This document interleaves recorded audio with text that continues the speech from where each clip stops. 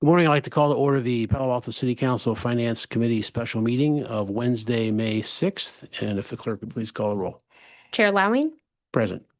Councilmember Burt, Councilmember Liu. Here. For the record, all present. And as a note, today's meeting will be broadcast on channel 29 instead of 26 due to scheduling conflicts. Thank you. Okay, thank you. Hope we all had a good halftime break. Get a few hours sleep and back at it. Maybe a slightly different cast of characters. So does the Director Lay, do you have any comments in advance? No, I'm just wondering if we want to take public comments for today. Oh, yeah, we will. Yeah. General public comment? We have one request to speak. Our first speaker is John M.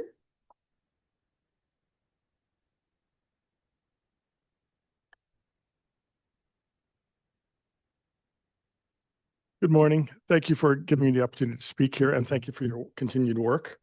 I have to say, with great admiration, I watched the meeting all day yesterday and the performance of everybody here. I was very positively impressed with all of the staff, their presentations, the questions they answered, and I was also very impressed with the committee as well in terms of the quality of conversation. And the other persons, not department heads, also were particularly impressive to me. So thank you for that.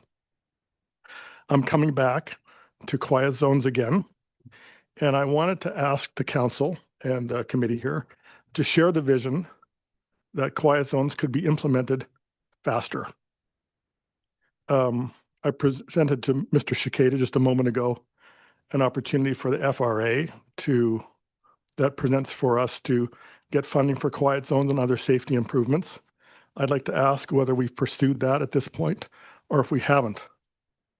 That application we found on the Menlo Park study regarding its performance around quiet zones and investigations there. I don't know if Kimley Horn was the agency that helped them with that, but that's available to us and it closes by June 22nd. There's about $2 billion there that we might access if we're in a timely way.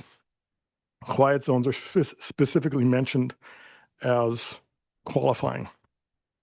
The other part I would like to say is, in terms of sharing the vision, I would say that the city has the most political capital to solve this structural problem in our city at this time more than ever. So the idea of spending political capital now to get other agencies to cooperate, since we've got their attention, and a huge amount of citizen concern about rail safety, I would like to ask respectfully that the committee and the rail committee and the council be bold in advancing the objective of moving installation of quiet zones sooner. And it's a matter of vision as much as it is of logistics. If the city has the will to do it, it's the only entity which has the authority to establish a quiet zone. Therefore, it's in a position of leadership. I'm asking, please, that council, rail committee, finance committee, and staff all work together to help us solve this crisis.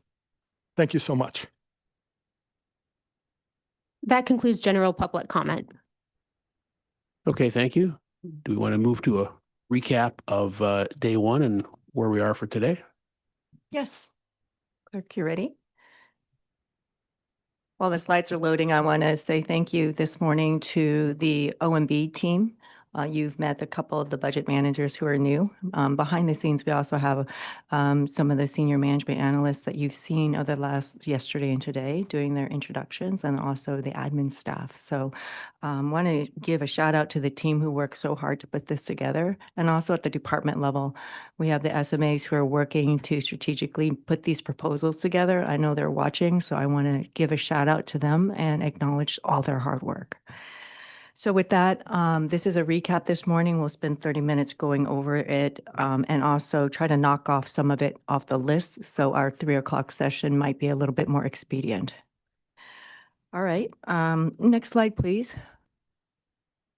So the method of our workshopping is to put items on this schedule of those that the committee has voted to make financial adjustments on, those that we consider parking lot to bring back for further consideration, and any appropriation from council contingency. So just kind of refreshing us and those that are jumping in now to this program to understand the format of these workshops. Next slide, please.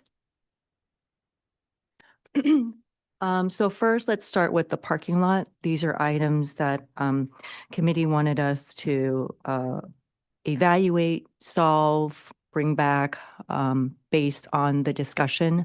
The ones with the check mark indicate what we may be able to respond to this morning, and we hope that it jives with what your expectations are coming out of day one. So let's first go through the list.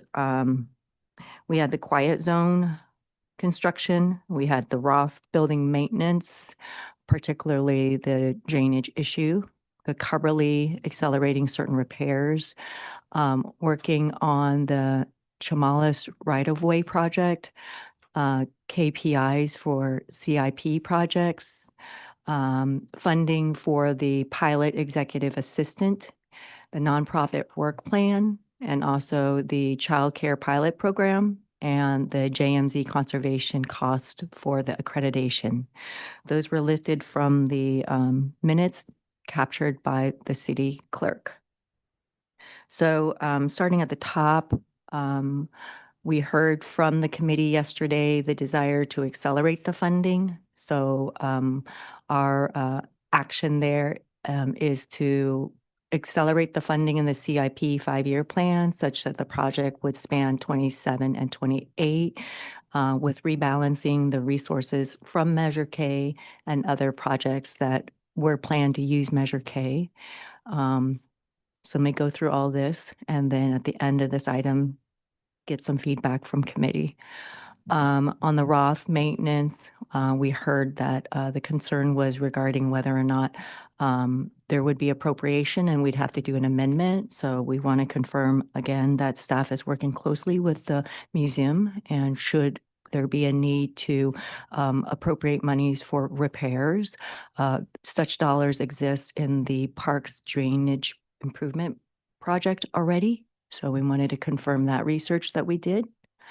On the Carberly accelerating certain activities and repairs, we're suggesting that we move this to a referral, since that might be a little bit more comprehensive, and also there's not an exact dollar amount per se to such activity.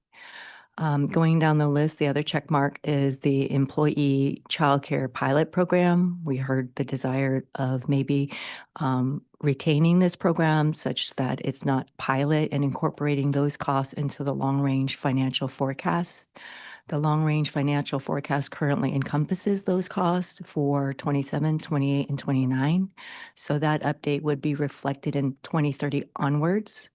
But we would suggest respectfully that this also be captured in the memo to council, such that we memorialize the desire to retain this important benefit to our workforce. So if Chair, you're okay, I'll go through the rest of the slides and then welcome feedback on staff response. Is that okay? Yep, that's fine. When you say, like I can probably move to referrals. It'll be on the next page. Okay. Yep. I just want to make sure we know what the definition of that means. Yes. Okay. Will good. do. Thank you. Mhm. Next slide, please. So out of committee, we heard that there is a desire to ask council such that these would be staff work plans and referrals to staff to work on such items. Because committee can't really assign work to staff beyond a certain amount of work time, right? Small research is fine, but this is much more involved. So these would go in the council memo as a part of budget. Council would then approve or not approve these staff work plans. Then those would come back and either be allocated amongst finance committee, policies and services, or come back to council.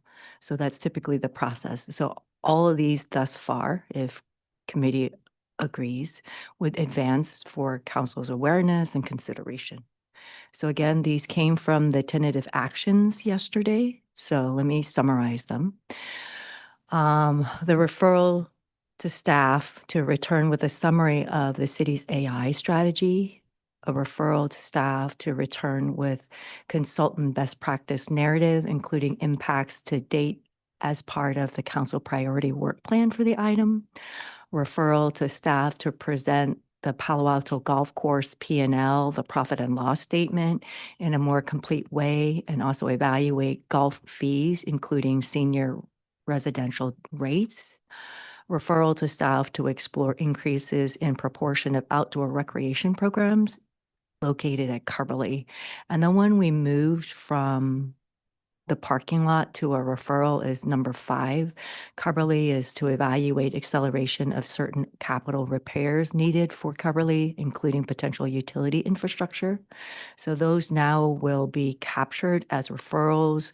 They will be brought to council for a first review on Monday. And at some point, they'll be dispensed with council's approval amongst the various committees and commissions accordingly. Next slide, please. What we heard, and as a part of the motion, there was no specific additional information.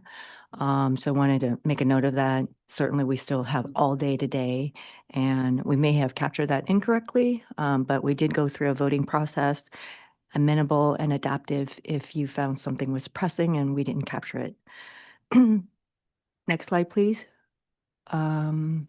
Also, as you can imagine, given the complexity and the volume and the timing of the proposed budget document, subsequent to publication, staff has found there are some technical adjustments. We briefed you on one yesterday, and to ensure that the accuracy of the budget, we will be bringing these to your attention on the 19th. So we mentioned yesterday the utilities that Director Allen mentioned to you, and then we have a couple of others that we're continuing to review. They had to do with continuing the fiscal 26 adjustments into 27. Also, as we look at reconciling all the allocations across our internal service funds, as we continue to true up our utility rates, because that's going through the process, we'll want to make sure that the utility revenue and also hence the transfers from the general fund to the capital fund get reconciled one more time. So our goal is to hope that these technical adjustments will net de minimis or net zero impact on the fund balance of each respective fund. Okay, with that, Clerk, I think that concludes my presentation. Chair, I welcome any feedback, thoughts, clarifications. Yeah, I think the referral concept is a good one, and I think the list is reasonable. Let's get comments from colleagues. Councilmember Byrd? Do we have that, what you just presented as one of the copies I was looking through and oh, it's this one. Got it. Okay, thank you. And 2 questions. One is we have the upcoming decision on whether we're going to do a trial closure of Churchill and the expenses involved with that.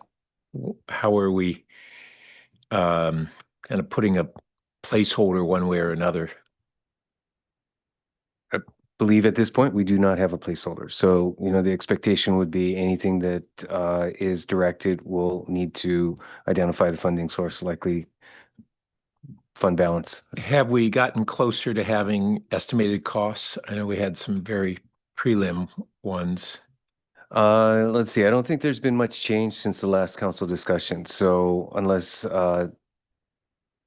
yeah, to my knowledge. Okay, so maybe we should, for within this items, put out there that as a possible expense with the dollar amount under the actual parking lot. Well, I just want to get it transparent to the council when they're looking at the budget that this may or may not be an additional item. Well, they'll have that discussion on Monday. So I think the fact that they're basically happening simultaneously will enable, I think, a facilitated consideration of that. Yeah, I still think we ought to put it in here as one of the prospective expenses, not necessarily as a recommendation of the committee, but that it's there. And then, Lauren, you mentioned on the museum expense that there were dollars in the park, Heritage Park improvement. Are we assuming that those dollars, which I think were 100,000, would be adequate to cover that?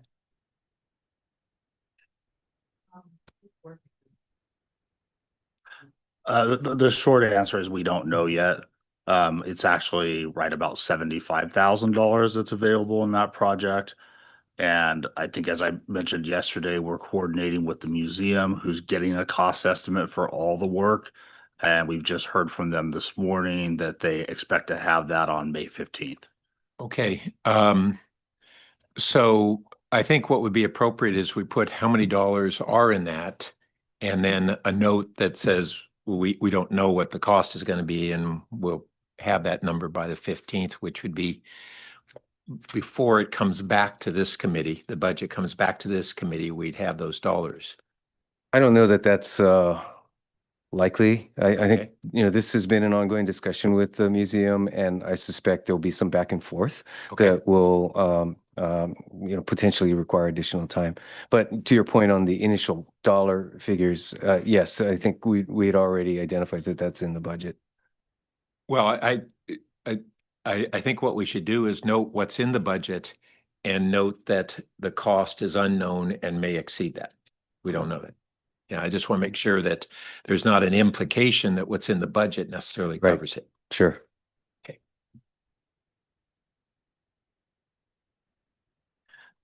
Only one comment here. Thanks for summarizing all of this, all of these threads and responding to several of them. Was relieved to hear that the childcare pilot program was actually included in the long-range financial forecast, so it wasn't going to be as much of a headwind as I thought. We said yesterday that OSVs would come back today, in that there'd be some cost ranges approximately for us to have plugs for. Is that going to happen at 3:30 today, or okay? I see a nod in the back of the room, so I can hold off until then.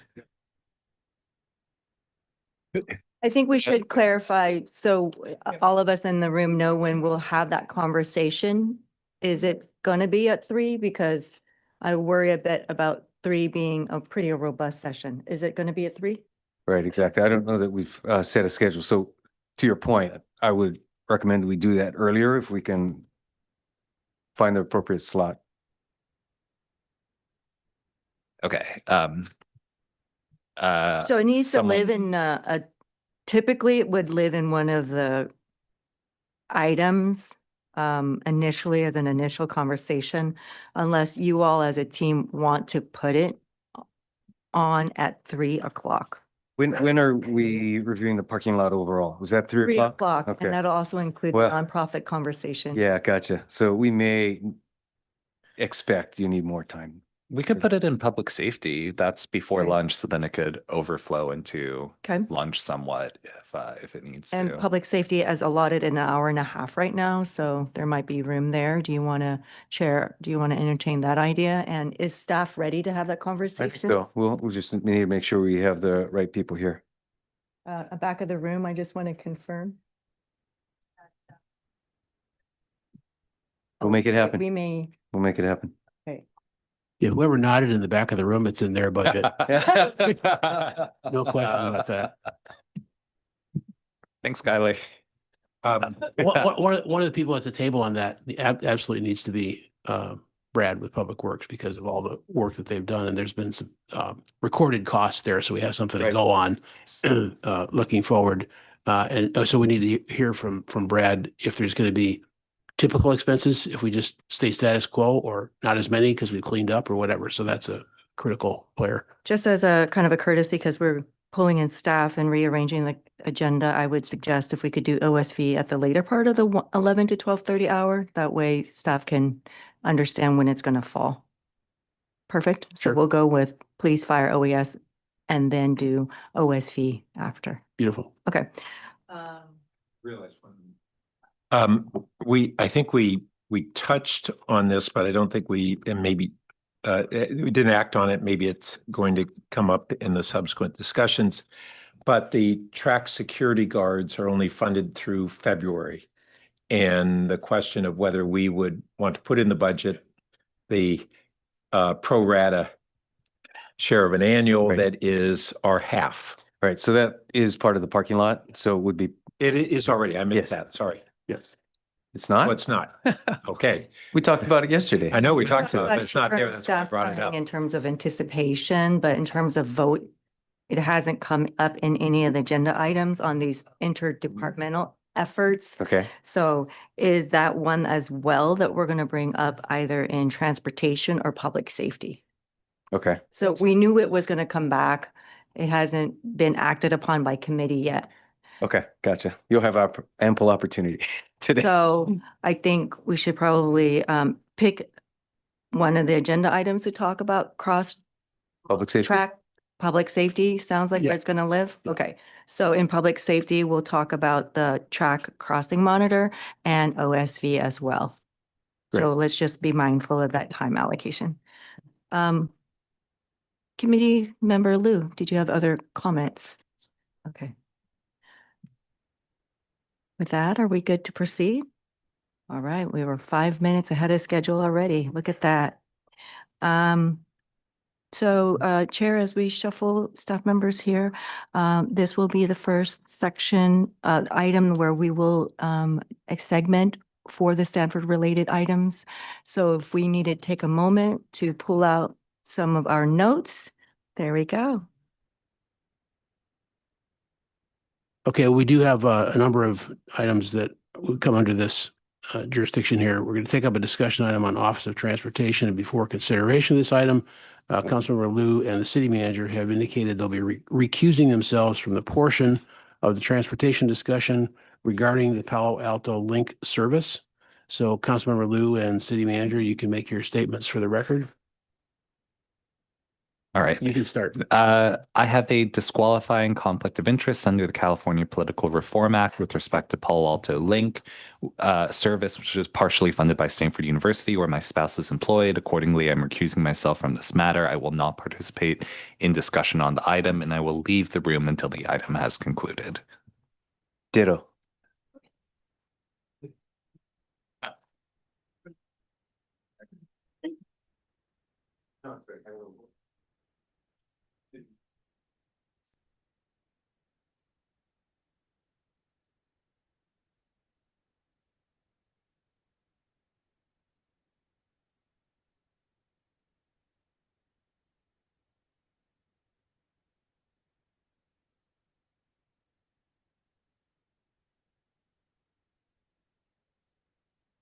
Okay, shall I start?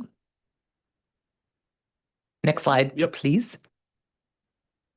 So I'll just introduce really quickly and then turn it over to Ria. So we've split the Office of Transportation for this specific item. So I will turn it over to Ria to go through Palo Alto Link. Great. Thank you so much for your service and for this opportunity to present this part of OOT's budget proposal.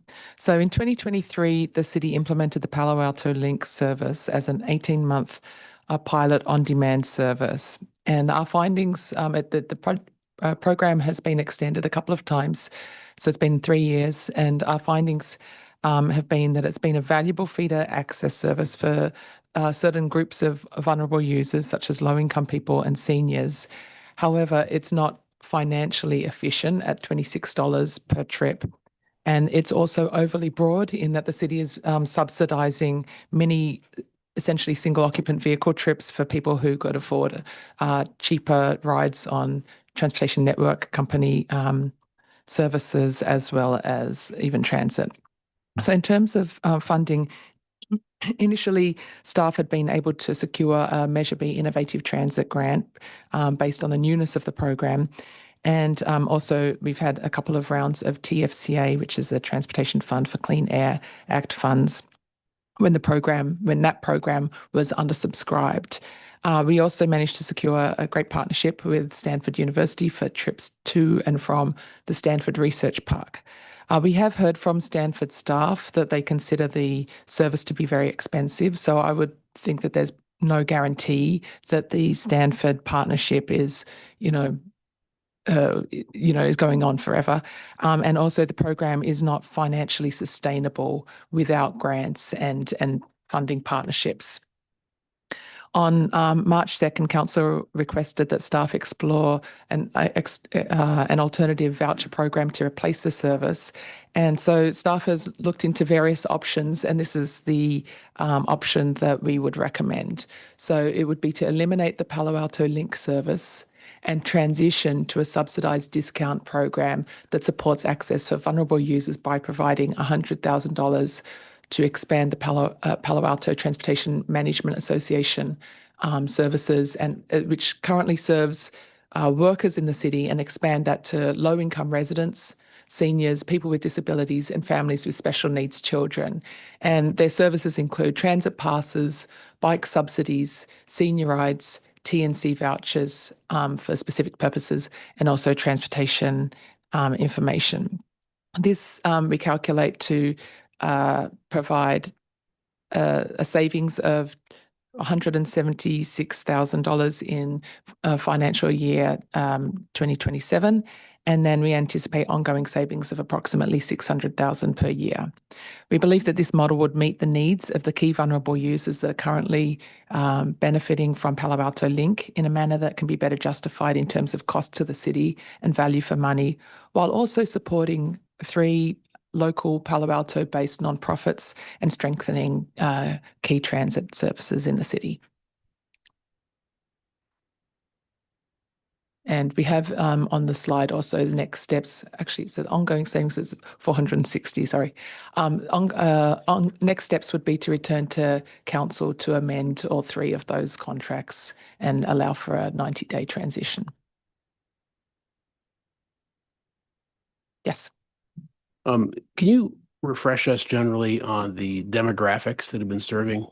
This has been serving, my recollection from discussions as well as incoming comments from residents, is it's folks going to doctor's appointments and things like that, and maybe skewed towards senior. Would you like to? I'm joined by Nate Baird, who is our parking manager. So yes, we definitely have a great portion of midday trips going to those locations. Morning and evening commutes are likely dominated by our Stanford Research Park partnership trips. But midday, certainly there are seniors and folks using it to get to doctor's appointments and other daily life trips. Okay, but that doesn't actually quantify it. So we know how many seniors versus how many SRI folks versus how many kids going to school and all that stuff. At one point, we had quite a bit of data on that. Yeah, so the best data we have is from a survey in 2024 that VIA did directly to riders. It was a rider survey. About 40% of ridership was in our kind of vulnerable users groups. So seniors, low-income workers, youth, a number of different categories. Okay. And I would note that those are it's an honor system, so it's you indicate which group that you belong to, and there are discounts associated with it. So does that mean that there's an incentive to be a senior as opposed to a youth, something like that? Potentially. Okay. I'm not sure I quite get the math and the partnership here. Overall, first, the bottom line, overall is by doing what's on the screen, we save 176,000 in 27, right? So the 460,000 from this grant and so on, and that, how does all this coordinate if somebody decides they want to do something here, a bike pass or senior rides, boosting amenities, et cetera? So Palo Alto Transportation Management Association offers those passes to low income, so they would register with their program. And So this is self-registration with TMA or yes, I guess that my biggest question is sort of if 40% are for the vulnerable, then I'm not sure how it helps to get a bike subsidy. And if it's a local medical appointment, I'm not sure how that helps to have Caltrain's passes, maybe VTA. So I get comments from our other member questions. Yeah, thank you. So first on that kind of bottom line, it says it's this bullet, transportation information, and then it's got the savings for this year. That's a little confusing, but aside from that formatting issue, can you explain why it's 176,000 in savings this year and 460 ongoing? I didn't follow that. Because this year we have some TFCA funds kind of carrying over. So there was a lower savings for the coming year as it would relative to future years. So those funds, are they only applicable to Link? Yes. So we would continue Link until those ran out, or how does that translate? So we're proposing that we would have like a 90-day transition. And so we would use those funds for that period and then ramp up on the other side. So people have a chance to find their new patterns. And then the expansion of really leveraging the work that PATMA already does is, I think, really intriguing. The reference to serving low-income residents, I think, is particularly valuable. We currently have PATMA serving low-income workers, but they don't have a program for low-income residents. And I think that we can get other resources. I see you are listing the transit passes.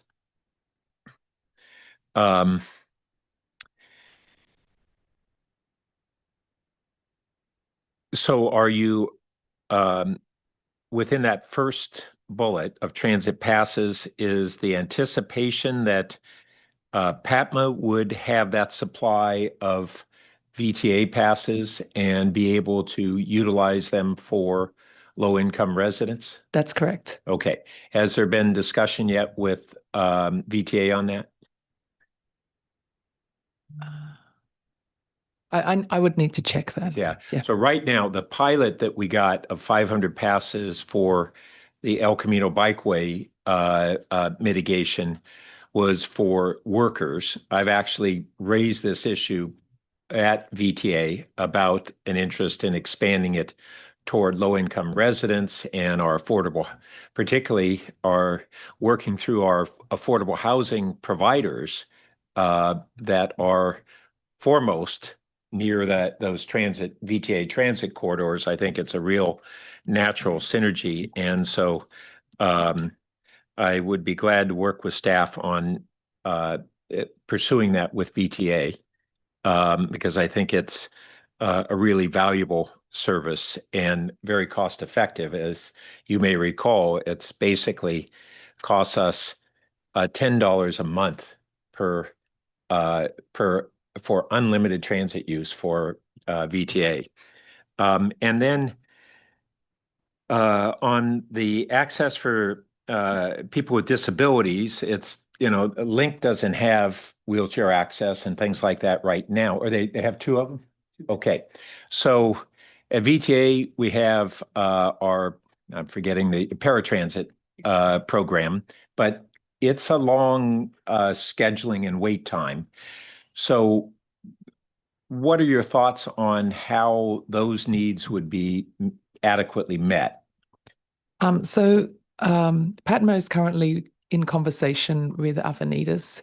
Avenidas has a senior rides program, and so the goal is to boost that, to strengthen that program further and provide some funding for more drivers and more service through the Avenidas program. And actually, the feedback that we had received from many seniors was that the link was not preferred with the app-based interface. So I think that the Avenidas approach is something that seems to be popular among the seniors.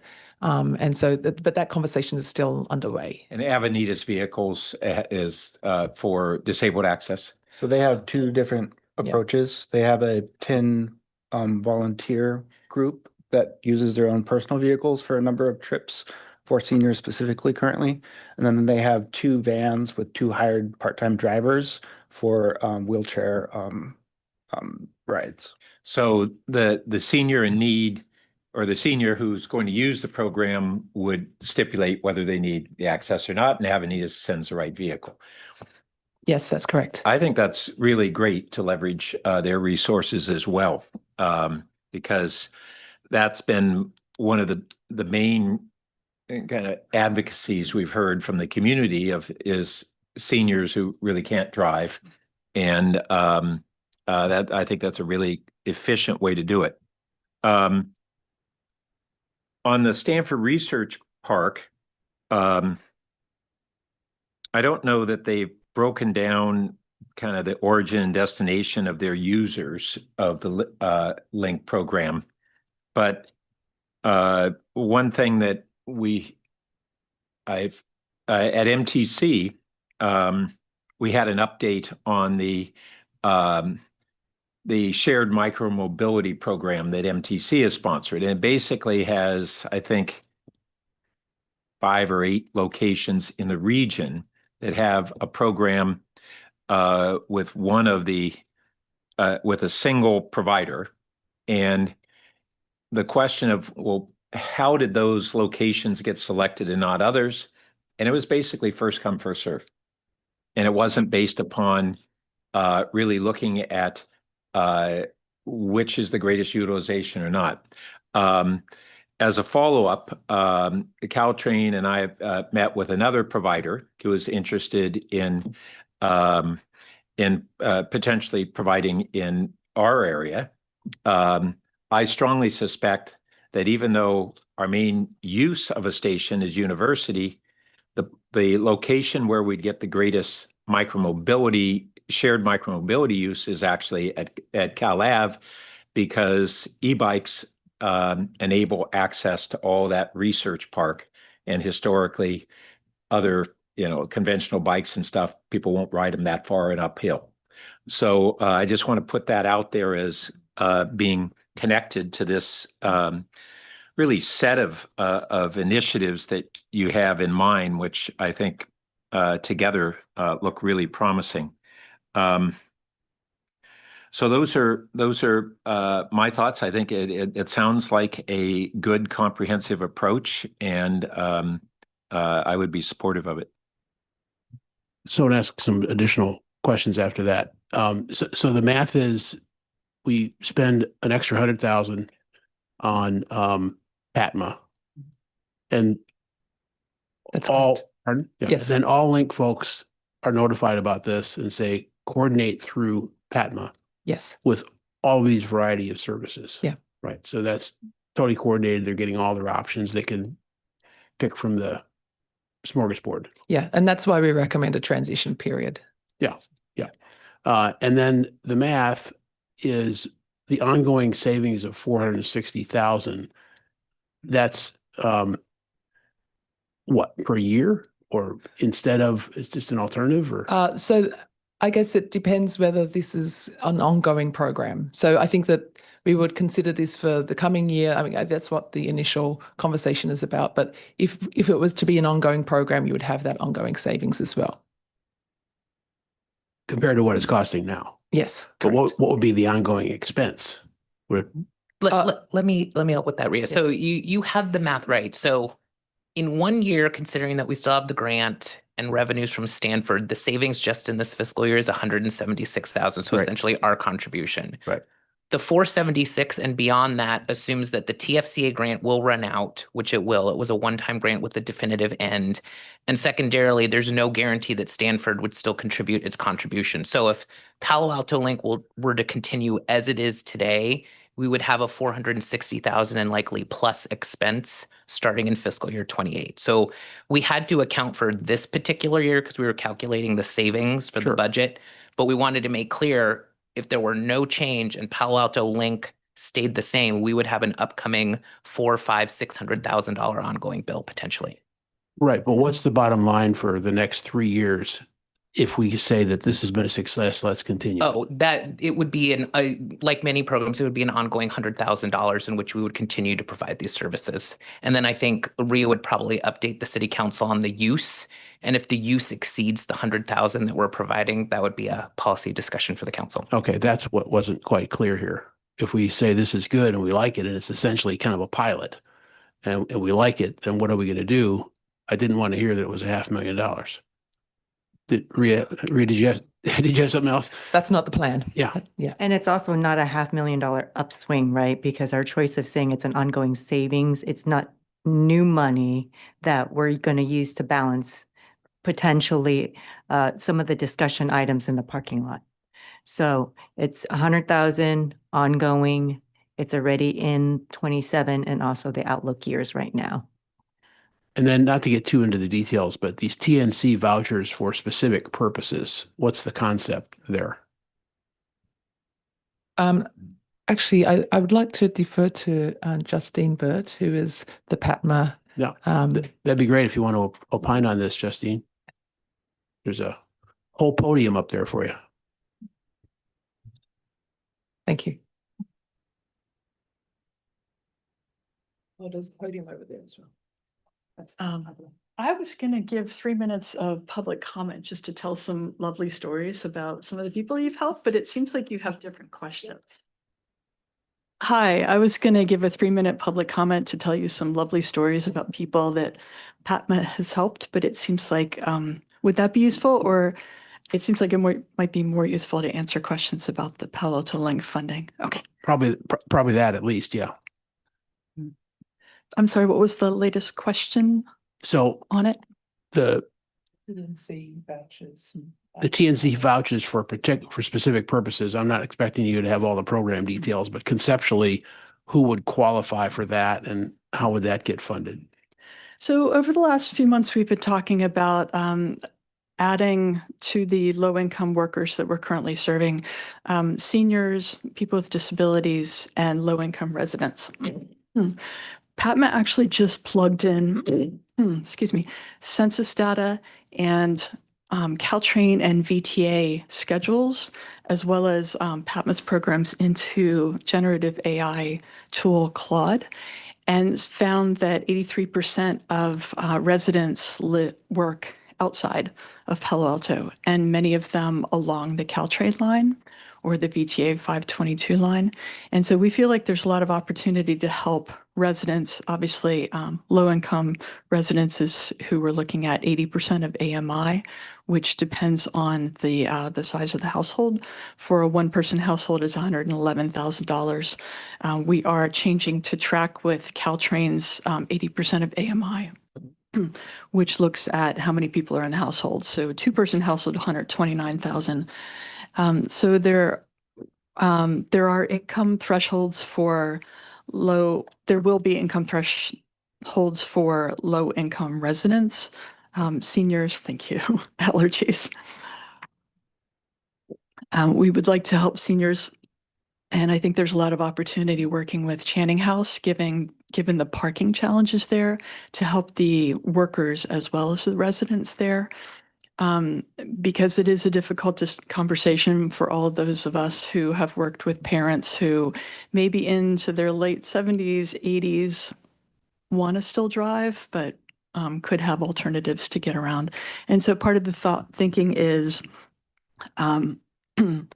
Caltrain could be great. There's been a group at Channing House. I was trying to get at the Lyft vouchers ultimately here with the question. So sorry.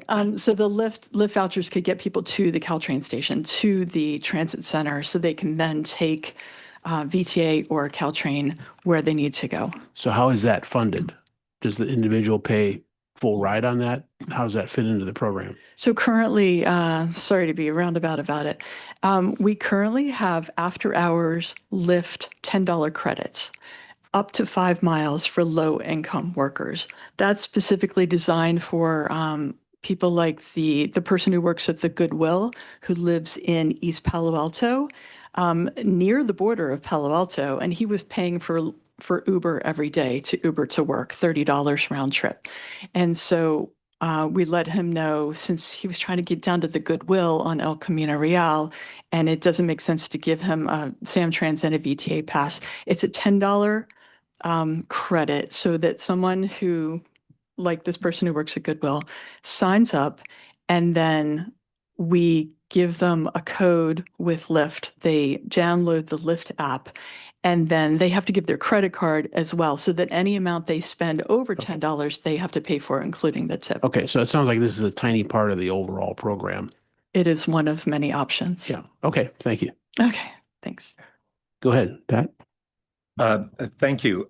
So first, is this these sets of numbers are the 176 savings this year and then the ongoing 460? Is that what's in the budget currently?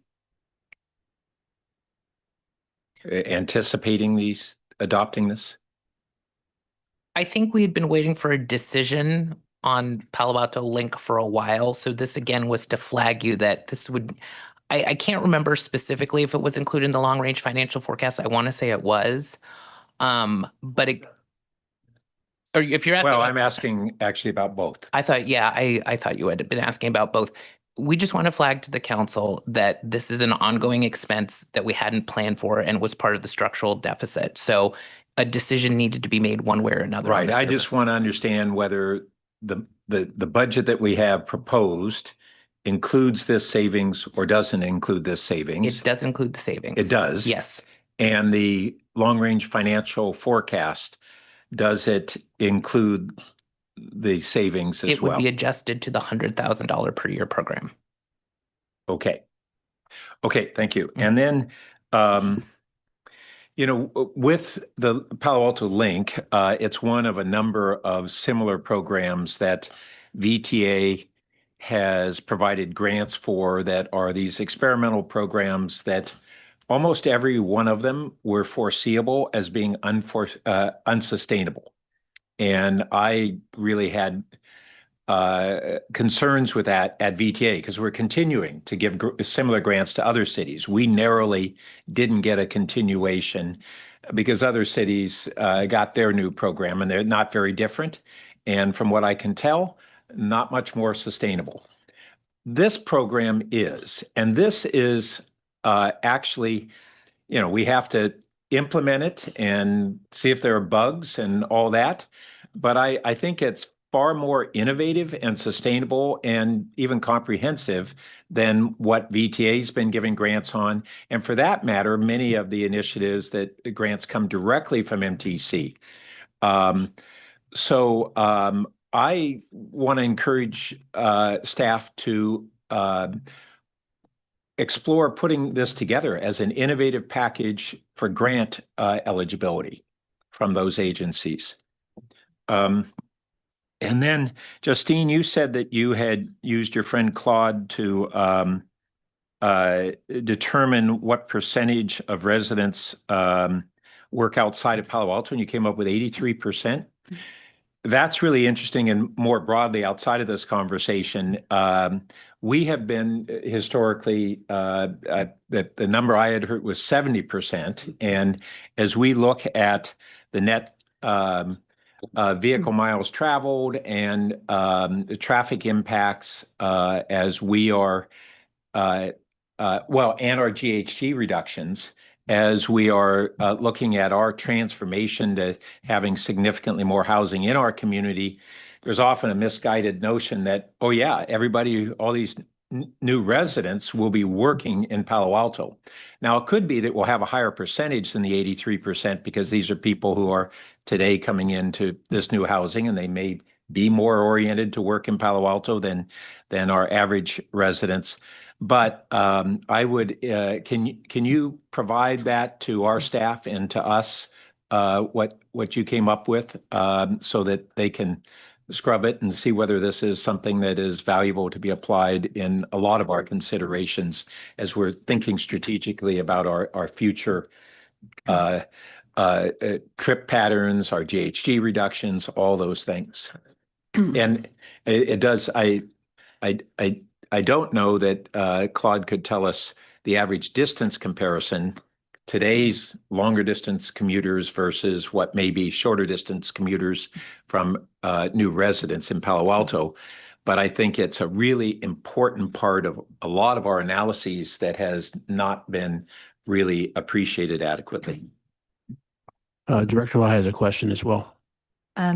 Just wanted to clarify our conversation about what's in long range versus what's not in long range. And also given our financial position, I'm just wondering if I have the right understanding about this program, in that we are transitioning to this $100,000 program cost level with this transition to the voucher program and partnership potentially with, for more partnership with PATMA.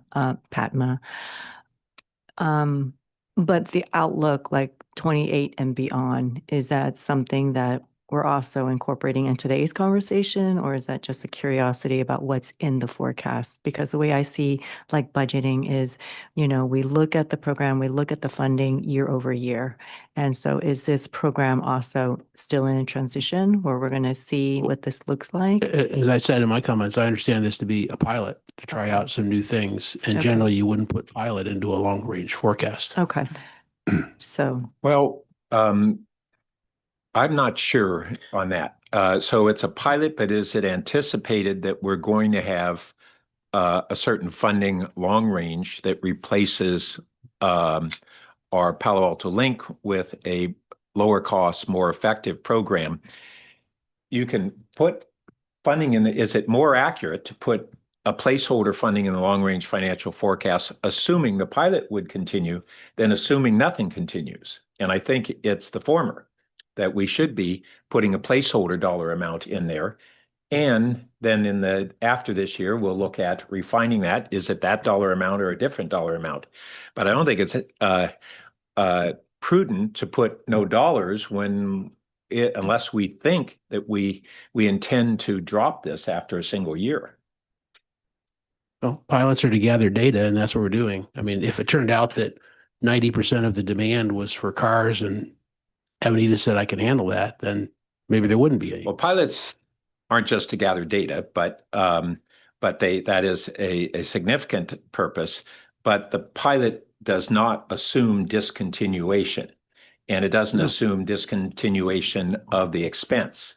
So Yeah, I didn't say even that. though it's to gather information, if we're trying to be accurate to the extent we have visibility in our long range financial forecasts, then I would strongly support that we put a placeholder amount in there, and with a recognition that we'll review that as opposed to an assumption that there's no dollars. okay. So I think based on this conversation, it is a pilot, and how it looks beyond 28 is yet to be determined. Okay, thank you. Well, but I'm advocating that we put a placeholder dollar amount in the long range financial forecasts. Okay. Thank you. I mean, you're welcome to make public comment, but you can see some agreement here. So, okay. Thank you. So, do we want to make a decision on this specifically while Councilmember Liu is out? A tentative motion on Yeah. it? I think Yes. that makes some sense. Yes. Yeah. Yes, please. So I will move that we adopt the staff recommended proposal as articulated in this slide, which I don't see the number, but I Okay. think, pardon me? Yeah. Yeah. And second? And just to be sure, were there any other public commenters?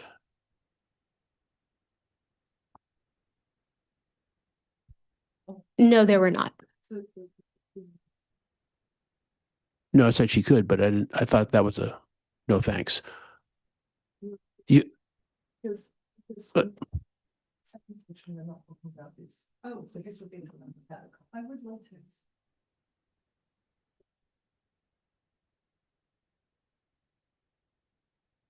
Better to give you the slides for it.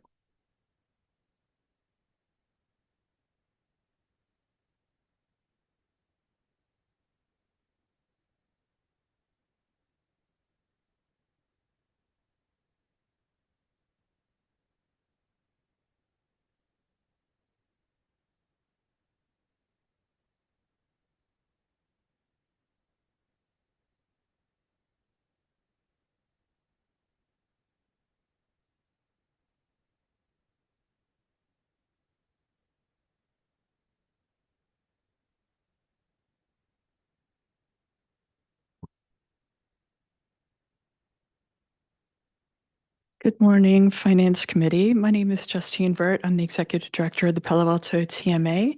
I just wanted to share a few things in terms of our results and the future we're looking at. In 2025, we reduced demand for 482 parking spaces around town. 2.9 million fewer vehicle miles were traveled, and we nearly doubled the number of tons of greenhouse gas emissions from 603 the year before to 1,152. And I wish I could show you the graph that shows the dramatic increase in transit passes, bikes, and Lyft rides that has happened since May of 2020. And I wish I could show you the picture of Javier, who picked up his refurbished bike last week. He lives in Sunnyvale, and his shift work starts at 6 a.m. He's been taking Uber to work. And he said, I want to get in shape and lose weight, and I want a bike to work, which currently I take Uber because my shift starts before the buses and trains start running. Alejandra Mir is the HR director for Coupa Cafe, and she writes that through PATMA's support, many of our team members have been able to leave their cars at home and rely on more sustainable commuting options. This shift has reduced parking stress, lowered commuting costs, and improved overall work-life balance. This program not only supports our staff, but also aligns with our commitment to sustainability and community well-being. And finally, I want to share with you that Doug works at Molly Stone's as a cashier, and he loves taking Caltrain from San Jose, especially since the CalAV station is right down the street. I had dropped off 18 transit passes at Neiman Marcus over the past year and then started hitting up Bloomingdale's to see if any of their staff would like to take the train or bus, which is right across the street. And at one point it was 12 people who were taking it. And then I made a presentation and I said, you all need to beat Neiman Marcus. 18 people there have been have switched over to train or bus and beat Neiman Marcus. So now there's a rivalry going on between the salespeople at those two different stores at the mall. Various people who work in the shops and restaurants and hotels really depend on this program and really appreciate it and have stayed in their jobs longer because they get this generous benefit. So just wanted to share some stories of people whose lives are made better by the program that you all are funding. Thank you. thanks for your ongoing work there. Definitely concrete examples of success. Okay, I think we've concluded that discussion on Palo Alto Link, so I'm going to ask Councilmember Liu and City Manager. I'm sorry, yeah.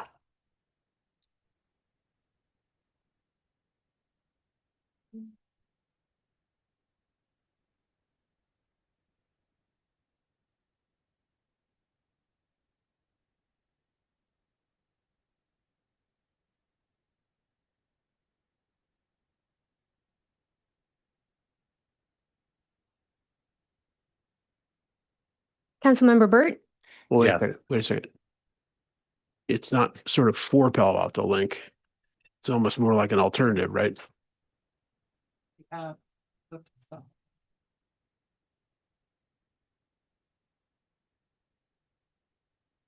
think that's better. Don't you, Pat? Yeah. Councilmember Burt? Yes. I'm sorry, do we need changes to language?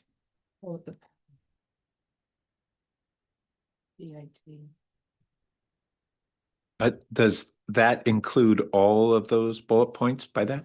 Okay. Because they're going to coordinate the whole thing. Councilmember Burt, Yes. Councilmember Lowing, Yes, motion carries. thanks.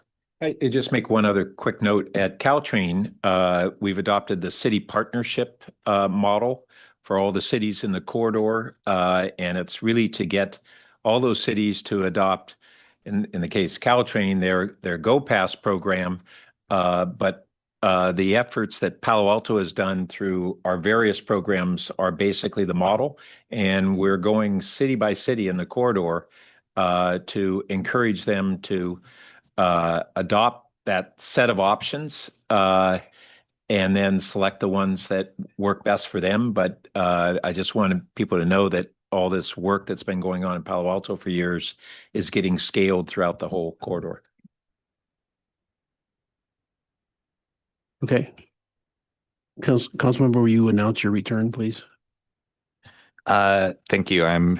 For the record, I'm returning to the meeting following my recusal. Ditto. Okay, they return to the meeting after the conclusion of Palo Alto Link, and we're going to proceed to the remainder of the discussion on Office of Transportation.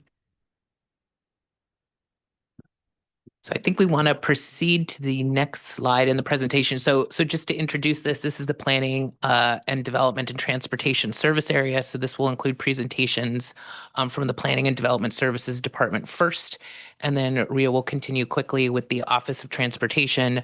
You'll note on the general fund side within the city service area, we had a 5% reduction in staff. 0.5% reduction in general fund expense. With that, I will turn it over to Jonathan to start off with Planning and Development Services. Great. Good morning, Chair Lowing and committee members. Jonathan Late, Director for Planning and Development Services. Next slide, please. Planning and Development Services has two principal functions. One is to involves land use and development activity principally on private property, and the other is to advance policy initiatives set forth in the comprehensive plan or the housing element and city council initiatives.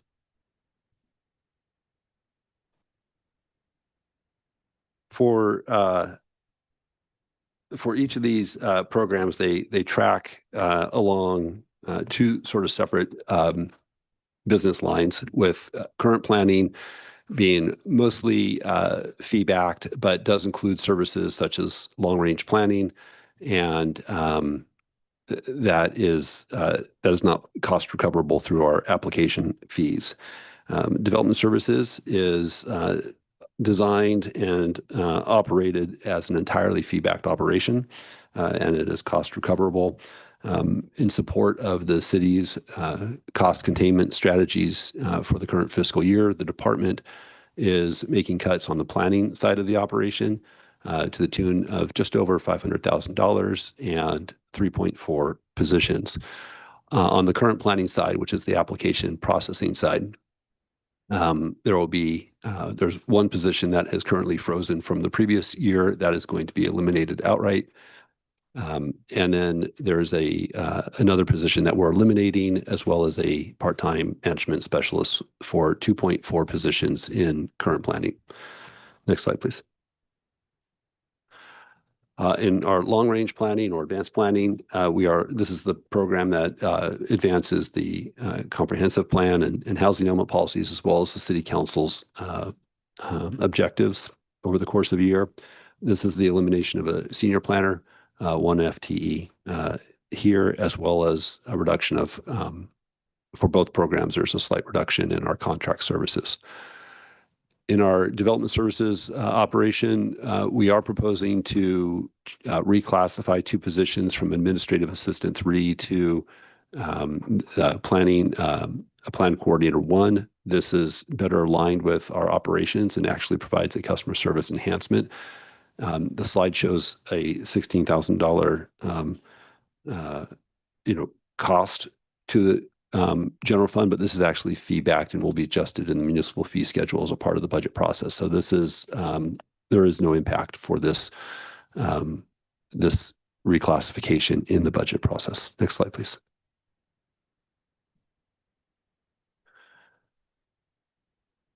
So planning and development services for the past 3 or 4 years that the city council's been setting up its work plan and objectives has been one of the departments with the most objectives that have been to be implemented in any given year. This year is no different, with 17 out of 42 objectives just in Group 1, representing about 40% of those tasks. And that's not counting Group 2, which includes a number of other city council objectives that we're also tracking and working on.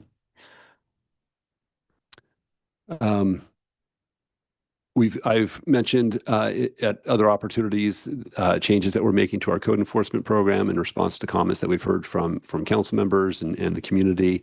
We are basically rebooting this system, this whole program, with new procedures and operations manuals. And we had talked about training for officers as we go about that program. That's taken a fair amount of time and resources, but we're excited about the changes that are anticipated for that program. We are looking, the city council several years ago gave staff the authority to take on more administrative approvals. We're looking to make sure that we're maximizing that to the extent possible to retain our business vibrancy, making sure that people aren't getting stuck in a review process that they don't need to get involved in if we can handle it at the public planning counter. And that's where we're doing a lot of our activity. We're looking to leverage technology to create more instant permits. We've created a housing dashboard. We now have an unprecedented amount of pending housing applications of about 3,300 units that are in the pipeline for new homes. And we're working on other initiatives, such as a part of the, I forget the change in the business retention committee, but one of the things that we had come out of that process was identifying what land uses are permitted where. And so we're working on a GIS-based system to advance that. Okay. We can go on to the next slide. So just here's some revenue funds that are in part related to the program. CDBG tracks actually on its own process. Its timing is consistent with this process, but we've already been identified for a certain amount of entitlement funding for this program. And right now in the public comment period, we will return to the city council with recommendations on how to fund various programs through that effort. And then I'll just note on the impact fees, council, I think, is aware that one of our objectives for the current fiscal year is to continue the effort to update the city's citywide development impact fees. That process is underway. And then our housing funds, this is an area where we collect revenue for affordable housing development. We currently have about 9.7 million in that fund, and we still have some place marks for where we want to fund future projects, including Lot T, which will be coming to the council hopefully in August or September. Okay, next slide, please. Okay, that concludes my presentation. I don't know if we're answering questions or proceeding. Okay, great. So I'll turn it over to Ria. Okay, next slide. So I appreciate the opportunity to discuss the rest of the OOT work in relation to transportation safety, the work to build sustainable network for transportation, be a leader in regional transportation, including advancing our grade separation projects and strengthening our workforce. So this is my first budget with this city since I joined in June. And so I'm really grateful for the amazing team. I'd also like to introduce Senior Management Analyst, Susie Gaskin, who joined the city in November.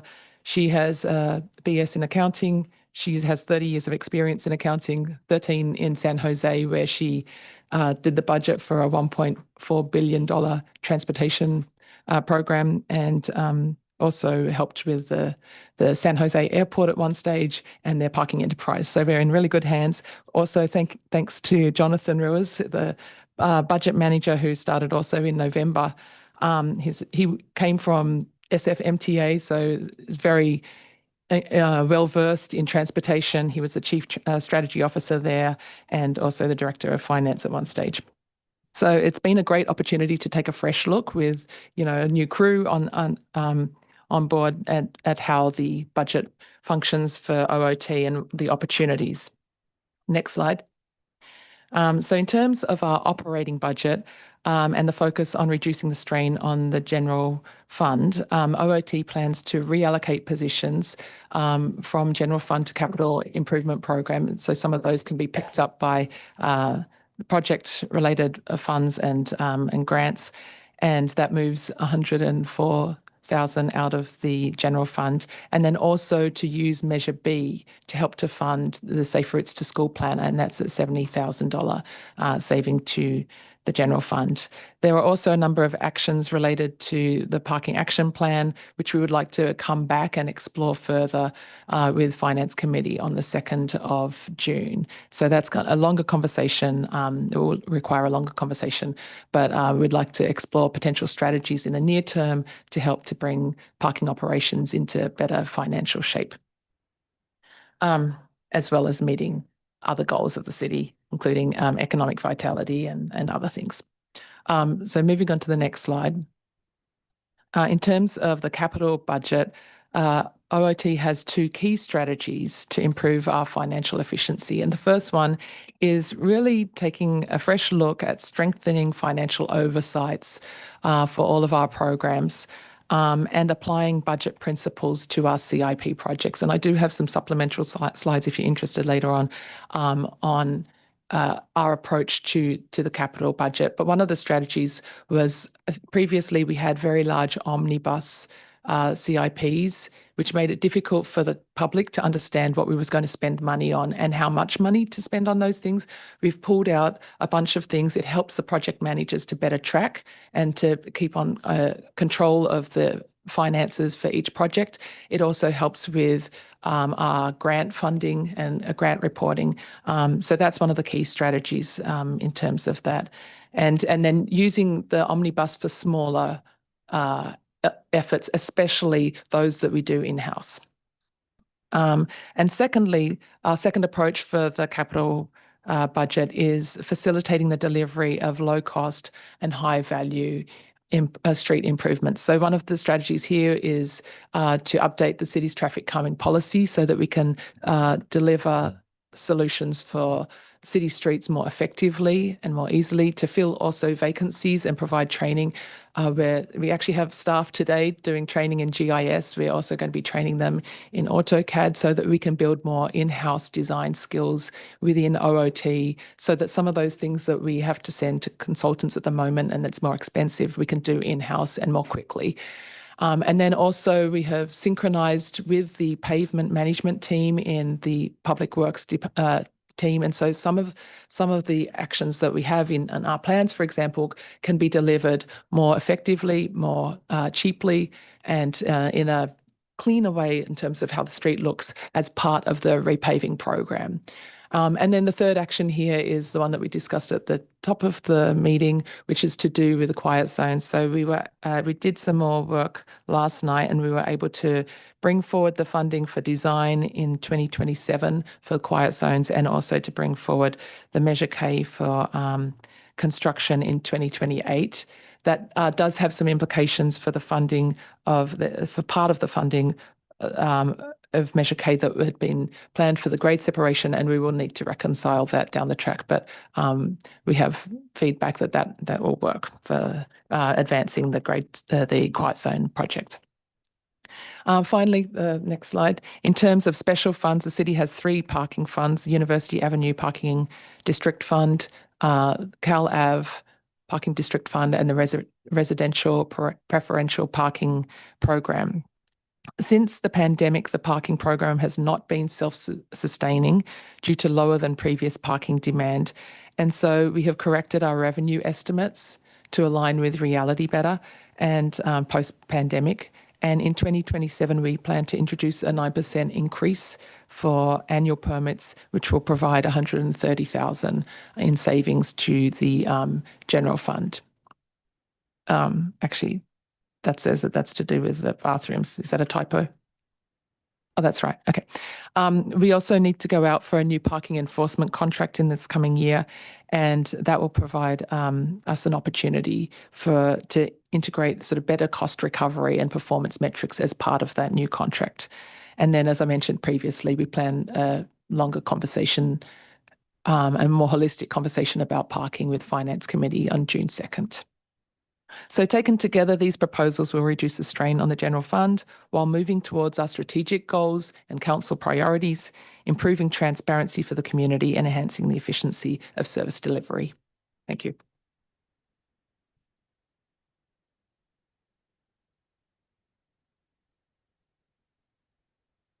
Okay. Let's go to public comment in general on both those departments. We do not have any requests to speak for item 2.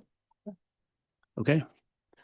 Let's keep it the same batting order then and come to council member comments on the discussions from planning first.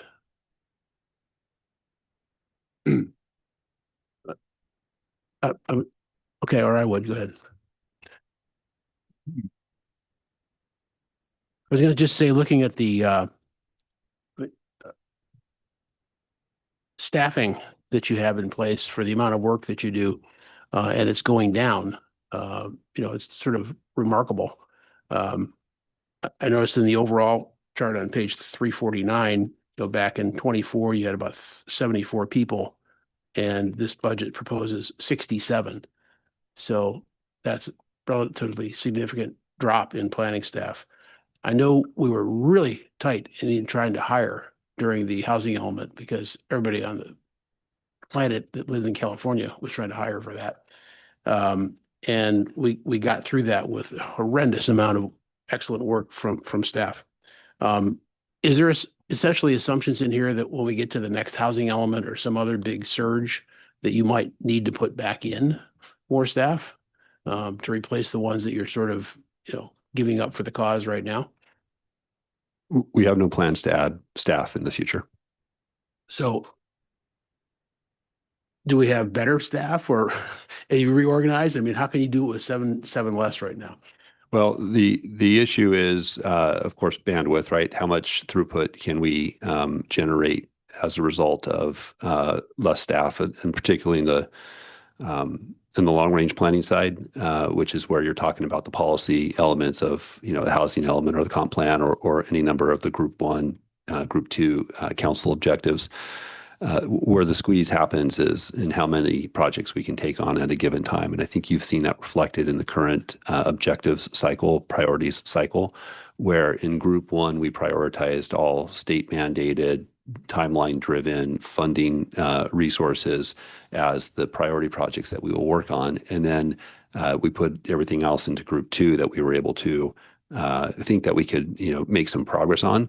And then we were also probably one of the leading voices to have a below the line list of projects that we're simply not going to touch. And the city council talked about that as well, about projects that you wanted to see advanced that we weren't able to move up to group 2 or group 1. And that's where you're seeing that tension between our resources and the desire to complete work hit squarely into the question that you're asking. So our ability to take on more work is limited by the resources that we have. And that's reflected in the current objectives work plan and the budget proposal. Yeah. Okay. The other thing is, I'm sorry. Can I clarify the number that you're referring to on the head count, the change of 7 from 2024 to 2027? Is that what you're referring Page to? 349 is what I'm on. Okay. I'm there as well. I want to acknowledge that in 2024, we had fire prevent within planning development Yeah, what? services, fire prevention, Oh, okay. not fire inspection, right, for development services. Is that the right division? Fire fire prevention. prevention moved from a component of development services, which is the program that does the permitting, not the policy work that you were referring to. But yes, that segment moved out to the fire. So It was about 7 or so. when we look at that page, there is a degree of reduction that Planning and Development Director is talking about, but not the totality of that drop, because some of this is a reorganization aligning Okay. fire within fire org. So wanted to Great, clarify a little Great. bit. No, that's terrific to have that add and that perspective. Thank you. Sorry for the interruption. It's also refreshing after all the work that we've collectively done to see 3,300 units in the pipeline right now. That's also not free. It was really hard to plan for them, and it's really hard to entitle them. So the workload is understood and acknowledged gratefully. Pat, you want to? Yeah. So first on that last clarification, I think throughout our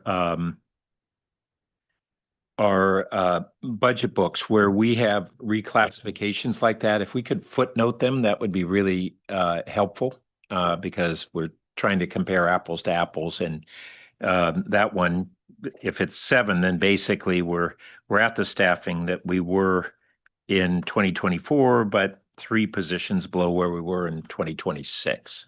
So, but then I wanted to ask about a couple things. I saw that in the report on slide 8, there's a reference to that on the second bullet, enhance code enforcement responses through process and system updates. And can you share, I'm interested in kind of, is that an efficiency gain that we're seeing or a qualitative improvement, or what's that referring to? Yeah, so this tracks, I think, through a couple of different initiatives. One is the ask of the city council of the city manager to make improvements to the 311 system that we have. And so planning development services has been a key part of those system upgrades, working with the city manager's office to remap the complaints where they go to make it more customer oriented. And then because of our technological component of our program, we were doing a lot of the back end work to associated with upgrading 311. And we were also involved in the training of staff that touch 311 across different departments. So that's one area that we're looking at it. If I can clarify, so what you're describing, there's a qualitative improvement in the performance. Is it a cost reduction as well, or really just qualitative? We're doing a better job of responding to 311. I would say at this point it's more qualitative. And well, I'd actually take it a step farther, John. You know, just certainly in reference to how your staff is handling leaf blower complaints as a specific example. I was going to get to that one next. So 311 is one component of the work, but then we started looking, and maybe I'll ask my staff if they can get me the latest numbers on our leaf blower citations. But leaf blowers has been a perennial concern. The city council dedicated a full FTE to help fight leaf blowers. We went to the council with some code changes to make us more effective at being able to issue citations. So we, instead of having the 5-day waiting period where we identify the violation and then go back and then try to catch the leaf blower, we just weren't able to make citations. And then we had a lengthy discussion about equity with the city council about how we roll out the enforcement efforts of our leaf blower program and who's getting cited. Are we citing the property owner or the landscaper? And we spent the better part of a year in outreach and engagement to let people know. We prepared flyers. People could download them from the website. We placed them on doorsteps. We participated in regional conversations with colleagues from other departments or other cities. And we collected information about rebate programs that were available. We tried to make all that stuff available to our customers. Nevertheless, the complaints keep coming in. In fact, it is the largest complaint that we get in our code enforcement program by far, at least a quarter of the complaints that we receive for our department. And we receive about 2,000 complaints through 311 a year. And this is easily over, gosh, I don't even know if it's quite half, but it's over 500 and probably more. So anyways, maybe to get to the gist of the story, when we weren't able to see a lot of traction in issuing citations, late last year, we made a change using 311 data set information where somebody files a complaint, we're actually able to see a heat map of where most of those complaints are taking place. And so we re-strategized and we started being more proactive. And we looked at the areas that had the greatest amount of complaints. And for every day of the week, we targeted one specific neighborhood. And we would either go in the morning or we'd go in the afternoon, and we'd alternate it so that we can get some better traction. And instead of getting a trickle of 2 or 3 citations issued in a given year, by the end of last year, I believe we had somewhere around, let's see. At the end of last year, so from 2024, I think we probably had like 4 or 5 citations. In 2025, literally from October through the end of the year, we had 39 citations that we issued for leaf blowers.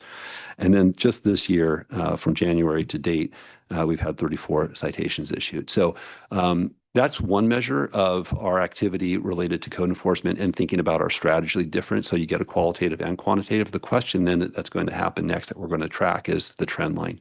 Are we actually seeing fewer code enforcement complaints as a result of this activity? And that's the piece we're interested to see. That's my next question. So when this comes back, Finance Committee, I've for years thought that there were some additional measures that could result in kind of self-enforcement and compliance, and I look forward to that discussion. And then we have coming up to the council the issue of SB 79, and I'm just, if we select the alternative recommended by staff and the ad hoc committee, we would have some additional workload on staff to develop the local program. Do you feel like you have capacity to do that? Yeah, if the ad hoc recommendation goes forward and is endorsed by the city council, we can accommodate that with our existing resources. Okay, great. And then on transportation issues, I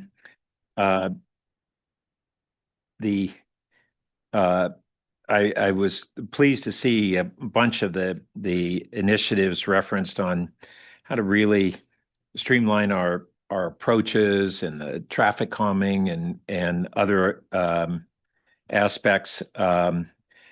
And this may already be addressed, but part of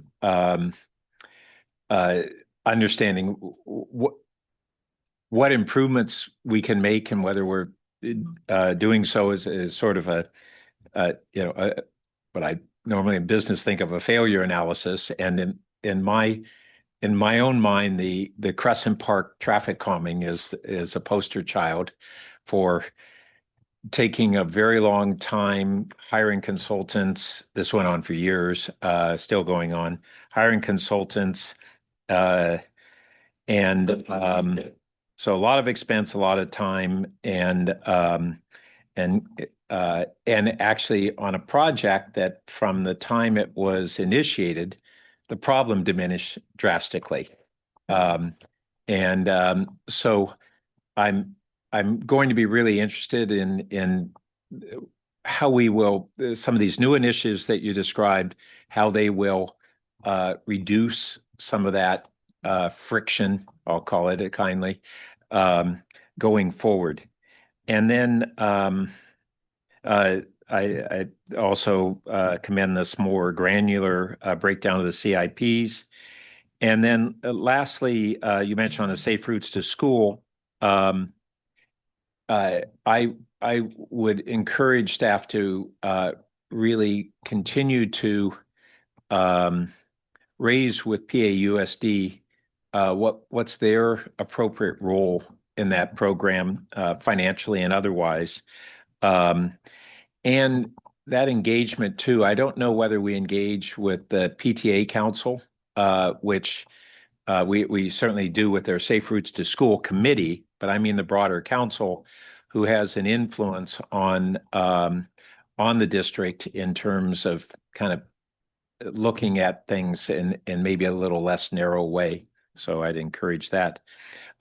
Lastly, there was a reference to the University Avenue toilets, a cost saving on that.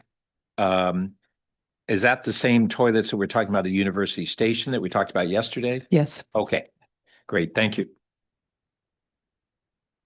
Yeah, George, you can do either in order or. I'll start with planning, though. I have less there. I think the main note that I would want to pick up on is the point about having as much in-house work done as possible while using contracts as a cost control measure. So I'd appreciate, I guess, just a bit of a recap about the dynamics there, about what it would take to do more of our area plans or more other sort of work in-house, and whether they're how much of that is a cost or cost saving to or time savings to do in-house versus contract. Well, yeah, I mean, so you're starting with sort of the largest category of work that we do when we speak of area plans, and there's just a cross-cutting across the different departments that would need to be folded into that analysis. My colleague next to me, I mean, in the downtown or the San Antonio plan that we're engaging in right now, we already command a fair amount of resources from Office of Transportation to help us with the work that we're doing. I think the demand from other departments would be even greater, but I also think the technical expertise, in planning with it, whether it's with respect to environmental review or other components, I think would be really more burdensome. And also detract us from our other initiatives, one in processing applications, but also the other objectives. So I don't know that area plans is an area where I would look to make some reductions, but there are other projects that might fall under, group 1 or group 2, where staff takes more of a lead role, and we use consultants in a supplemental capacity. And we're doing a little bit of that now with some of our projects, where for very strategic aspects, we're asking a consultant to help us, whether it's mapping or feasibility analysis, or we need some renderings on how something's going to come together, where we don't have that in-house expertise. Before we may have asked somebody to just take care of the whole thing. Now we're trying to do the work and then sort of engage where we don't have that technical expertise. Okay. I mean, I know this drum has already been beaten many times, but not by me. So I'll also just say that I think AI and technology is making things like mapping or even moderately complex coding tasks or GIS tasks really pretty trivial. I've done a lot of experimentation on these kinds of things myself, and would be happy to talk more offline. And I hope that when we talk about AI strategy summary, we can also incorporate some section about like how some of these sorts of tasks and contracts, how we're thinking about some of those sorts of tasks and contracts. Okay. Thank you. Appreciate that, and looking forward to be a part of that conversation. There are costs too that are, of course, associated with that. A lot of the free versions that are available don't allow for some of the depth of analysis. So just understanding the cost implications of utilizing AI more. Yeah. But yeah, I totally support that idea. Yep. Okay. On transportation, Similar to Councilmember Lowing's point about the budget and organization for planning, but I have the same version of the question for transportation. So in FY25, the budget was around 4.4 million. In FY27, it's proposed to be around 2.9 million. That's a big drop off. I realize you were not here in FY25. Staffing seems similar, but just the total dollar amount seems a lot lower. Can you help talk through what is or isn't in scope, or like, how to interpret that dollar amount? And that's on page 331 of the operating budget. Do you want? I'll try to help out with that. So part of it is when RIA started, we did look at the work that the individual staff in OOT were doing, and a lot of their work is related to capital improvement projects. So you'll even see this year, Safe Routes to School is funded by a specific program in Measure B. So we shouldn't be using general fund dollars to support that. We should be using program dollars associated with that for the staffing. So I think over a number of budgets, this is just my first, we've been putting the staffing hours in the right pot of money associated with OOT. A lot of transportation dollars come from various different places. So we've been moving them slowly off the general fund. So Okay. Hold on. I'll add to that. I think we need to do a deeper dive because the primary trend is the shift and reduction in contract services. So maybe staff can look at what happened in that first year of 24 and acknowledging, yes, we have looked at alternative funding sources to provide relief to the general fund, but I think the major driver of that change is the contracts line. So give us a moment. We may not have the answer right now. We'll take a look at what happened in 24 and how that's changed. I'm going to guess that's, given the magnitude of the dollars, there's some great separation funding that was handled in the operating budget at that time and has now been moved to capital. Okay. Okay, got it. I am similarly very interested in traffic calming, very interested in quick build projects. Remember seeing the Crescent Park project multiple times, and PTC, and flagging and wishing council could just still, and I know we will, intervene and just settle the issue. I think the revised approach for traffic calming, the updated policy, how is that going to be delivered? Are we going to be able to hear about that when we hear Crescent Park, or how do we streamline this as a city? So the plan is Crescent Park is kind of the part of the previous approach to traffic calming. And so I think letting that run its course is what we're doing with that one. But we did receive a petition on Bryant Street, and so we are implementing some improvements and looking at that corridor and analysing the traffic calming policy as part of that process. So we're kind of seeing it as a pilot process for thinking through where there are issues with the current policy. And we will be bringing this to council. Okay, the updated policy. Yes. Okay, great. And I look forward to talking about how to streamline that. On the parking fund, I had a couple of questions about this. So it's good to hear that there will be a parking action plan. Can you talk a little bit more about that and what that means? And there's an existing parking action plan. Oh, okay. So we're over the last several years, I think was it 2018? It's the parking action plan has been around for quite a while, and so we have been gradually implementing items from the parking plan action plan. Some of those items include the APGS, the automated parking guidance system, that's in process at the moment, that allows you to see where there's free or the open parking, available parking spaces in the garage, and it will help with wayfinding down the track as well.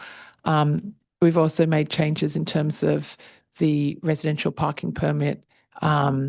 Various changes with the RPP program based on the action plan as well. So we've been gradually implementing pieces, but we want to take a chunk in terms of the downtown for the coming year that I think will have a substantial impact on some of the issues that we're experiencing for users as well as for the finances of the city. Okay. So in general, parking is a $2 to, I guess, $1.5 million expense for the general fund each year, while at some point it was anticipated to be at least revenue neutral to the general fund, that it was properly funded separate from that. So if our parking action plan is the same parking action plan we've always had, then I don't sense much optimism or hope for any turnaround on that financial trajectory, like a 9% increase in price in like one segment. Does that make a difference? So I think some of the things that we needed to do in terms of phasing the different actions from the parking action plan, it was important to address some of the concerns of the residents near the downtown before taking on some of the things like the colour zone, for example. But we'll come back in June. I think this is a longer conversation in terms of the potential Yes. for these issues. Yes. And how are we budgeting for this in the long range financial forecast? Are we budgeting this $2 million, $1.5 million headwind? So we are carrying it as OOT increases revenue chunk by chunk. We are reducing it. So there's an ongoing estimate of support from the general fund, and then it's kind of minused out in a growing amount year over year in the LRFF. I will say, though, that the growth against the support has not kept pace with, what was thought when these loans were originally put in place. What we did in this budget was just what are the actual expenditures, try to reduce those. We looked at the revenue trends. So we just kind of kept the same revenue trends from the pandemic, hoping that we would get back there. Those have been updated based on actuals on permits and other things. So that will be part of the update to the finance committee about where that's going and their trajectory. So I think this year was, let's get an accurate picture of where we are. In the LRFF, there still is ongoing support with the policy expectation that gets dropped every year. This budget does drop it. And we'll try the goal will be to try to get to revenue neutral at some point in the future. I'd like to add to that. Two things. The transfer in 27's budget is reduced for the general fund. However, the source of funding is the existing fund balance within these 3 parking funds. That means we're using the fund balance down. So there is a sense of urgency to try to solve this. So wanted to clarify that, right? Because at this point, this is not financially sustainable. Yes. The other aspect is we all have on the books these transfers treated as loans. So with the anticipation that in 10 years, the parking fund is going to repay this. Odds are council needs to look at that and say, how realistic is that? And are those really transfers permanently without a foreseeable repayment? In the long range plan, because the long range is a 10-year forecast, in those outer years, like in year 9 and 10, it does show the repayments of these loans. But, I think our immediate focus in the long range is really the near and midterm. Yep. Wanted to be transparent about that assumption. The records do show right now that these are loans between the general fund and the parking fund. And staff would at some point want council to determine if we lay down those loans. Okay. Okay. So in June, we will hear an item. Will that be comprehensively scoped with economic development included, with enough scope to actually think about what a broader financial turnaround would look like? Our plan is to focus on the coming couple of years or the coming year in particular. But we are incorporating economic development in the conversation as well. Okay.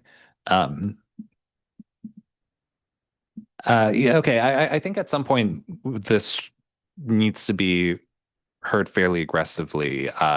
And I would be willing to take somewhat more aggressive action in terms of pricing or parking configuration or things like that, because clearing up this would mean a lot for the budget and the other things we can fund. Also, was interesting to hear the reference to the parking enforcement program. I think it's fairly common now, especially in Europe, to have vehicles with cameras on them that drive around that read license plates and can just sort of automatically enforce in what I understand is more cost effective and much more revenue generating and much more reliable. Is there any optimism or opportunities to actually to actually have something like that as we sign a new contract for the parking enforcement program? Yeah, so actually the way that we handle parking enforcement right now, there's two different approaches. So for and Nate, correct me if this is not quite correct. So for the RPP zones, we enforce with license plate recognition and with an external contractor, LAS. For the downtown area, and I think it's the College Terrace. I apologize. Would you please come up to the mic so just so the folks on Zoom can hear you properly? Sure. So we have LAS enforcing 6 of our RPP programs. And then we have a PD enforces our commercial programs in Cal Ave and University Avenue. And then they also enforce College Terrace and Crescent Park. Yeah, so in terms of the LAS contract, we do use LPR, the license plate recognition already. For the CSOs from the police department who do parking enforcement, my understanding is that they don't use that, and there's some privacy issues that would need to be addressed in order to use that. And they're also reducing one of those CSOs as part of their budget proposal. Okay, there certainly are privacy issues, but those are privacy trade-offs we've already accepted in neighborhoods with RPPs. Why isn't there more unification here? Just contracts signed on different schedules? Is there an opportunity to get that unification when we, I guess, come up to this new contract? Because that seems like a fairly big ticket. Yeah, I'd step in here. It's less really about the contract than it is, quite frankly, it's a meet and confer issue with our staff that are doing parking enforcement through the police department. So it's not a current proposal, but ultimately this is part of the evolution of the work. So at the appropriate time, that'll be a topic of discussion and thoughts in developing a plan forward. Yes, we have to make that explicit, I think, when when it's time to discuss with labor and discuss contracts and services and all that. Okay, and that's everything I had. Okay, my questions for transportation were threefold, and George already raised 2 of them. So I'm glad to get the clarification on that big delta in the change in the budget. Thank you. That was helpful. Again, to Pat's earlier point, having that kind of stuff footnoted would be even greater if we saw that when we were reading it. But that's just a plus for next year. And the parking number was the big thing within that I want to chat about. And one question I had was that in what way do you still think that that's correlated to reduced driving in general? Because is there some strategic implication for this council to think about in terms of the overall need for parking or not? I think that's a really great question. We have numbers that we'll bring in June. Okay. Yeah. So good. I'm glad that's involved in the 2-year view as opposed to the 8 or 10-year view. Yes. And then the other question I want to ask, this is indeed a budget question, but in my view, the pace of outcomes, things that are getting accomplished by OOT, is just slow. The pace just seems to take a really long time. And council members say that to each other, and residents say it a lot. Obviously, I know that you can't just go out with a bucket of red paint and paint red curbs because that's the way to do it. It needs to be organized. But my question is really around budget. To what extent is, the pace determined by you don't have the right level of staff or amount of staff to just get things done faster? That's a huge issue. So, for example, we have an approach for the red curbing based on AB 413. Currently, the staff who we had planned to work on that are working on the OSV issues and the signage for the OSV, the permanent signage for that. So they're working on the work orders for that, and we've put a hold on the red curbing.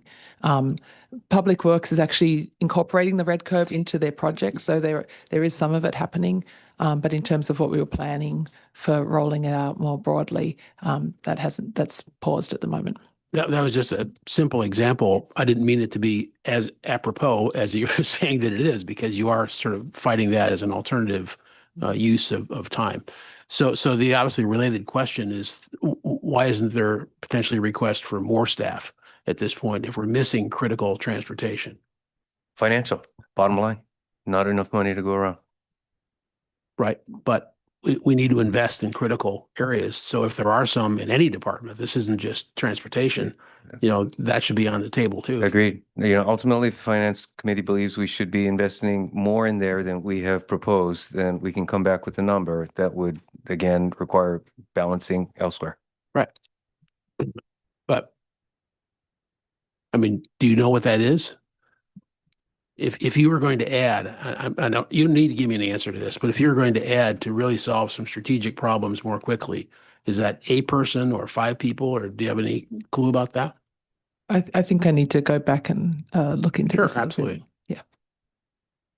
So that might be one that we want to ask for more information on. Maybe we can fashion it in the motion in the end if there is a desire for the committee to bring back additional information. And one more thing I'll add is that we've had quite a number of vacancies in OOT in the last year. So we have a new project engineer starting next week. We have a new associate engineer starting at the beginning of June. And so we're filling some vacancies, and that will also help to relieve some of the issues that you're seeing. Okay. Yeah. You may decide that you don't need it, but. All right. Yeah, Pat? So just one follow-up on some of the issues Ed raised. Given that we have limited capacity for things like implementing the daylighting initiatives, I just want to make sure that we're not thinking just quantitatively and arbitrarily, but qualitatively. Where are the problems greatest, and what are the measures that would be most effective? And we've seen locations where we red curbed 120 feet on one spot and still have not corrected that. And others where I just saw in my neighborhood some new red curbing, but it was done on, as you're approaching an intersection, it was done on the 15 feet to the right of where I would stop, as opposed to around the corner where you can't see the oncoming traffic. So both places have value, but the one where it was done is the lesser value. And then other locations where we have existing and have for a long time prohibitions on hedge heights on corners.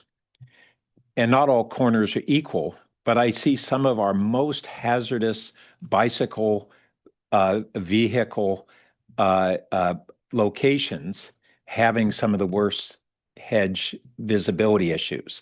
So we could paint a red curb, but if there's a hedge that's blocking visibility at a critical location, that isn't the most effective outcome.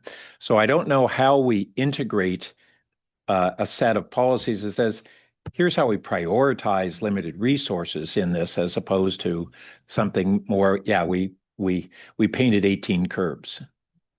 Okay, thanks.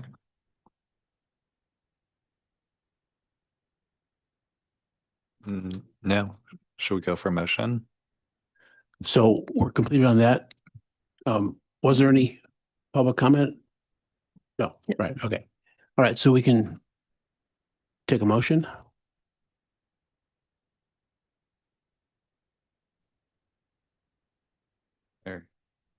Okay, I'll move that we tentatively approve the budget for planning and for transportation with a referral.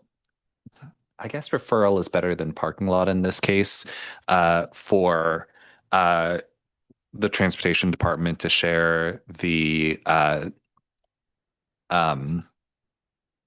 I guess, the marginal impact of restoring one or two vacant planer positions. Transportation planer, sorry, positions.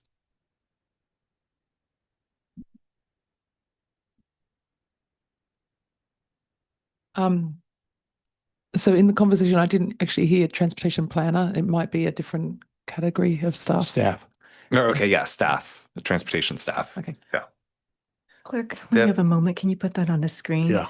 That actually may be a really important distinction because, as an example, the conversation was about red curbs. As I Right. think Maria's pointing out, that's an engineer versus a planner. Depending if it were traffic calming, it's probably more of a planner. Right. So- But we did also talk about somewhat about the Bull Park bike lane and the bike lane around the easement, sort of by the Stanford Research Park and Barron Park. Obviously, there's a lot in our BPTP, a lot in traffic calming. So I think a general view of like if you had one or two staff, what were the most impactful staff you could have, and what would that mean for the whole portfolio of projects? What I was trying to get to is if there are critically important priorities, they're not being funded. Yep. So if there are critically, and I think that should be part of item 2, if you would agree to that. Benefit of adding staff to work on critical city priorities. That work okay for you, George? Yeah, that looks good. Now, I want to clarify, referrals have a little bit less, an indefinite timeline. Yeah, that's why I'd originally asked for information back, because this has to go theoretically to council by Monday for another pass. Okay. Yes, and it seems like this request also is not just asking about the additional cost of various position classifications, but what is the marginal benefit? And are these marginal benefits focused on priority projects that would warrant the $200,000 per position? Yeah. So I just want to make sure we're managing expectations of what we bring back and how quickly we bring this back. So I think for now, it just wanted to clarify, one, is that the right understanding that we want to discern the projects that could be impacted with one or two positions, and then council can discern if those projects are worthy of the financial investment. And certainly we would have to look for funding because we're trying to solve a deficit. I think staff, we've heard that. I don't know how realistic we could do that within a few days. I would prefer it being a referral, so that gives us some flexibility. Well, what would the referral do in terms of when we would have time to have council consider it? Would it flop over to June? Well, so going kind of visualizing the upcoming dates. On the 11th of May, on Monday, we'll go back to council with a review. It will include this discussion, right? This referral will be a part of the memo and the summary to council. And we'll let them know that we had this conversation and what the expectation is. To the extent we could bring it back before June 15th and it gets incorporated, committee will see it again on May 19th, because that's when we're doing budget wrap up. So another point in conversation with us in this body would be May 19th. Again, we would need to do some work because it's not just costing a couple classifications of positions. It's looking at filling these vacancies that we have in these critical positions. How would the workload look? What would the new positions do? Could they advance certain priority projects? And then again, each position is going to be a couple $100,000. So we're going to need to really look at this as we add other things back through the course of this budget process. Right. So I'd second that. So for now, we'll leave it as a referral with the expectation, if we can, bring something back maybe by the 19th, but we'll see. Okay. Let's go to a vote.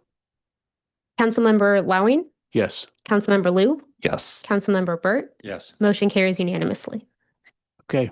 Thank you very much to both of you directors for your ongoing and future work.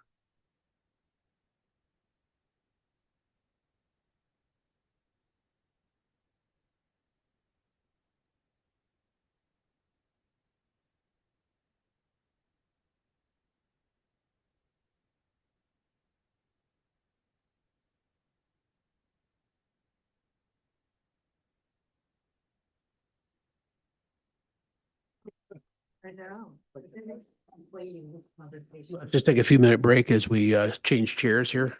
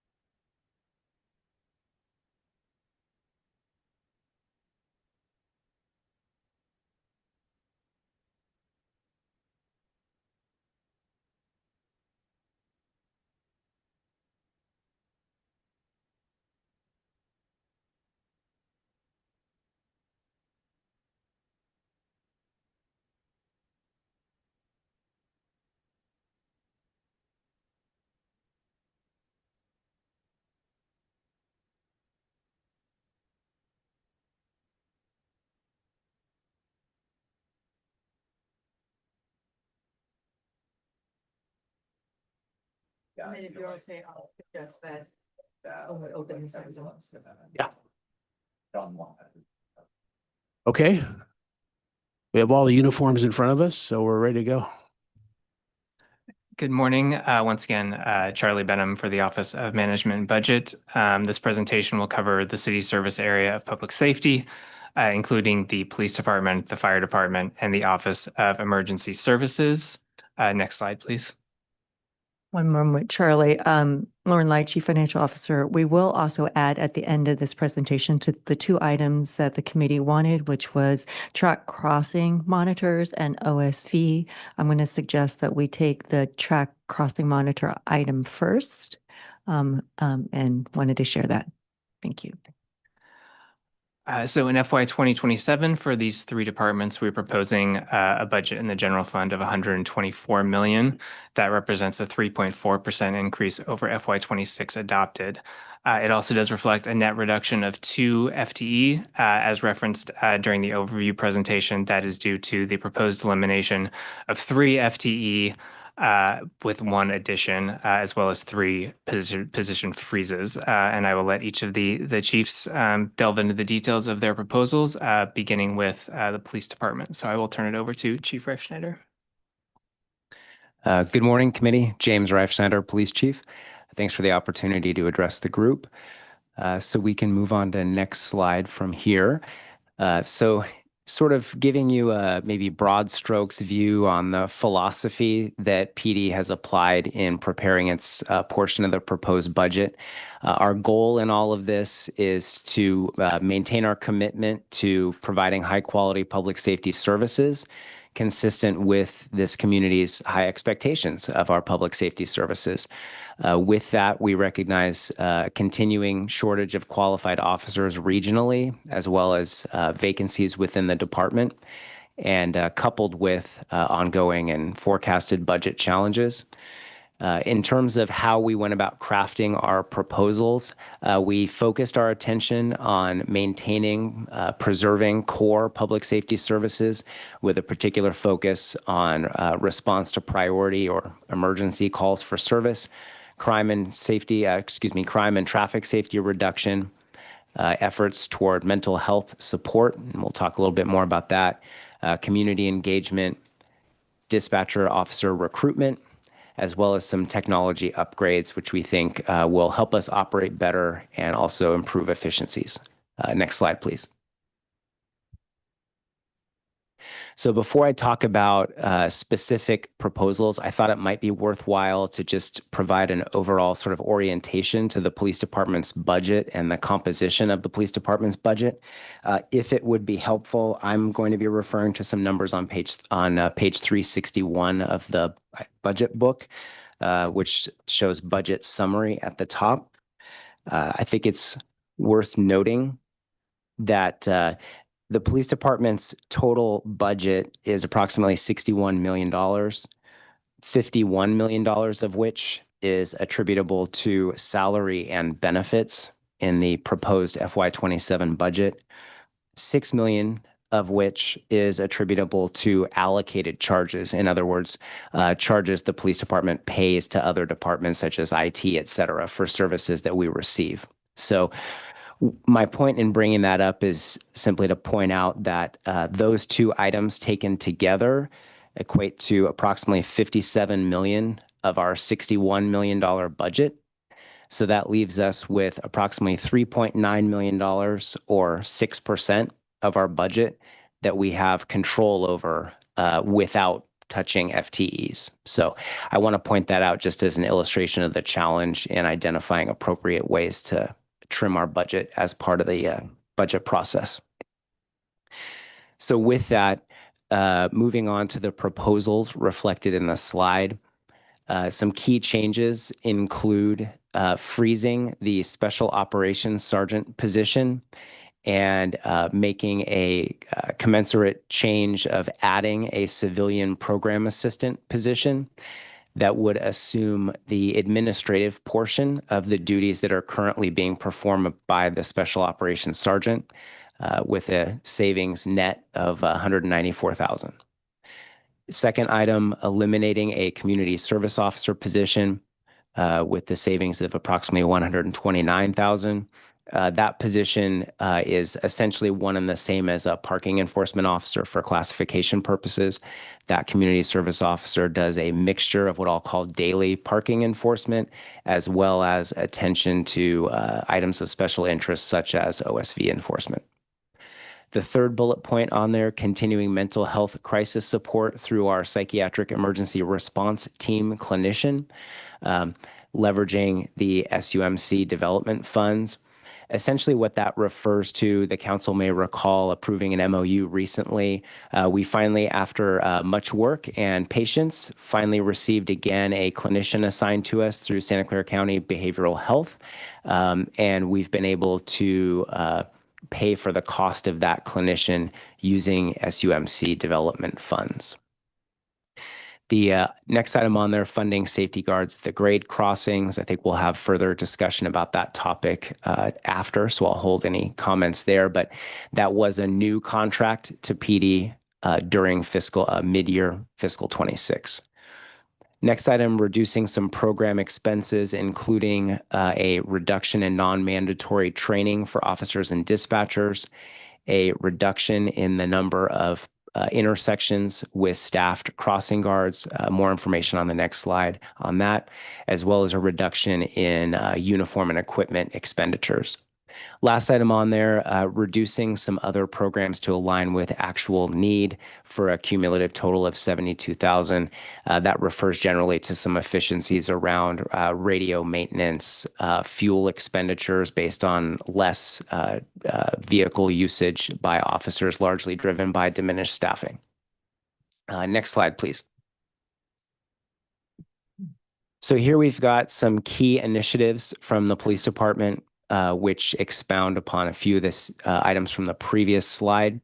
So that first item, the Special Operations Sergeant position, which as previously noted, is proposed to be frozen for the coming fiscal year as a pilot effort to see whether we can civilianize approximately half of what that sergeant does. Currently, the workload of that sergeant includes a variety of things, everything from working with Secret Service and CHP on planning and staffing dignitary visits, to reviewing and approving special event permits and working with organizers on that, as well as appropriate safety plans, working on special event planning and traffic plans for events such as Stanford football, Coldplay concerts this past summer, as well as the upcoming BTS concerts this month. And also that sergeant is responsible for overseeing our patrol staffing to include forecasting needs for staffing, overtime for coming months, as well as needed staffing for special events. With the, I'll call it the substitution of the civilian program assistant. The assumption is that program assistant could take on the administrative side of the tasks associated with reviewing and approving special event permits, to include the anticipated addition of special event permits for the entertainment zone activations that are forthcoming. That admin person could also handle the administrative tasks associated with officer staffing. What would not be appropriate for that civilian to handle would be the safety planning and logistical work for dignitary visits, for special event planning, et cetera. So that work would fall to as an ancillary duty to other officers and sergeants. So there is a recognition that there would no longer be a sole point of contact for that, and that it would be handled as an ancillary duty by sergeants as assigned. Typically, I would anticipate, based on when the event is to occur, we would assign appropriately to a sergeant or an officer working those dates. The next item up there is the proposed reduction to crossing guard coverage. I want to recognize I did hear the community comments, I should say, on Monday night, as well as some council comments with concerns about this proposal. I do want to clarify one item, which is that perhaps I could have done a better job of articulating that the 4 intersections that were referenced in the staff report were not intended to represent a final determination of which 4 intersections would be eliminated if the proposal were to carry forward. PD decided as a placeholder to identify some criteria that seemed objective to apply if we were to move forward. But we've had conversations with our partners in Office of Transportation, as well as I had a conversation with the acting superintendent at Palo Alto Unified School District, that if this proposal were to advance, that final identification of impacted intersections would only happen once we've had collaborative conversations with those 2 entities to determine intersections with the least impact. So I did just want to clarify that.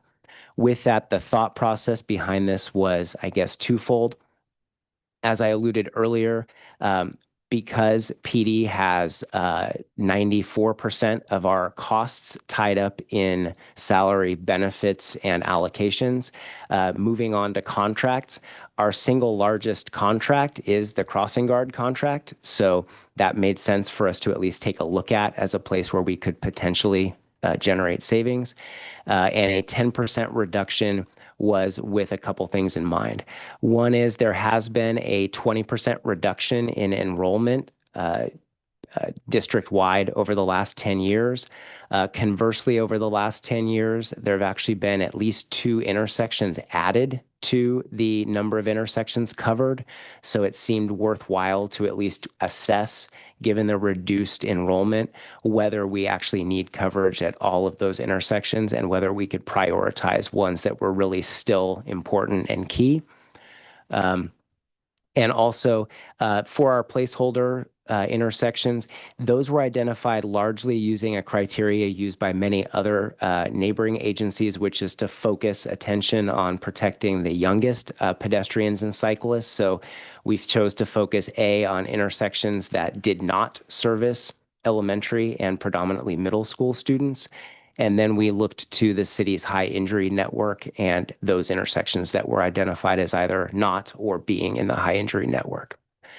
Moving on to the next item on there, just as I mentioned, there's some contract spending where we were able to tighten the belt in light of decreased need for radio maintenance as well as fleet fuel. The last thing I'll just mention is our contribution, I think, largely to efficiency citywide will focus on us vacating our current space here at City Hall so that it's free to be occupied by other city departments who will hopefully be able to generate savings as a result of occupying city-owned space and termination of leases. So we are moving forward in haste with our move as best we can and working with our partners in other departments to get them ready for a move-in.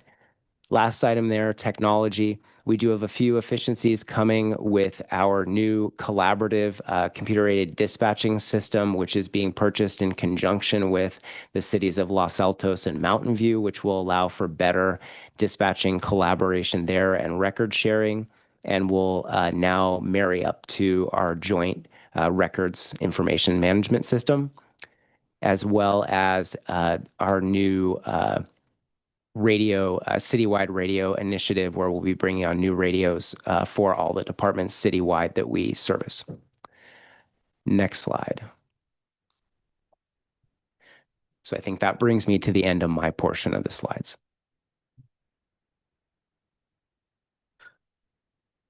Good morning, Finance Committee. My name is Steve Lindsay. I'm the fire chief for the Palo Alto Fire Department. I'd like to just start off by acknowledging all the hard work that our city staff has done, our city leadership, and yourselves in helping us get to this point. Going through this budget was a bit difficult for our team in the fact that we had to take more of a conservative posture based on where we were last year to this year. And in doing so, we went through a series of exercises to kind of make these decisions on what we're going to propose today. What we came up with is our primary concern was to make sure there's no interruptions to 911 services to our community and that our staff remains equipped with the equipment that they need and that they have the tools and the training that they need to be able to respond. As we went through this exercise, we came up with a series of proposals that include preserving the launching of our 12-hour ambulance. And the reason why we preserve that is because we have an increase in EMS demand within our community. And we know that this 12-hour ambulance is going to meet peak hour demand. And since our last meeting last year with our finances, we have made significant progress on not only meeting with our labor unit, but also developing job descriptions, reaching out to CalPERS, handling the logistics side of it.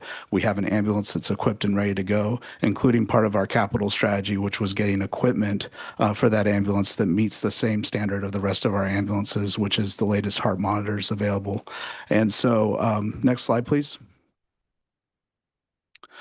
So our major strategies is to launch this 12-hour ambulance. We're projecting to open up recruitment in late May, early June. We have some finalization to do with our local union as far as how it folds into their labor unit. But as far as the chain of command and how the employees will be supervised, where they'll be stationed at, and also integration into the 911 system has already been worked on and developed. One of the strategies was, as we looked at our staff, was capacity. And much like PD mentioned, with our $61 million budget, about $53 million goes towards salary and benefits, and about 4.7 goes to allocated charges, which leaves us with about 3.3 to work with. And so we got really creative on what and where we made these adjustments. With the EMS manager, we're pausing it for now, and it's going to be put into a freeze position, which means in the following year, we'll re-examine whether or not we need that position. And as we evaluated it with our staff, we looked at where this workload would go to. And because the EMS manager was going to primarily help with the onboarding and the continuous quality improvement of our EMS program that we're standing up, we're pushing some of that work down to our training division. The good news is that our hiring is at a really all-time high as far as our recruitment goes. And so our training staff does have capacity and also the ability to bring in these new single role employees. And so that's been part of our strategy.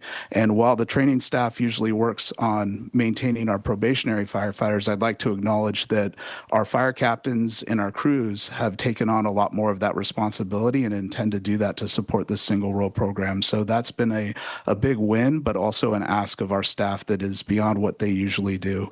And so our captains are working a little bit harder to maintain not only the records, but the training improvement plans of our new recruits, so our training staff can focus on the onboarding of our single role program. Part of the EMS manager was also to do continuous quality improvement and to make sure that this staff that we hire, these new EMS professionals, meet not only the standard of the career and the county, but also the standard of the city of Palo Alto, which is very, very high for our EMS providers. One of our strategies to do that was to bring in an hourly expert. So we have somebody who is an hourly that is in our book that is not a full-time person, but comes in and helps do ad hoc reviews of our calls. And we've already established that review process, that pipeline, and we will expand that to the EMS expansion program. So between splitting some of the onboarding responsibilities to our training staff and then also using an hourly employee to do some of that CQI more granular review, we feel confident that we can move forward with this fiscal cycle without that EMS manager. And we'll revisit it next fiscal year. When it comes to the firefighter training positions, these were added a couple of budget cycles ago, and this was part of a hire ahead strategy.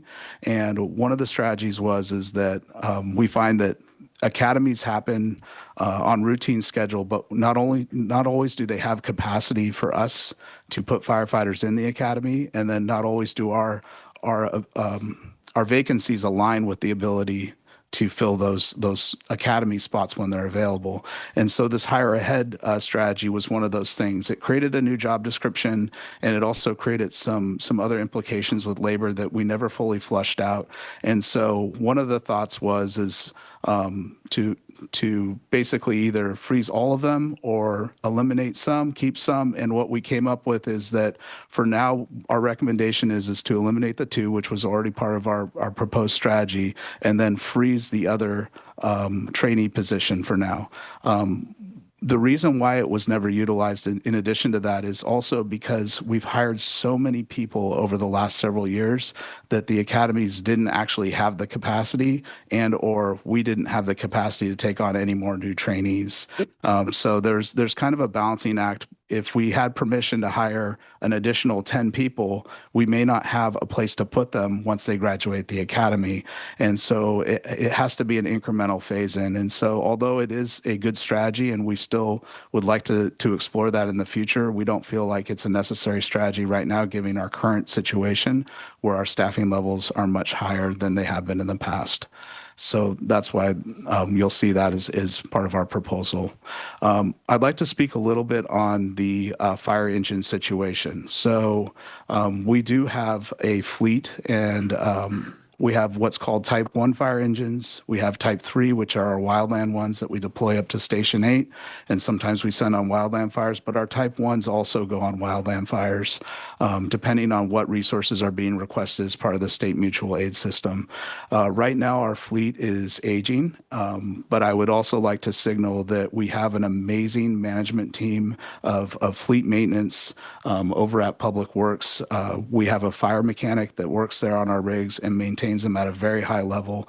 And then we have promoted apparatus operators with, we use an app now to do all of our DOT related checkoffs in the morning, and we track trends and issues with our apparatus. And so although we do have an aging fleet and there are starting to become recurring issues with some of them, we're trying to get ahead of it working with Public Works on identifying if, let's just say, one has a leaf spring that starts to fail, we can anticipate that probably the rest of that fleet of the same age wear and tear may have a leaf spring that fails soon. So maybe we need to phase in a replacement strategy for some of these wear and tear parts. And so I just want to signal that our team works really hard on maintaining a good quality fleet. Our fleet is aging. Our Type 1 fire engines, a big portion of them are from 2009. So they're reaching the end of their service cycle, and we have to have a strategy for replacing them. As a staff, we went in and we looked at what is our overall goal with sustainability and climate action plan, and the fire department cares a lot about that. We started phasing in our electrification plans with our pool vehicles, our fire inspector vehicles, and now with our management and overhead team vehicles. And so the fire department is already working towards electrification on a lot of fronts. And the next phase of that electrification was to do an analysis of what apparatus is actually available and reliable on the market that can replace our, what we call Code 3, or our lights and sirens response units, with either an electric, a hybrid, or some sort of a response vehicle that lowers our carbon impact. And the ones that are on the market right now is a Type 1 fire engine. The Type 1 fire engines that have been more proven, and this is still early technology that's being developed, and we're seeing that every year they're making improvements to it when it comes to range, when it comes to charging methodologies, and there's a couple manufacturers that are kind of standing out, but what we've seen is the price is still really high for these apparatus. We're looking at about 2.4 million for a Type 1 hybrid. So it's not a fully electric, it's a hybrid apparatus. We don't have a lot of neighbors that have these yet for us to see how these would work driving in the foothills and doing some of our operations. And our apparatus committee is committed, and they work really hard to spec out or specify our fleet to meet the needs of Palo Alto. An example would be is that the front bumper of our fire engines have hose line connections for us to get into alleyways and flag lots and do different types of fire attack that maybe other communities don't need. We also have an auxiliary pump on the top of our Type 1 fire engine that allows you to do what's called pump and roll operations. So some of the other used apparatus out there might not have these features that are designed specifically for Palo Alto. And so that 2.4 is an apparatus that's designed for Palo Alto that's a hybrid. That being said, there will always be a demand, I think, in the foreseeable future, unfortunately, for wildfire deployment. And right now at the base camps, they do not have charging stations available for us to charge our fleet up. They have fuel stations for us to refuel our fleet. And so if we do continue to participate in the foreseeable future in the statewide mutual aid system for wildfire, we will need to have at least a couple of diesel fire apparatus. They can be the latest and greatest diesel technology with diesel particulate filters that have the DEF fluid that reduce the emissions. And so part of our strategy in looking at this was this puts 650,000 back into the budget for 2 years in a row by pivoting our plan to order our first electric hybrid and putting that off until the end of around 2028, 2029 would be when we'd be looking at phasing in our first electric. By then, we could anticipate that technology will get better. Hopefully also, maybe the reliability of the new technology is more proven, and maybe some of our neighbors have something that we could check out here locally. And then also we can watch the market and see what's available. In the meantime, there's another aspect to this, which is the facilities and getting the facilities ready for electric charging, what's called a level 3 charger, which sometimes requires a transformer upgrade into the grid. And that can be not only a resource consuming, but also time consuming project. And so our first strategy when we do get our first electric hybrid fire engine will be for Fire Station 4, is that one's under construction and phase 2 go hopefully for final sometime in the summer of 2027. And so we are installing the infrastructure so that station, when we do receive our first electric hybrid, it'll be ready. But in the meantime, when we talk about, and I think Councilmember Rectal talked about having a diesel in our fleet for a period of time, that would be the case, is that we would have these diesels, 2 of them is what was on the order form, would be in our fleet. But our goal would be as we rotate our fleet through, that these would phase out into what's called reserve status. And so before Engine 64 was hit on the freeway, we had 2 reserve fire engines, and now we're down to 1 reserve fire engine.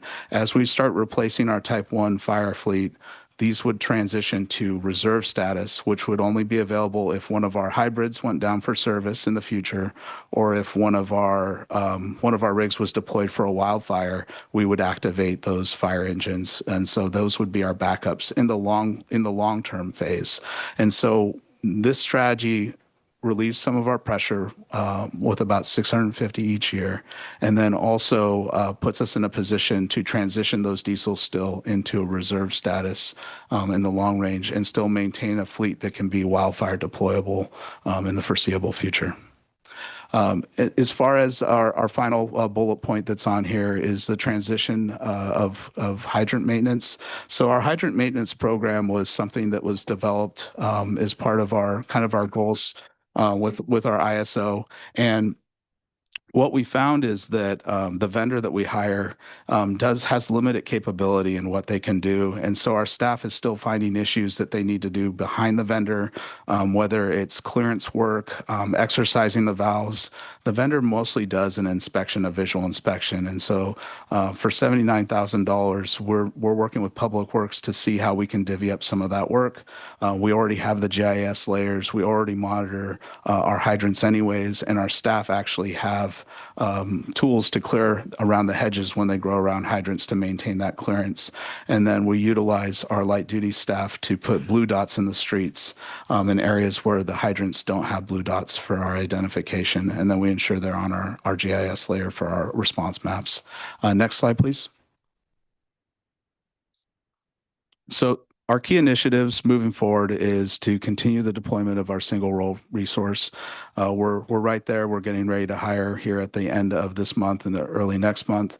One of the things I'd like to highlight also with our single role is that this is a pathway to having less burden on our ongoing budget while increasing capacity for EMS transport, which is where the service demand is right now. For Fire Station 4, we're looking forward to supporting a phased TCO process. So as construction gets closer to being done, well, So TCO, there's two different things with TCO. There's a TCO because the project isn't done on time, and then there's a TCO for staff in stock. It's temporary condition of occupancy. Sorry, apologize. So temporary condition of occupancy to hopefully get our systems up and running as quickly as safely possible. And so our goal would be is when the station is signed off by our partners over at the building department, that we would be able to make sure that station goes live as quickly as possible. And so a temporary condition of occupancy would give us the ability to start loading our own equipment, our hardware, IT servers, our ring down and alarm system configuration, and some of those finer details to delay the staffing of that station and get us out of the temporary station as quickly as possible. So it's a strategy to get us into the station as soon as it's ready for us to be in there. Maintaining our paramedic staffing levels, I wanted to highlight right now, our paramedic staffing levels are almost at what we call the 60-40 split, 60% paramedics, 40% EMTs. That number on paper looks really good. And I think what the union was articulating the other night at council is that the potential to have medics either gone through attrition and or through promotion is a real concern, not only from them, but from us. And we are very vigilant and aware of that. There's a couple strategies that we have as a team to deal with that. One of them is when we look forward to those vacancies and we can anticipate them, we will also need to hire in place of those vacancies. And so between targeted recruitment and also exploring lateral hiring processes where we can hire experienced paramedics that don't need to go to a fire academy, that's one of the strategies that our staff is considering. In addition to that, our staff is also looking at pipelines such as the single role EMS program, where we bring in these EMS providers and we train them to a very high level that they'll have the ability to potentially transition to a fire academy when they're ready, which would be another hiring pipeline to develop and create a Palo Alto paramedic and a firefighter paramedic at that. So those are some of the things that we're considering. As far as collaborating with HR to develop pipelines, one of the things that I wanted to note that our staff did an excellent job this year bringing back is our cadet program. And so part of the pipeline for firefighters is there's no one way to get into the fire service, but we know that exposure is a big deal and learning what the job is and what it entails. And so our cadet program allows for our interns from colleges that are studying fire science to come in and actually get field time and get college credits to do that. And so we launched that cadet program again, and I'm happy to say that we have 3 cadets this year that are coming. In addition to that, also to attract talent and to create a culture of where people want to come, paramedic internships are very desirable, and it takes a lot to become a paramedic preceptor. I'm happy to say that we have more than 4 of them on our staff right now, and this last year we brought in 4 paramedic students that helped them get their licenses. And so although they don't necessarily work for us right now, we hope that maybe in the future they'll come back. And so that's how we're addressing some of our pipeline strategy. And when it comes to advancing critical care services, one thing I would like to highlight is that we did purchase new Zoll heart monitors, and we have auto pulses. And so that technology is state-of-the-art technology that not only helps put people on life support, but also gives us data to show how effective everything that all the tools that we're using were during life support, and also transmit to the hospital to make sure patients get to the right care at the right time. Because not always do patients end up going straight to the ER. Sometimes with the right information and data, we get them straight to the cath lab or into a stroke center. So that's what we have. Next slide, please. And that concludes my presentation. Thank you. Thanks, Chief, and good morning, Chair Allowing, Honorable Members Byrd and Liu. It's a pleasure to be here this morning. OES Chief Duker with the Office of Emergency Services. And good news, as usual, my presentation will be commensurate with the amount of budget. So if we can move to the next slide. Our strategies, and these are sustained multi-year strategies generally, is we develop, maintain, and sustain a citywide, comprehensive, all-hazard, risk-based emergency management program that engages the whole community. Bit of a mouthful, but if we look at that parsed out, our mission is really twofold. One is we bridge some of the gaps, not all, among the law enforcement and the fire medic services. And we we also build connections with our greater community. So a quick example of that before I move on to the formal presentation. Monday, we were invited to Stanford School of Medicine and the hospital to participate in an active threat, active shooter exercise alongside police and fire. And a lot of these public safety incidents can be over rather quickly as far as the response goes.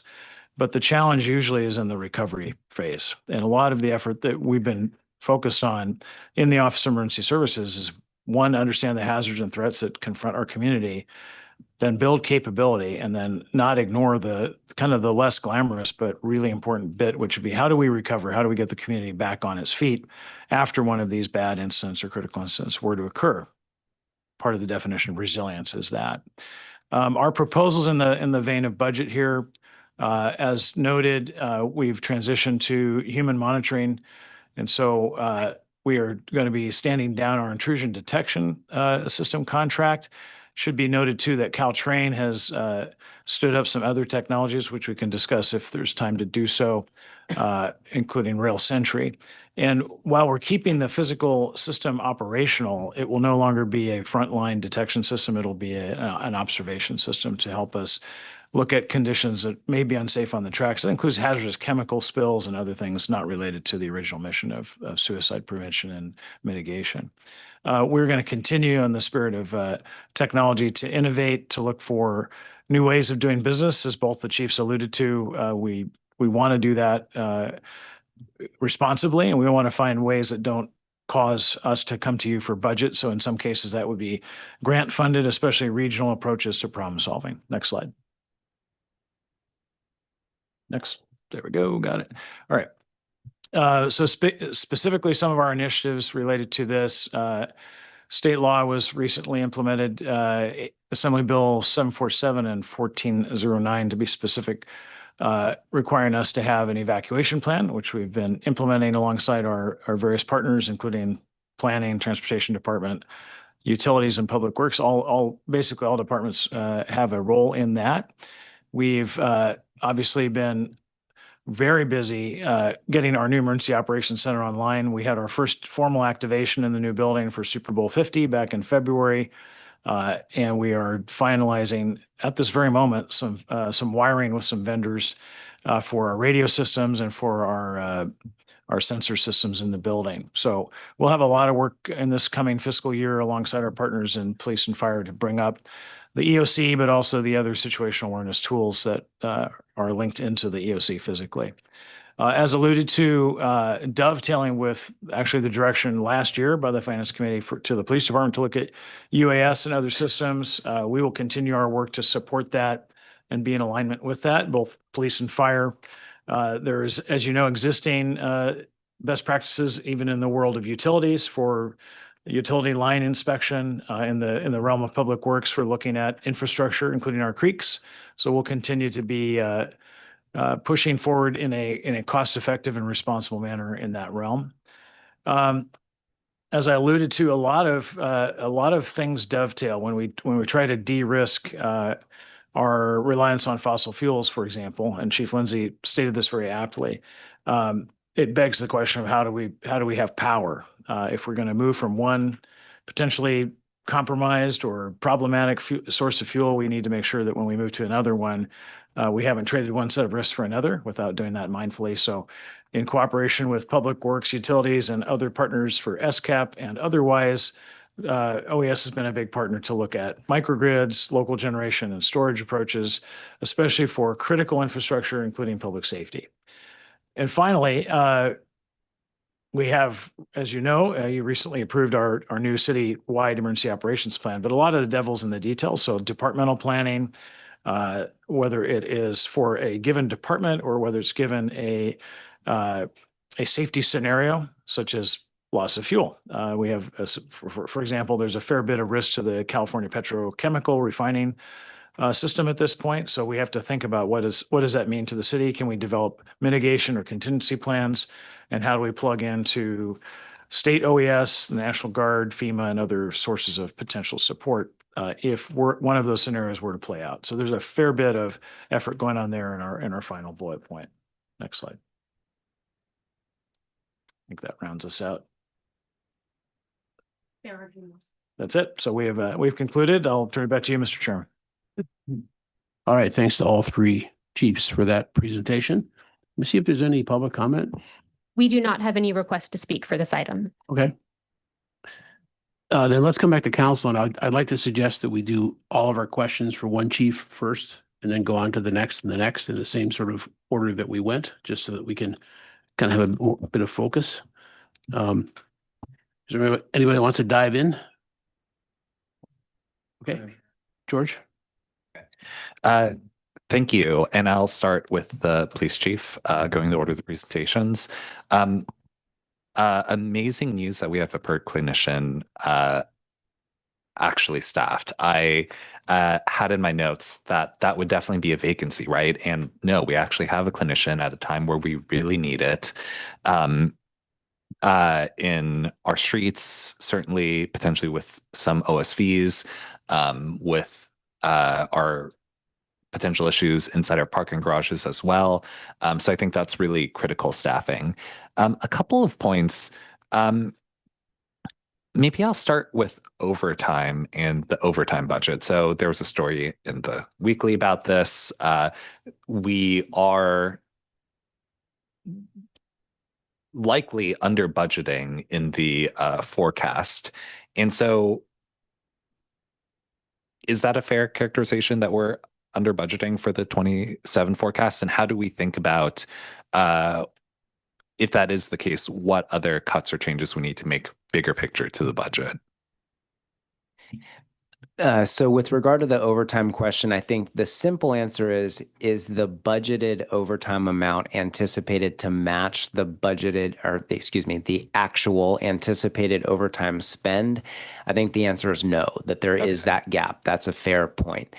With that, I would anticipate that in the coming year, we would likely use the same mechanism we've used over the last couple of years to bridge that gap, which is to apply vacancy savings to offset the difference. So from a business sort of long-term planning perspective, is that a sustainable business model? Probably not, because could we find ourselves in a position, and frankly, my fingers are crossed we do, that at some point we are fully staffed and there are no longer vacancy savings to draw from, and there would still be some amount of probably overtime overage. But given that the majority of our overtime right now is driven by minimum staffing shortages that are driven by our vacancies, right, there's some equilibrium that will be reached there. So is the $1 million effectively the net cost after including vacancy savings and overtime costs, or the actual budgeted the actual overtime budgeted, as opposed to, yeah, it really is. I hate to sound like I'm trivializing it, but I'll call it an accounting issue. You know, the fact that it's simply not budgeted as overtime, but nonetheless serves the same purpose. Okay. Okay. I mean, I can see how the accounting nets out and how that doesn't impact our budget more broadly.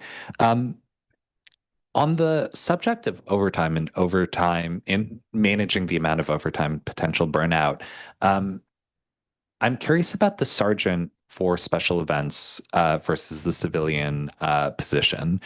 So I think it makes sense to have a civilian do the desk work of scheduling permits and things like that. But then you said that would only be half of the work. The other half of the work would be overtime. So how does that net out as a cost saving? Because potentially the civilians' other half of the time would have to be filled with productive work. And you would also have to consider the costs of overtime. So can you talk about both of those aspects? So I think the what you're getting at is a fair point, and maybe why we've couched this as freezing the position and treating this as a pilot for the coming fiscal year. So if we were at the point this time next year where we found that we needed to pay where the overtime associated with paying other sergeants or officers to do the work exceeded or ate up the majority of the savings, then we might be coming back here next year saying, you know what, on the whole, it's actually better financially for us to unfreeze that sergeant's position and do away with the civilian position because it didn't achieve the savings we think. I think this pilot exercise is an effort to vet that exact question: how much can we save by civilianizing the sort of half of that sergeant's work that can be done by a civilian? Okay. In that civilian role, that would be a full-time role or a part-time hourly? It is a full-time position. Okay. They would likely be taking on some other administrative tasks as needed as well, and probably have a little bit more time to work on some of the administrative part of the tasks that the sergeant maybe can't dedicate as much time to now. Okay. If I might also, then this may be obvious, but just worth saying that the cost of the administrative position is about half the cost of a sergeant. Less than half. Less than half the cost of a sergeant. Right.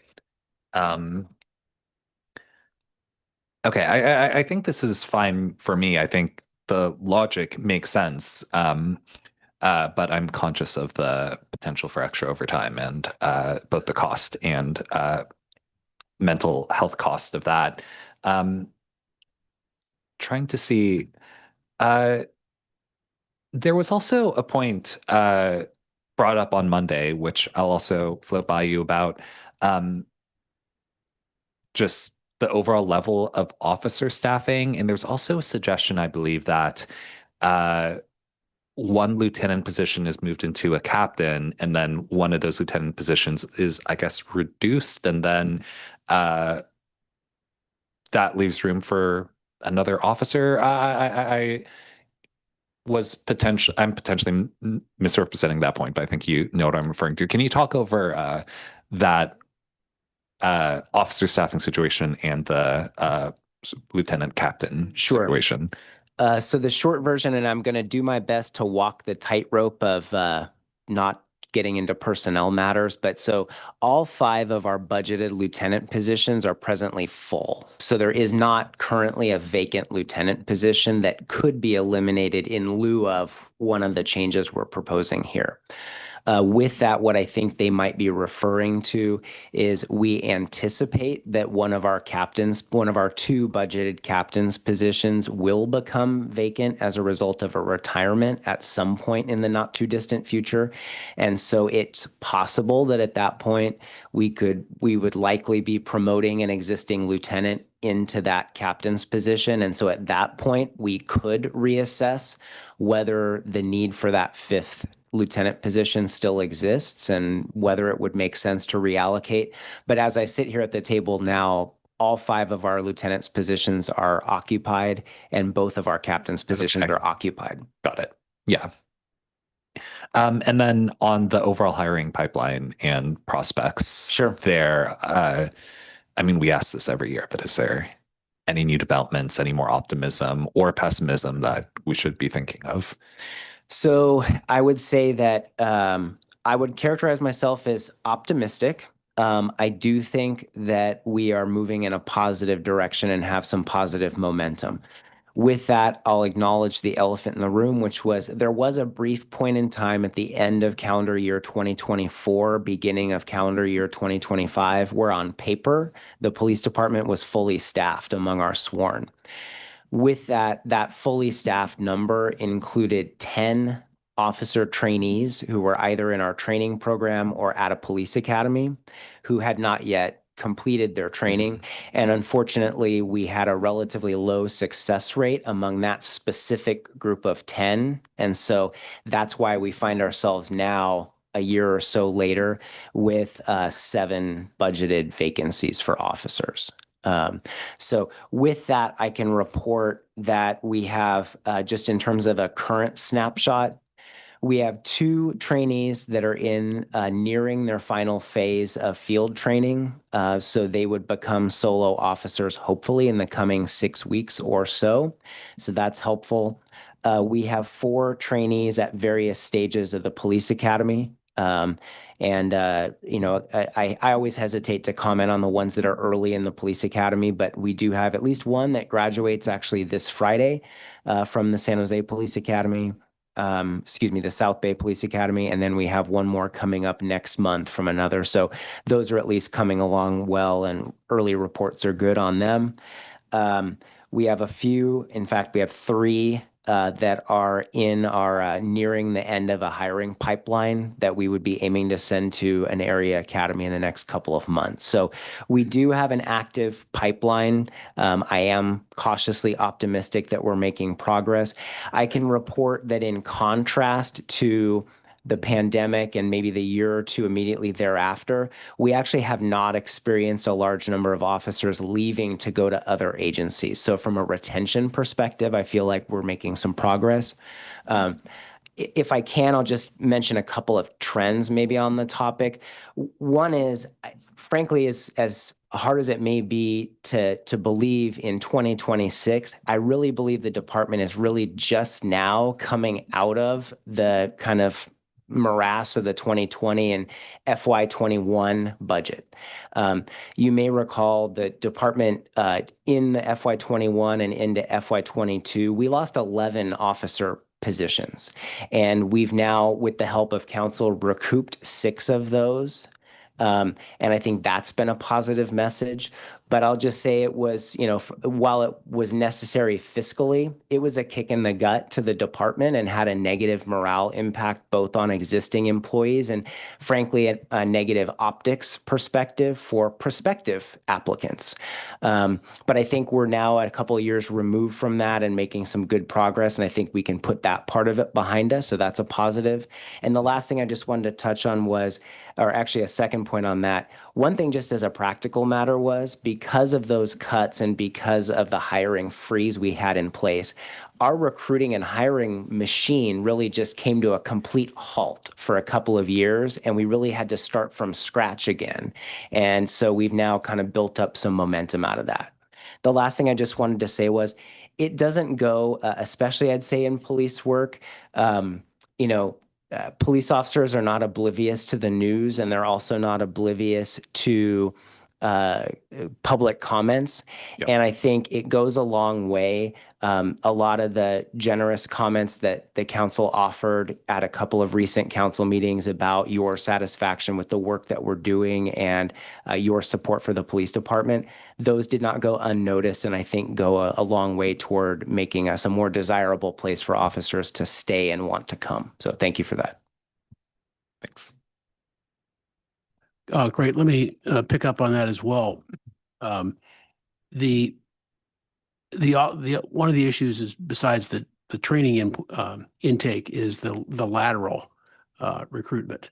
Can you comment on that? And if there's anything more there we should specifically do, whether that's comp or rank or things like that, because obviously to get them trained, ready to go and add seniority would be great.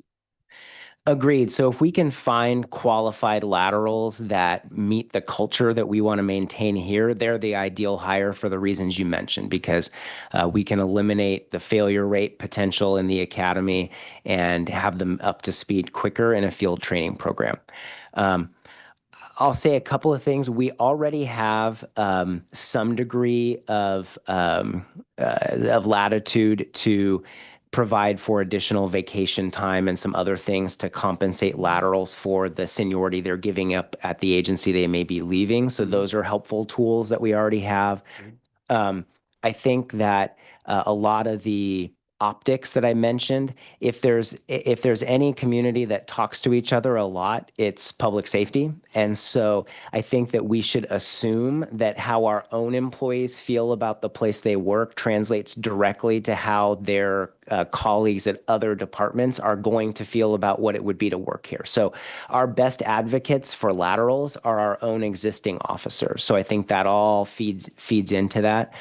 The one thing that I would say as a potential gap or maybe an additional tool, to put it more positively, is that a number of years ago, we had a very generous hiring incentive for laterals.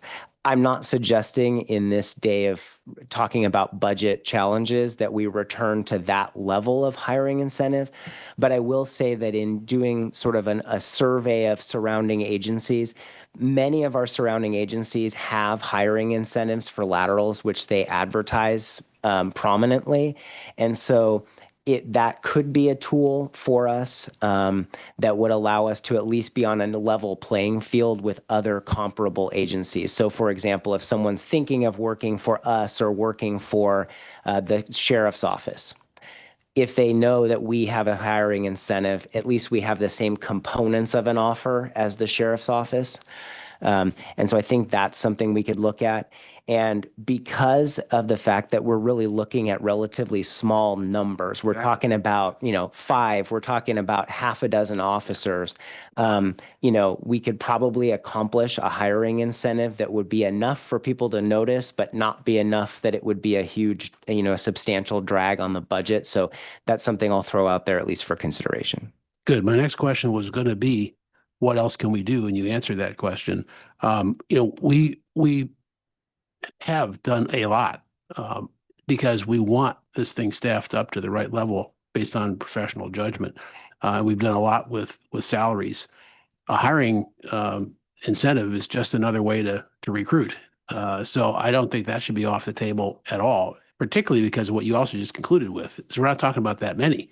Right. If it's 2 or 3 laterals we get a year and out of 7 that we need, that's a phenomenal victory for what we would have to pay for the incentive program. So I think that should be on the table, and it might even be small enough that it's somewhere else in your budget that wouldn't even make it a difference. But if it's a little bit more to fill these critical positions, this is exactly the kind of strategic areas that we need to be investing in, because public safety is absolutely number one for our citizens. There's no question about that. So trying to save a few bucks while we can't get the officers on board is just not the right way to go. So I salute that thinking and that suggestion, and would really support that. And to that point, if I can, just to put some real numbers to this, the cost of sending a trainee to a police academy, notwithstanding the salary and benefits we're paying them while they're attending the academy, just the tuition alone for the academy is $10,000 or more. So if we were to your point, sir, if we were to spend $10,000 or some fraction of that as an incentive for a lateral officer who doesn't need to go to the police academy and doesn't need to be paid for that 6 months, we're actually, in a way, making money on that transaction. And so that's certainly something I think would be a helpful tool to us if it's available. Yep. Also, I want to just, like a lot of people are, drill down on this pilot idea of how are you gauging the risk of that? It seems like there are some risks. For example, if we put a new guy every week on the next national figure that comes here, isn't there something lost in somebody already being up to speed on what the Secret Service expects and things like that? So there's kind of a retraining, there's overtime. I'm sure you've calculated those risks, but how do you come out on that relative to the risk of trying it for a year? So I would agree that there will be a lack of continuity in the sense that our existing, and I'll use the person occupying the position right now as an example. He's been in that position for more than 5 years. And so he's on a first name basis with all of our Secret Service contacts, with all of our CHP contacts, with all of our mutual aid partner contacts, et cetera. And so it's a really seamless thing for him to do that. Not sugarcoating it, that will not be the case, at least to start, as we try to do this a different way. But I do think we have the talent in-house that we could make it work if that's what the budget requires. Yeah, I mean, at the very least, the fix there could be that you want that person to be the primary interface with Secret Service, and you fixed around the schedules to make that happen, or however you want to manage that internally. Over on the reduction of the crossing guards, appreciate the data that went into making that decision, and I just want the public to know that that's not arbitrary or right, or ignoring the safety issue. That said, I think it's too early to make that call because it's sort of an obvious area of safety that's of sensitivity to the residents of which makes total sense. I don't think the one point here of reduction in PAUSD enrollment is very relevant because it doesn't change the intersections. So whether there are fewer or more folks going to school, I don't really see that as an argument relative to reducing it, but that's just a point. You know, on that point, Chair, I don't think Ria's here. I think worth noting that the city actually has quantitative, it's called warrants for where crossing guards are placed. And it does take into consideration, for example, the number of students that are crossing at an intersection as well as the traffic. So, you know, as the chief pointed out, I think the exercise ahead would be to compare the warrants, the criteria for placement with the current activity that's happening at each of the intersections. That said, I've been doing this a long time. It's very hard to remove a crossing guard from any intersection, even if there were only one student that was crossing at an intersection. Yeah, so I think we need to address that reality. I agree with you. And then it was also noted the other night by the union representative that by definition, you got to get the folks from somewhere. So some of the traffic-oriented folks are sometimes put on patrol, but that's just an outcome, collateral damage of the core issue. We just need to have the staff in there. So I don't think that's an additional issue, except that we're not being able to cut the speeding and things like that. So that sort of trade-off does add weight to whatever we can do to accelerate in this, you know, difficult, challenging, competitive environment. We certainly want to do. Back on your first item where it talked about the 698,078, I didn't quite figure out how all that was bullet point 3, how that all added up. And is that a projected savings in 27? So can I defer to you to walk them through that? Yeah, I can clear up that number, as I think that bullet is combining a couple of things that may be more easily separated. So there's one item which is the city's share of the track watch guards. That is 427 of that 698, and that's in the general fund. And then the other 271 is the cost of the PERT clinician, that is where we're leveraging the SUMC funding. So that is how we arrive. Leveraging what? The SUMC, the Stanford University Medical Center funding. Okay.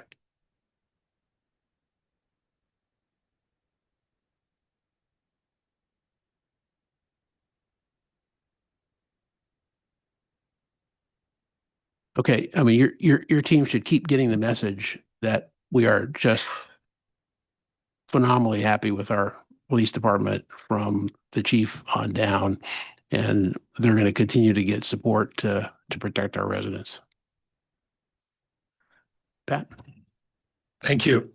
So the first thing I wanted to do is go back to this issue of the vacancies. I was glad to hear that the pipeline that you've articulated, folks at different stages, is you're moderately optimistic that we're addressing some of that. And two things. One, from a budgeting standpoint, I understand that the vacancies, unfilled vacancies, cover the OT expense. I would like to see us budget closer to what we actually anticipate. And then within that, I don't really know whether it's a 1-for-1 change. So if we reduce our vacancies, does the overtime expense only go down the same amount as the expense for these new hires, or does it go down more than that? Do we save money by filling those positions, in addition to the impact on morale and performance, which is a qualitative value to filling the positions? So do we know that at a high level, even if you don't have the actual numbers, does it cost us more to backfill with overtime than it does to hire those people if they're available? My friends in ASD may have a better general answer, but I think my understanding is that as a general proposition, it's cheaper to pay someone an hour of overtime than it is to employ a full-time employee for that same hour. Right, So because of benefits and Correct. other fixed costs that do not increase with overtime. But of course, to your point, Councilmember, we don't want to work our people to the point of exhaustion. Well, and overtime is it time and a half? yes.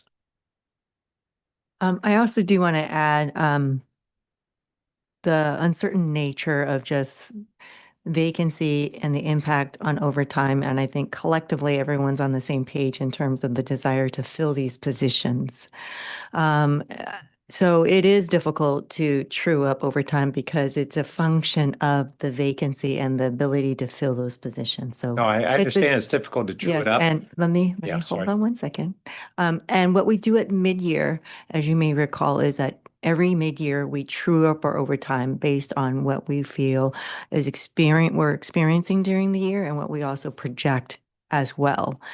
In addition, another measure of monitoring and reporting the transparency of overtime, we have a quarterly overtime report that shows the overtime kind of like burn rate for both fire and police and the primary drivers. And so we're doing our best to monitor it in support of the public safety operations, but it is truly very difficult right now with the vacancies to be able to calibrate that.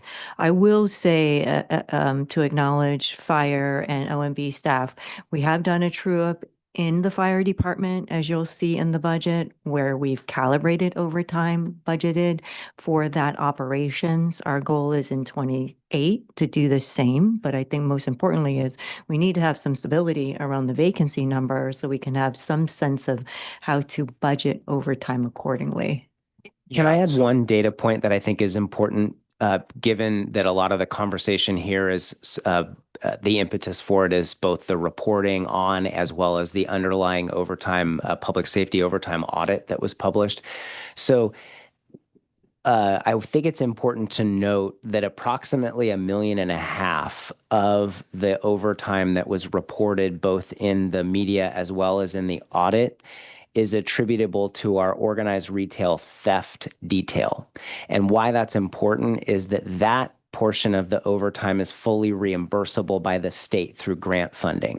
So when we look at, and I'll use round numbers, if we look at it and say that the police department's budget for overtime is $1 million, but the actual spend is 3 point something, well, $1.5 million of that gap is actually being reimbursed through grant funding. So the actual gap in terms of what is needed, at least from the city's coffers, is smaller. If that doesn't make sense, please let me know. Why wouldn't that retail theft overtime be budgeted? Because we know it's going to be there. I don't know how we would normally account for that. I can only say in this particular case that grant funding will only last, it will extend through the end of calendar 27. So if there's a better way to account for it, I'm certainly open to doing that. To the extent it's a projected overtime, I don't get why it wouldn't be budgeted as overtime. Perhaps the reason it hasn't been done that way is that we were given essentially a block grant for a number of different purposes, some of which could be used toward overtime, others to be used toward technology devices and other things. And as a practical matter, I'll say that with our organized retail theft grant and our detail for it, while our goal is to have 3 officers staffed on a daily basis for a relatively fixed number of hours, that too is dependent upon officers being willing and available to work those shifts. So on any given day, the number of officers and the number of hours worked fluctuates. So it might be difficult to forecast is all. And that's okay. As I had attempted to say, I'm not proposing that we would be able to anywhere near precisely predict the amount of overtime. Closer. But when we have this big of a gap between projected overtime and actual, I think that should be narrowed. It should be able to be anticipated and should be narrowed. Yeah, I think points well taken, and something that I think staff can take another look at it. I also think, and I would note that in this particular example, it may relate to how we do grants accounting as well, and how that is budgeted separately. So yeah, everything's just way too complicated. But Okay. point taken. And then I guess it was 4 years ago that I pushed forward with fire and police to really have the hire ahead approach and the pipeline that has helped even more in fire than it appears that it has in police. And so I'm still trying to get a grip on, okay, why is it we now have fewer vacancies in fire than we do in police? And you've explained some of that. As far as the narrowing it somewhat through this lateral hiring, I'd be open to, as you proposed, a moderate and focused amount. I was really concerned when 5 years or whatever ago, we were having an arms race in the area where the focus was on cannibalizing each other's departments over and over again without really addressing the supply deficiency overall. And I don't want to get feeding that too much, but I'd be receptive to the proposal you made of a modest change, and for the reasons that the chair stated, that it actually saves us money. On the issue of the track safety, first we have this carryover. We haven't talked about. Our track security guards, we only are budgeting through February, and we had talked about wanting to continue that through the fiscal year, our share of that with an approach to PAUSD for them to continue their share. On the school crossing guards, statewide, if we look at how those are funded, there's no one formula. Some places the city pays for all of it. Some places the school district pays for all of it. Some places it's a shared cost. We've had a difficulty ever since Palo Alto in the late 80s, in the period where Prop 13 was kicking in and school enrollment was occurring, and we valued our schools very highly in this community. The city came forward with a number of initiatives, most of all the utility users tax, to bail out the school district. And I can say it that clearly because in the ballot language, the purposes. As the decades passed, the school district misconstrued that. We had new people on the school board and the administration who didn't even know the history. And today it's even more removed. And the support, the financial support that the city continues to provide went from being very appreciated at the time to a sense of entitlement today. I think that's changing with the current school board, that there's at first their financial condition went from being very bad to good, but not surplus, to really, despite kind of how their budgets are being characterized, structural surpluses. Property taxes are continuing to go up as a basic aid district, and enrollment keeps declining. And so that's all context for, I think that at the administrative level and among the electeds, we really need to have those discussions on where would it be appropriate to share costs. And even within PAUSD, we had a community fundraising nonprofit through Partners in Education that was developed now pushing 20 years ago to supplement needs that couldn't otherwise be met. The 5 million plus per year that they raise is no longer needed as badly for a lot of those programs, but it may be something that this pie contribute to crossing guards, or who knows? But to have a discussion not only with PAUSD, but to engage the PTA council that doesn't control the pie funds, but they are a political voice, and get a greater community discussion around what is the appropriate sharing of costs for some of these measures in today's environment. We've got about 10 minutes till lunch. And then I wanted to ask about on the technology side, you mentioned this CAD dispatch. How much efficiency does that contribute? And how much of it is a qualitative improvement versus also being an efficiency and a cost reduction measure?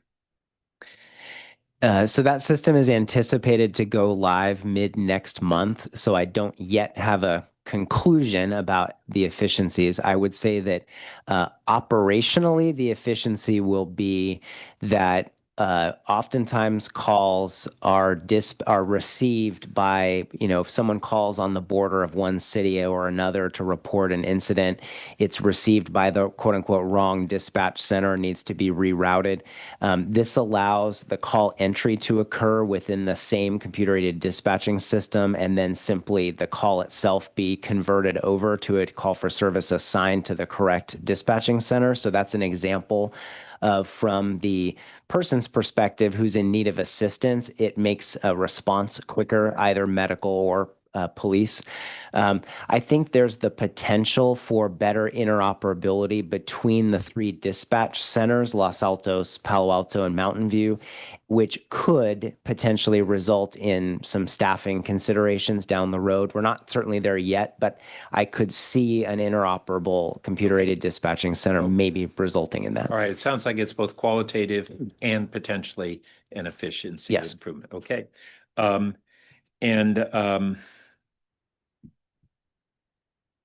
Okay, that covers my items. Thank you.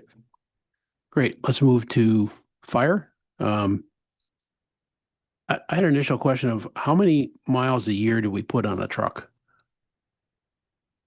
That's a great question. I don't know if I have that information. I mean, it available has to something me. to do with how long after 2009 it can last, but these things are not taking super long trips unless they're going to help somebody in Napa. Yeah, they're running approximately 1 to 2 mile runs every 911 call to and from the call, and different apparatus have different mileage accruements on them. So our Type 1 fire engines definitely see a lot more wear and tear than, let's say, our wildland engines, and then our ambulances actually see the most mileage accrual because they're traveling even outside of our district. The actual number I don't have available. But it's generally not high miles unless it's an ambulance. No, it's not high miles. Yeah. So maybe we can grid out another year. So overall, I think you just made a very thorough, really excellent report, particularly on the use of diesel and or hanging on for a while.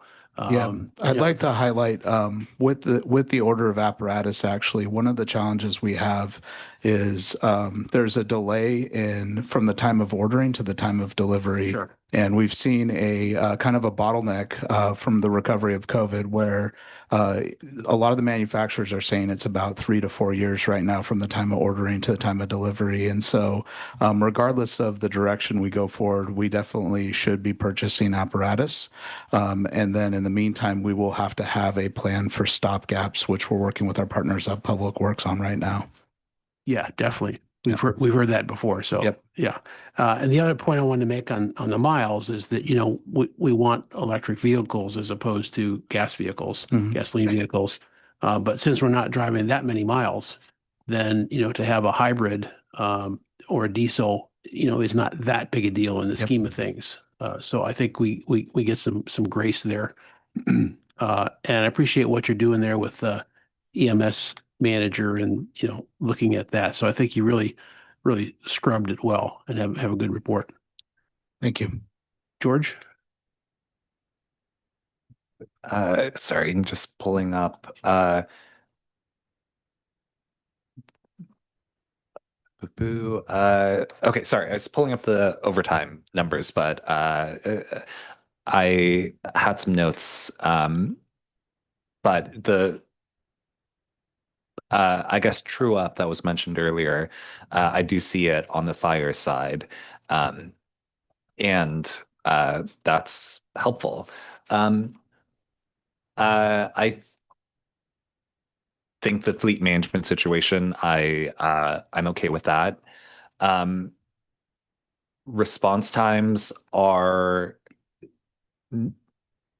similar. They're not necessarily improving. Our total volume call, I noticed, was significantly higher over the last couple of years. So we are being asked to do more at similar qualities with less, which is tough. One area that I want to specifically ask about is, are there any opportunities where there's just work we can take off your plate? I have a personal example of having an event with candles at Lucy Stern Community Center, and a firefighter drove a full rig and hopped out, took a look at some candles, and then drove back to the station. I have also in finance committees, we heard about how fire department inspection of level 1 and 2 EV chargers wasn't actually necessary all along, and is something that we're not going to do going forward.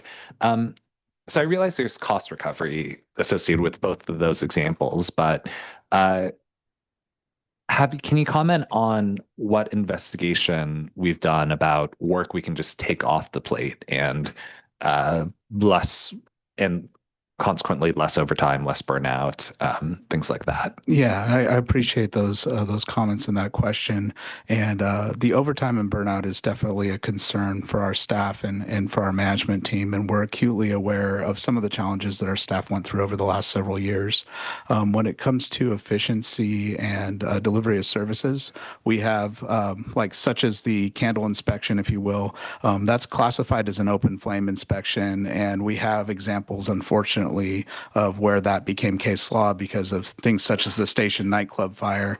And when we go to those inspections, we either have the option of paying a fire inspector to go off duty on overtime on a weekend for these special events, or we pivot it to the local station captain who is similarly trained and capable to go do a basic life safety inspection. And so that in that situation, that's what happened, and that is a state mandated required inspection.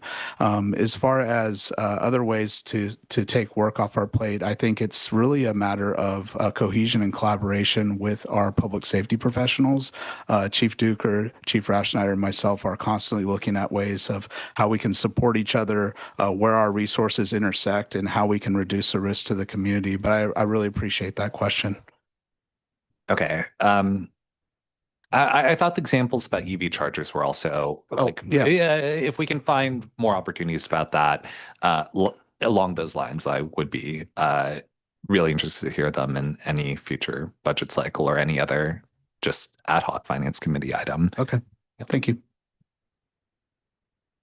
Pat? Well, first, I support your proposal on the vehicle replacement program. I also glad to see this kind of progress on preventative maintenance rather than reactive maintenance. We all wish that we could move toward the electrified vehicle sooner, but I think as we have limited resources in our whole climate action plan, we want to devote them where they're most cost effective and where the technologies are ready for us.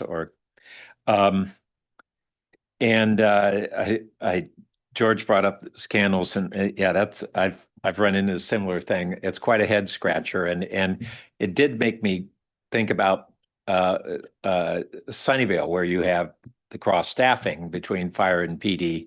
Is this sending a whole fire crew out in a big truck to look at a couple candles? Just on the surface, it may be in response to state law, but it just looks like a thing that's grossly inefficient. Is it possible to have cross-training in any way and assign any of that, or is it got to be fire department personnel? I think for now it falls under the fire department's not only their training but also the captain's responsibility and the scope of work. But certainly there probably are opportunities where we can explore more cross training and shared responsibilities.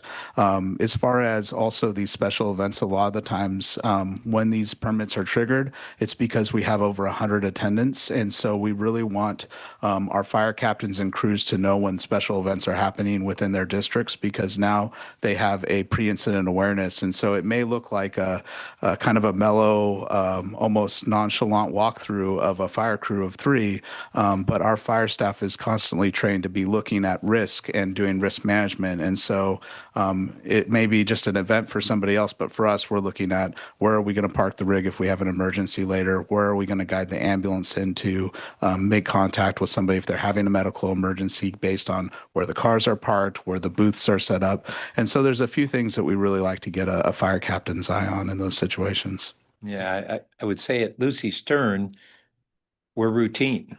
I mean, these are 100-person events are just repetitive, and so I wouldn't think we have to reappraise it every time. But I'll just maybe guidelines and policy might be able to drive some of that risk reduction instead of going back every single time. We can look at that with our staff. Okay, thank you.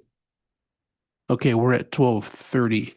Questions for Chief Duker. The only one I had is that if there's any progress on this drone situation, UAS, because we've talked about that before. It seems like it could be really efficient for both of your departments, maybe also fire. I'll defer because James is leading.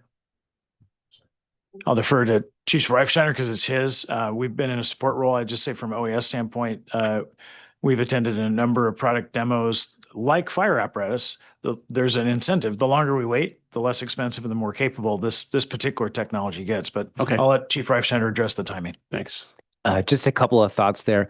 One is we are very interested in the fact that a couple of our local peer agencies, Los Altos PD as well as Los Gatos PD, both smaller than us, but relatively speaking similar, implemented a drone as first responder program within the last 6 months. In fact, within the last 3 months, I think.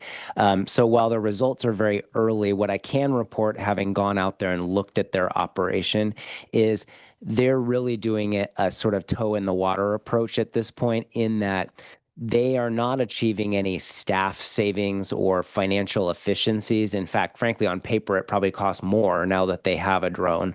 But it is giving them some operational efficiencies of getting eyes on things earlier, perhaps deploying resources more efficiently. But the way they're accomplishing it right now is by having an existing detective trained on how to deploy the drone, and that detective as an ancillary duty is monitoring the radio traffic and deploying as appropriate. So it's only during certain hours and at the sort of availability of that existing employee. But we're continuing to look into that. We had actually anticipated coming to council with something on drones earlier this year. One thing I'll share that delayed that was, you may have followed in the media that one of the largest drone manufacturers is based in China, and there was some concern about some of the technology interfaces there, and DOJ actually issued some guidelines that largely precluded agencies in the United States from buying from that manufacturer, and so that sent us back to square one in terms of our evaluation of vendors.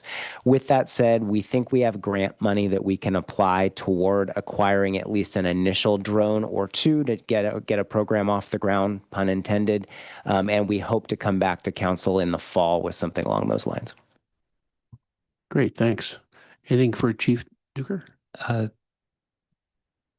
Just one item about the intrusion detection center monitoring. So that's discontinued, but you were saying that the hardware is still there. So what exactly does that mean from a workflow or security or monitoring perspective? Can we still rewind the tapes and see what happened? Yes. We just can't. Will we get any notification real time if there's a detection? Let me parse that. Thank you, Member Liu, for the question. So the intrusion detection system is really two things. There's the hardware, meaning the cameras and the servers and whatnot, and then there's a monitoring contract for an outsourced vendor to do the monitoring. What we proposed effective in the new fiscal year is to discontinue that and transfer that expense to the human monitoring, the other items that we've discussed earlier. So the reason that we're keeping the monitors is really twofold. We already have sunk cost in there. The cost to maintain is pretty low, and that's what we bake that into our budget.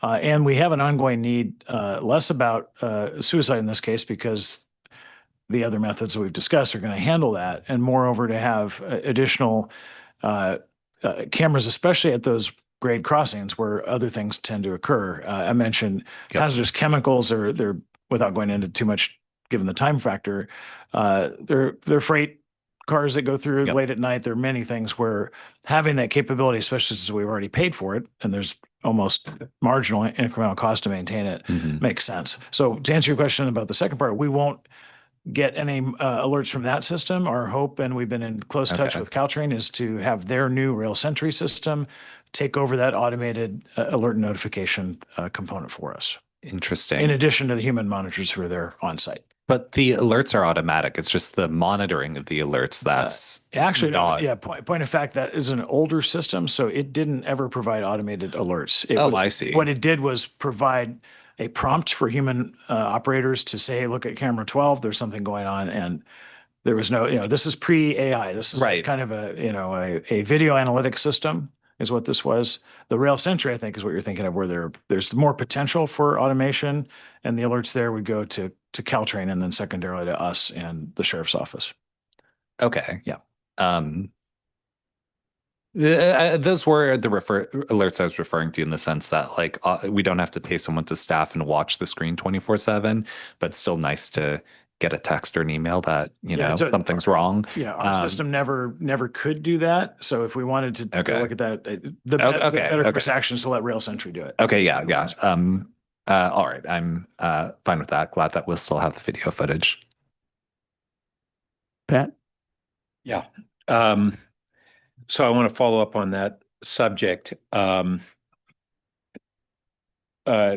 When we added Rail Sentry, and I pushed at Caltrain to get it at all 4 locations on an expedited basis, our then chief safety officer had looked at whether it would be appropriate for us to continue our IDS, and he believed we should. Now, you're not discontinuing it, but you're discontinuing the monitoring service.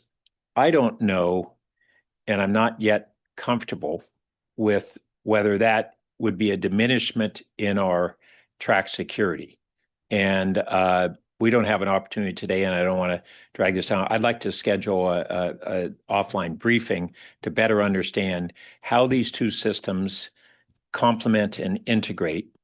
You mentioned that the Rail Sentry, which uses video cameras and LiDAR, goes to Caltrain. It actually first goes to TASI, then Caltrain, then the train, and stop the train. And so its immediateness of response is not what we had hoped. There is a next generation of that technology that we hope will go directly to Caltrain dispatch, cut off a bit of that lag time. But I think given the acute concern in the community, there would be at least a perception that, are we backing off on something right in the middle of a crisis? That may not, in fact, be the case, but I know our Means Restriction Advisory Committee from Project Safety Net has never really had a briefing on how effective just that IDS system was working. That kind of got trumped by the Rail Sentry and other methods. But I think we really need to have a better understanding before I personally would be comfortable with this proposal. It may very well be a right thing to do. Yeah, and yeah, sorry for glossing over the mechanics of it, just in the interest of time. True, our budgetary constraint is less about Rail Sentry and more about the human monitoring at this juncture. The other reason we're preserving it is if we do make a determination that we, for whatever reason, need to re-implement monitoring, everything stays intact, we could reissue a contract to do so. And sorry, Mr. Chair, just one final thing. There could be an opportunity to feed our cameras into Rail Century. I've Right, been so- wondering the same thing. So that's out there, but down in the weeds. So in the interest of time, I'll turn it back to you, sir. Thank you. Okay, thanks to all. I think we need a motion to approve with potential amendments or things that we need to look at, such as the track watch contract and the crossing guards. There may be more. So, Chair. Sorry, just noting the time, I'm going to suggest that after lunch, we come back and talk about OSVs as a part and OSV budgeting as we had Yeah. discussed making it a part of this public yeah, safety. yeah, exactly. I can try a motion.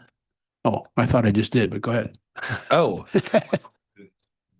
No, but it was basically the proposals of the three chiefs with at least those two exceptions that we still have to look at. okay. I will move tentative approval with one, a parking lot on crossing guards, two, a parking lot on track monitors, three, a referral to consider lateral police hiring bonuses at the mid-year budget, let's say. Four, a referral on more accurate overtime budgeting for the 2028 police budget. I don't know if you need that. And Pat, I don't know.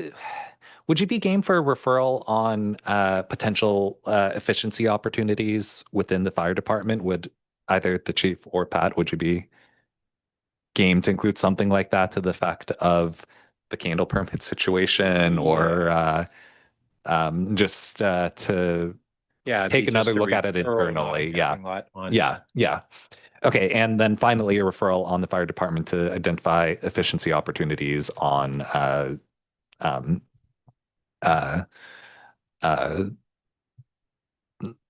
I don't know, just efficiency opportunities. That's fine. I thought that was what you included in the preceding one.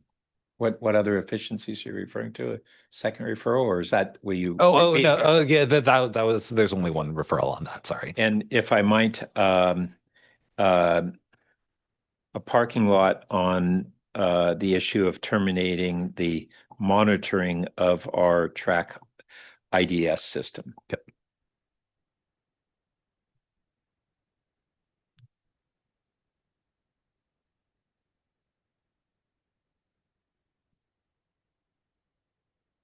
So before we take a vote, Chair, may I get some clarifications? Little worried about our referral list getting really long. Typically the referrals are, not this extensive because they do then generate work for us to come back to PNS, Finance Committee, and also Council. And I don't think that's ultimately the intent, is to have us create a whole new body of work coming out of these budget workshops. So want to see if there is support for us confirming we've heard that we need to work on some of this, and that will come back like in the 28 budget. So maybe we can drop a few of these, because again, as Chair asked, what's the process for referral? The process for referral is they come out of these workshops, they go to council agrees typically, and then they get dished out to all the departments to work on, and they come back formally through PNS, committee, or council. So in the spirit of time management and efficiency, I don't think the intent of these committee workshop is to create more to-dos for us. So with that feedback, can we take another look at the referral list there? I do that when we review the full parking lot. That's today at 3. I'm a little concerned about time management because we are needing to talk about OSV and we haven't talked about parking lots. So Let's just see if we can trim these now. Good. Yeah, George. I mean, I think all of these referrals in spirit could just be punted to the next year's budget cycle. Like next year's budget cycle, when we talk about the budget, it'd be nice to have a few more savings baked in. It'd be nice to have maybe a few more proposals to address vacancies. It'd be nice to have the more accurate overtime accounting. So So I don't don't take so 4 and 5 none of- off. Is that what you're saying? Even the lateral bonus, like 3, 4, and 5, these could all be like in a year, but we want to track these and make sure that we don't forget and that you don't forget that in a year we'll have a tighter story around these Let me items. just add that, that Lauren, your use of referral is in a very specific way. We were using this over the last 2 days as a way to create a parking lot that's not going to be specific budgetary, but they're things that we want to have as future follow-ups.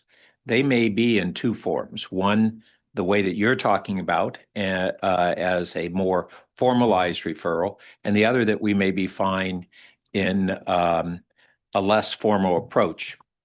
I don't think just chopping it here is the right way to do it. I think we should look at these at the end and see if we can group them in a couple categories. Okay, well, we're definitely going to finish this today, so. Yes, we may be fine with characterizing some of these as not formal referrals, but I think we want to just look at them as a package. Maker the motion, I think, what's first your wish? And then we'll see if there's a second. And then if that's not the desire, then we'd have a second motion. Okay. It is important for me as staff supporting this committee to understand what are referrals, what Yeah. staff work is. I agree with Pat's perspective here. I think we can frame these as part of the FY28 budget process. So you have a whole year to bring these. You don't have to bring these to separate committee and get pre-vetting. But when we talk about the next budget, it'd be good to.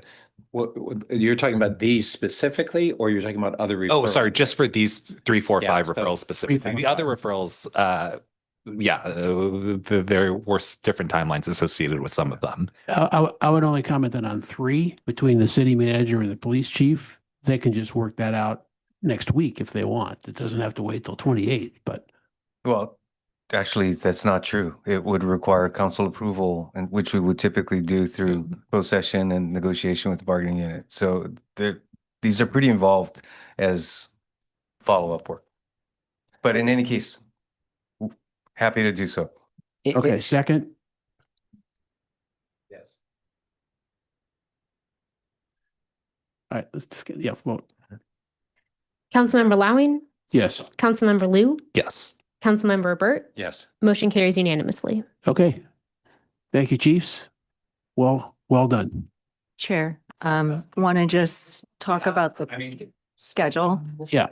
Are we open to reducing our lunch hour to 30 minutes to accommodate? I believe we're taking up OSV. And what about truck crossing monitor? Or was that already addressed in this motion? That's a good question. Did we cover the track monitors? Not, well, it was identified as a parking lot. Yeah. issue, so that's probably sufficient. Okay, so wanting to see if the committee wishes to shorten the lunch break, come back. And at 1 and Not at 1. in 30 minutes 1:30. to deal with OSV when we Right. come back. Right. Yeah, and I mean, we have to get all this done tonight. If tonight goes to 7 instead of 5 or whatever, it depends on the the testimony and our questions. So, all right, so we're going to be back at select 1:20. It's like, okay, thank you.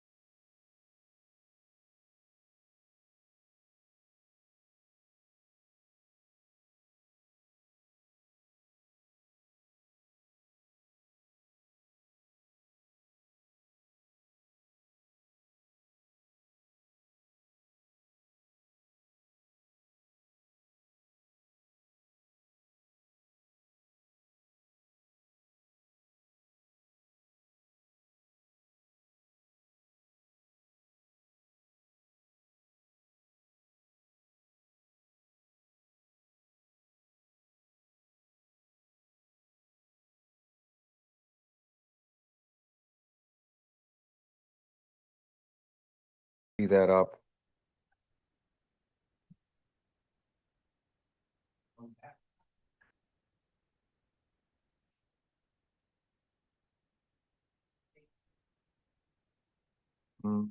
Depends on what we're doing, but yeah.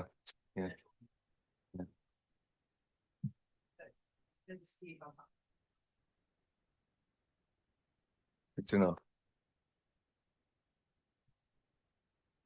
Chantel, are we waiting for Melissa or what's? I'm right here. Ah, all right, very good. Okay, great. We're back from we're back from our lunch break and ready to move on to items, and Director Lai. Wonderful. Lauren Lai, Chief Financial Officer for the city. We've modified the schedule. At this time, we're going to focus on OSV, oversized vehicle. With that, I'll turn it over to Deputy City Manager. Yes, Chantal I Constantine. can give a quick blurb and then I'll actually give it to Melissa McDonough, who's online, our assistant to the city manager.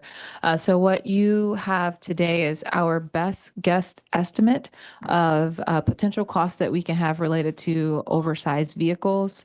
We have some things that are existing programs, so Melissa will speak to that, and some that are being discussed by the Oversized Vehicles Ad Hoc Committee. Because the Ad Hoc Committee hasn't made a specific recommendation to council yet, we will not be able to go into too deep of detail on those two numbers, but we could at least surmise these numbers based off conversations that we've been having with the ad hoc committee. So with that, I'll let Melissa walk us through the table. All right, thank you. Melissa McDonough, Assistant to the City Manager. Council members, just for some quick context, in the base budget, in the proposed budget for next year, there is included some level of towing funding, some funding for our regular street sweeping on our 18 affected streets, our outreach team, our homeless outreach team, and support for oversized vehicle administration and implementation. However, going forward, we only have funding in the budget through September 15th for Ging Road safe parking. In terms of our initial oversized vehicle phase 1 effort that was approved in October 2025, and the phase 1 was supposed to be completed by February. We do not have to keep going at this effort and to be able to do sort of additional work. We would need 184,000 in fiscal year 27. Looking at some things that the ad hoc is considering for phase 2 includes a new safe parking site, potentially on a Caltrans property. The estimated back of envelope operating costs for that would be $1 million annually. And that does not include like what lease-up costs would be or if there's any site improvements necessary. And then in terms of a permit pilot being considered for phase 2, depending on the scope and the services offered, that would range from roughly $500,000 to $1 million annually. And apologies for that errant one-time cost asterisk that's from an earlier version of the slide that shouldn't be there. But any questions, things you want to talk about? Yeah, let's say so the Ging Road safe parking annual cost is $266 up on September 26th. Is that for our total going forward? There's some parts that we had and then we added to it. So is it for the totality? It's $266 per year. And so what? 266 is for the spaces that we added, the expanded spaces. And we only have obligations for those going forward? Yes. We don't pay for the other. The county pays for the other Right. portion. Okay. And then the going forward estimate for enforcement and street sweeping, which is why Brad needs to be here. There were two different phases. One was, I guess, what we call cleaning and then sweeping. And so the cleaning under this proposal wouldn't happen in 2027, which makes sense to me as chair of the OSV ad hoc, because it's not something that has to be done every month. It's really a deep cleaning. So how are you feeling about this incremental number here? I'm feeling good about it. Brad Eggleston, Director of Public Works. I don't see all the breakouts there, but in some of the discussions we've had most recently, we are recommending adding some additional storm drain cleaning. So as we've rolled out this program, we had the initial cleaning that happened on Saturdays for the new segments we were adding that involved a lot of cleaning of the street sweeping, cleaning the storm drains, tree trimming. Now where the no parking is in place and regular street sweeping is happening, I don't see an ongoing need to come in and do the kind of deep cleaning of the street in those areas. But I would recommend that rather than the typical once a year cleaning of storm drain catch basins and flushing lines, that we do that quarterly. So I believe this number has an estimate of 75,000 in there to do that 3 extra times per year throughout all the street segments that are currently part of the program. That I can confirm that's accurate, Brad. And then the other costs in that 184,000 include some additional funding for towing, and the time for a community services officer and a sworn officer, about 2 hours per street during the cleanings for enforcement. Okay, I also brought along the original motion that council passed last October, just to make sure that we've got everything covered there. So there was a city manager's office, 157,000 for resources to support program implementation. So is that in the budget, not in the budget, or in the 184 if we go forward? That's in the budget. That was it's a position. So we have a person now, this is their 3rd day. So thank goodness, helping with this work. And then OOT engineering services of 150. We probably don't have to repeat that, or?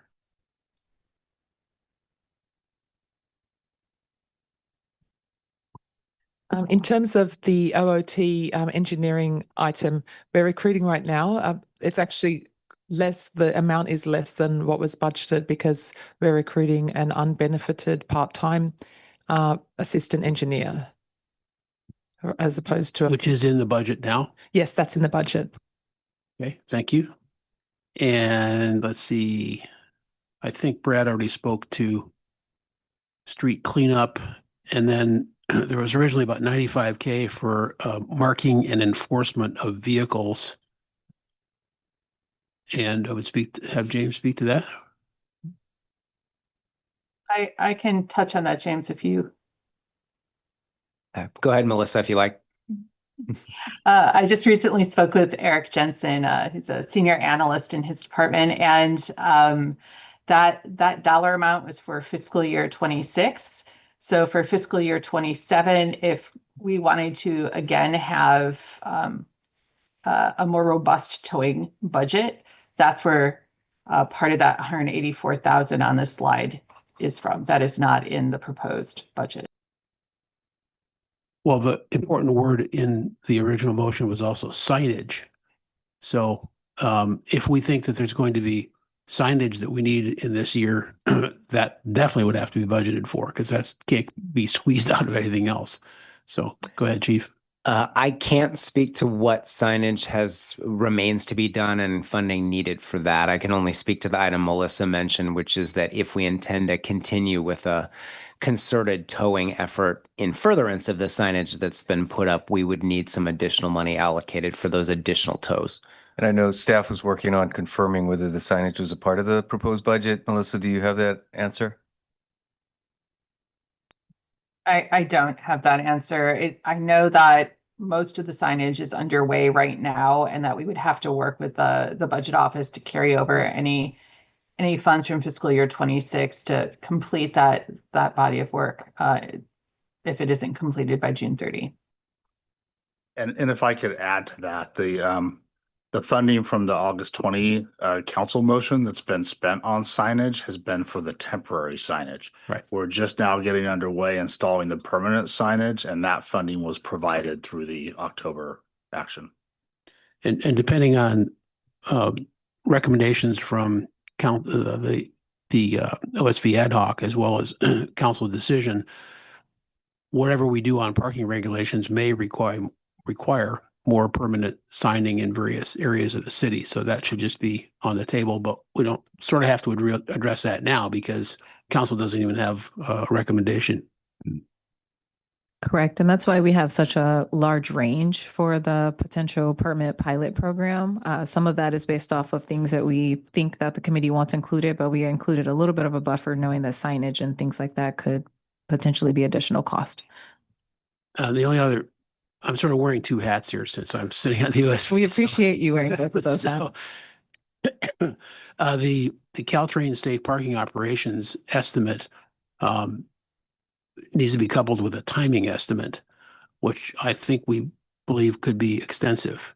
So this is not something we're ready to sign a contract on by any stretch of the imagination. So Chantel. Correct. So the $1 million here is our estimate of an annual amount of operations cost for that Caltrans lot. If we were calculating based off the number of spaces and what our current Gang Road site cost per space, more or less. And so if we happen to get that in place, maybe mid-year, this cost would be cut in half. So I think this is one that we would prorate based off the number of months that we could potentially operate the site, but we're a ways away from being able to operate the site. Plus or we even don't- being able to get the site. Even being able to get the site. And then lastly, on the permit pilot, the committee doesn't have a recommendation on that yet either. So we don't know if it's extensive, small, or not at all. So that's a very hard one to put a plug number in for at this point, which kind of sets us up for where we are is what of these options that we may need in the next year of budget do we want to make sure are in there now? So, to kick that off, I would suggest that the existing Gang Road parking should be in there and that the initial workup of 184 for street sweeping should be in there. So maybe we could just, the three of us discuss those 2 points first. Go ahead. Definitely agree that continuing to reserve that funding is a pretty safe bet. I was going to ask a question about the other funding, the 1.5 to 2 million. Wait, then could we just focus on these two first? Oh, okay, yeah. Those two are safe bets for me. Yeah.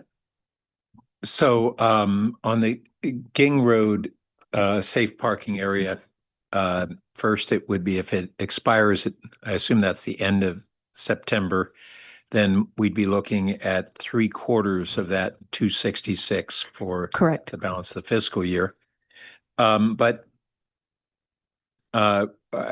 I think we were also informed that Mountain View Moves had not been able to provide all the case officers and over some period of time, and that was part of why we didn't have the movement of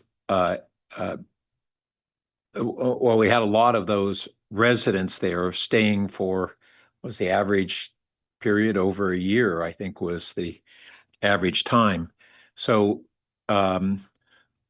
first, our contract required them to have a certain number of case officers. They weren't able to fill that, and that may be understandable, but why were we paying them the full amount if they weren't providing the full services we contracted for? Ms. McDonough can speak to that. I believe it was a funding source, but Melissa?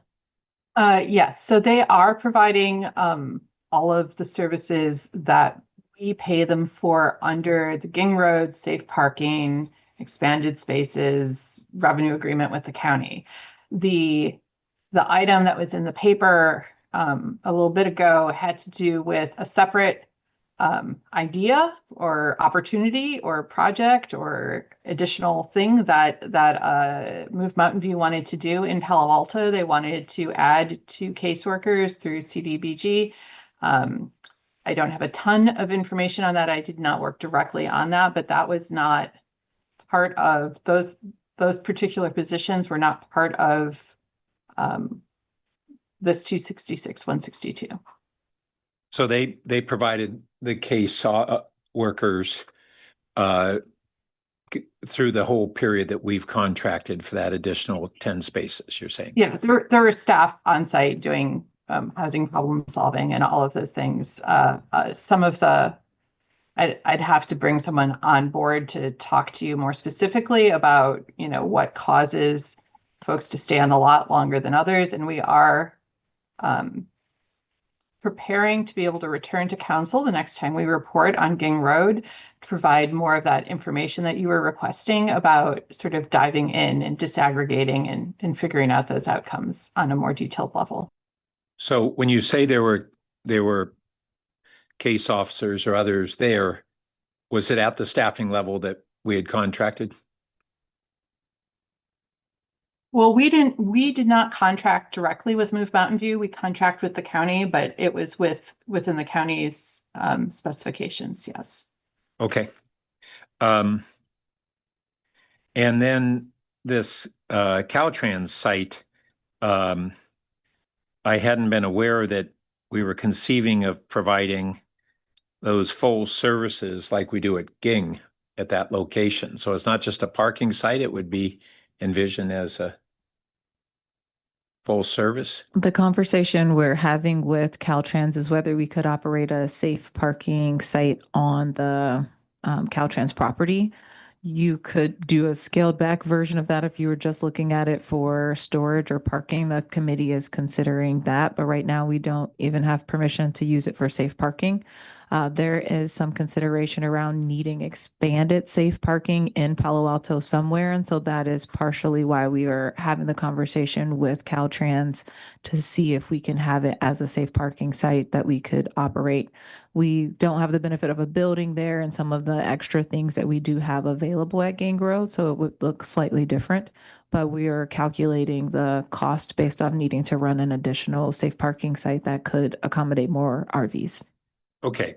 Well, we're going to have a deeper discussion at council. I'll just say I was surprised that on the pilot program, the minimum is 500,000 as opposed to it might be a more abbreviated minimum, but I'll defer that discussion.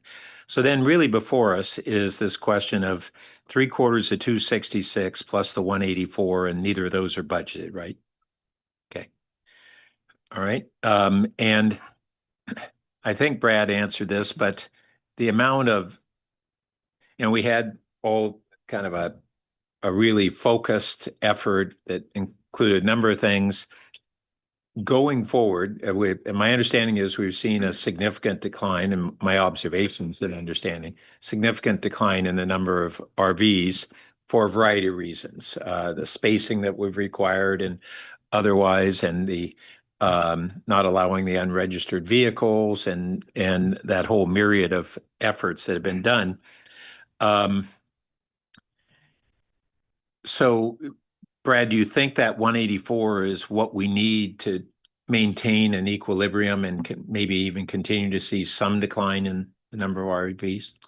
That's right. With respect to the public works portion of that, within the 184 is really just the funding for the increased frequency of storm drain cleaning. Okay, thank you. And towing, as Melissa had noted previously. So it does involve enforcement, but it's effectively maintaining the status quo of regulation that we currently have on streets throughout And town. when we say additional towing, are we saying even beyond what has been the rate of towing over the? I think it's really continuing the current rate. And do we, given that the towing that we've done to date has been overwhelmingly the unregistered vehicles, and we now have very few unregistered vehicles on the streets, is my understanding, why are we still expecting the same amount of towing? James? So when I say additional, I think what I'm referring to is, so we have a baseline towing budget for the police department that was created with no thought whatsoever that it would be applicable to OSV enforcement. And so while I agree with your characterization that going forward, hopefully we would not expect to see the need to tow at the same rate that we've been towing for the last 6 or 8 months, because I do think we've made quite a bit of progress on the grossly expired and some of the other offenders out there that detach trailers, et cetera. There still remains a need above and beyond what existed, say, 2 years ago when the baseline budget was established. So that's what I mean by an additional need. Okay, so we've been basically exceeding our budgeted towing expenses in the last 6 months or 9 months. Exceeded the ongoing budget, but there was a special budget allocation for Right, OSVs. but yes. this is not to cover expenses above the special budget. It's expenses in towing above what was the historic baseline. Well, the special budget was a one-time Yep. allocation, so this would extend it in terms of time. The answer, I think, is yes. So the additional money being asked for is additional to the baseline historical towing budget, not additional to what was allocated as part of the special funding. Yeah, what I'm still trying to get a grasp of is the amount above the historic baseline that we have in this 184. Is it calibrated based on what we've needed over the last 9 months versus what we think we need going forward? It's the latter. It's really an estimate. And again, recognizing there's a number of variables here. Yep. Again, it's a combination: police, public works, transportation, other. Okay, thanks. That clarifies it for me. George, you wanted to move on to the other items. Go ahead. I don't want to get too deep into these. I wasn't aware of really any of these details or price ranges, but do we have a sense of the scale of both of these programs? So how many vehicles could be hypothetically in a Caltrans lot, and how many vehicles would separately potentially be part of a permit pilot program? Melissa, can you speak to the proposal to Caltrans and the number of vehicles for the Caltrans safe parking? Yeah, I have to refresh my memory on that. So I'm pulling that up right now. But for the permit pilot, we are looking at around 40. At a max. At a max. And I believe it's about the same for the Caltrans property. Okay. Okay, so in total, this would be 1.5 to 2 million for up to 80 RVs per year. Okay. Expensive staff, let me just say, that's a swag.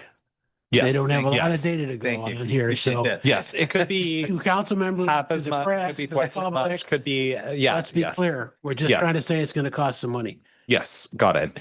But it's quite a bit of money, and probably too much for us to try to put a plug on now. I think that's just when we hear with the full council, we decide what the trade-offs are separately. Whereas this first bucket of the first two items, we can probably find a way to get the plug in this committee potentially. Don't know how much more time we really have today. I also was not totally up to date about the Gang Road CBDG funding. If there's another funding mechanism that is additional to this 266K, maybe we can see if Move Mountain View can operate this next year at a somewhat reduced rate, when considering that there are two funding sources. So that's probably where I'd go, just plan for I guess 450K plug, but try to see if staff can get that a bit lower. And just to confirm, it's 40 to 60 for the Caltrans lot. 40 to 60 oversized vehicles, sorry. Yeah, there is also the not very deep Measure K fund, a portion of which can go towards affordable housing, and clearly the Gang Road is part of that. So that's another option to look at that relative to taking a hit to the general fund. Did you have any overall comments on the latter before I do? The million and the Caltrans and the OSV? Well, my only comment would be that I don't think we're prepared to really take a position until it comes to the council for a deeper discussion. Yeah, and I think from a Brown Act perspective, is there are limits to what this body can weigh in on until the full council has heard the item. Yeah, I think that's overall wise because, as I said, Caltrans is in discussion stages, and so is the pilot program by another group and another group. So yeah, no, I understand. I get it. So if there's no other discussion on this, then we probably need a motion to accept the 266 times 3/4 plus 184. I just want to confirm what that latest comment from our city attorney was. Was the comment that we should not have any plug numbers, or that we should just not have any plug numbers for the more speculative bottom two items on this table? It was more that any decision that you would make that would have implications for the policy options that the OSV ad hoc committee is currently considering, could give rise to a serial meeting. Those items that are part of current programs, I mean, that's already been to council. And so there, it's that I don't think those are necessarily within the scope of what the OSV is ad hoc committee is weighing in on now. Okay, got it. Thank you.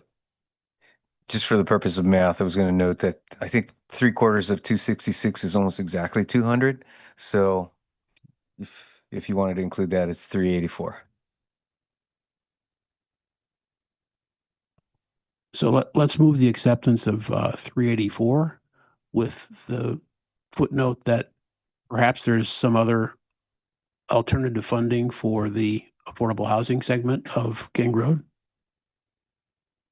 that would not hit the general fund.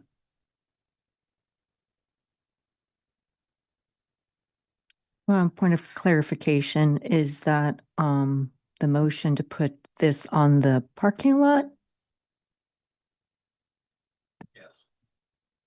Yeah. Cool. Clerk, you ready to put that up? And then we're going to wait for a second.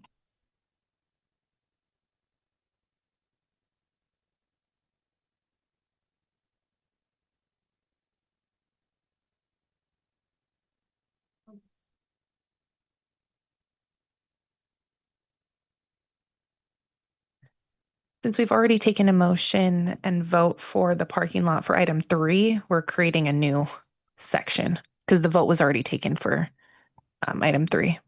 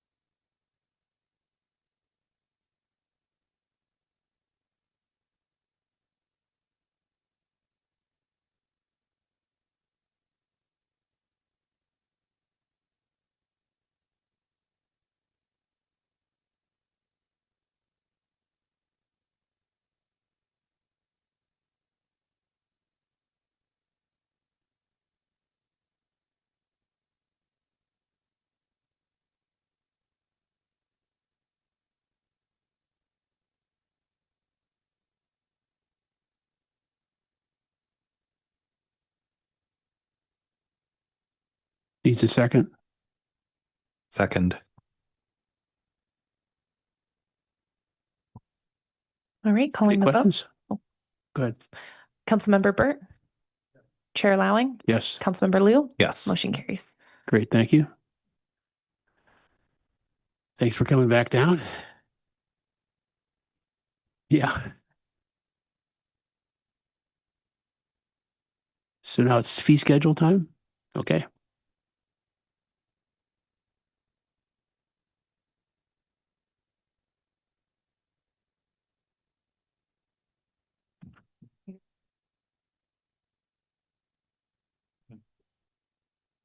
Well, the slides are coming up. I want to just acknowledge all the staff who's worked very hard on revenue enhancement. So this item before you relates to muni fees and rates.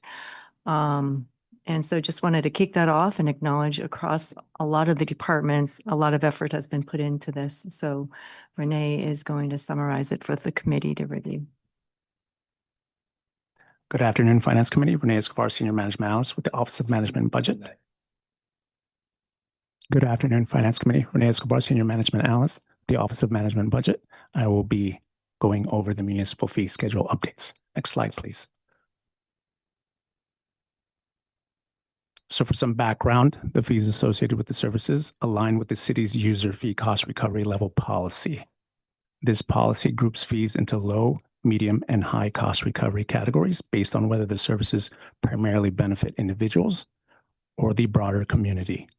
As part of the update, most fees are adjusted either by the general rate of increase, which is 4.59% this year, or by the applicable cost index, and therefore not individually identified in this report. Next slide, please. This slide summarizes the key updates included in this year's municipal fee schedule. First, nearly all utilities fees and the airport fee schedule are being incorporated into the citywide schedule to streamline the multiple fee processes and to centralize this information. For utilities, this includes select connection, capacity, and service-related fees. For the airport, this reflects the fees in the airport rates and charges study previously reviewed by the committee, I believe a few weeks ago. This year's update also includes implementation of a credit card processing fee. And so departments also continued evaluating fees relative to cost of service, with some examples being the mentioned airport study, parking fee adjustments, revised golf fees, and the comprehensive updates to the connection and capacity fees. Overall, this year's fee schedule includes 13 new fees, 62 deleted fees, and 241 changed fees. Next slide, please. There are 13 new fees included in this year's schedule. For administrative services, the primary addition is the credit card processing fee. In community services, it's veterinary-related fees, which are clarified to better align with current service delivery. Utility also added 2 new fees associated with service calls, primarily performed on the weekends or after hours. And finally, the airport-related additions include the new fees identified through the airport study. Next slide, please. This year includes 62 deleted fees. These deletions reflect fees that are no longer used, no longer offered, consolidated into other fee structures, or administered externally. They include the tobacco retail permit fee, some animal care service fees, facility rentals, and massage establishment fees. Next slide, please. For changed fees, there are 241 this year. As mentioned earlier, departments evaluate and continue to evaluate fees based on cost of service, operational needs, vendor pricing, market conditions, and where appropriate, they recommend fee increases, decreases, or to be held flat. Some examples of fees being held flat are the domestic partnership registrations and candidate filing fees. And that concludes our presentation. Any questions? Could you go back to the first slide? Sure. I'm sorry, second slide? Yeah. Is that the first slide? It's the one where you show some of the fees, like for utilities. Maybe the fourth one. Oh, yeah. So utilities are, it looks like they're for major things on the weekends, like you have to have your gas disconnected on the weekend. That costs $10,000 per mobilization. And That's is that for business or residential? For that, I'll have to defer to my utility colleagues. I just wanted to, okay. Hello, Dave Yan, Utility Strategic Business Manager. So these are for unscheduled gas decommissioning fees or turning off the gas line. So if they're planned and scheduled, we will charge them like a third of the costs, but only if they're unplanned. So they're doing it beyond our regular hours is when we charge them the additional fee.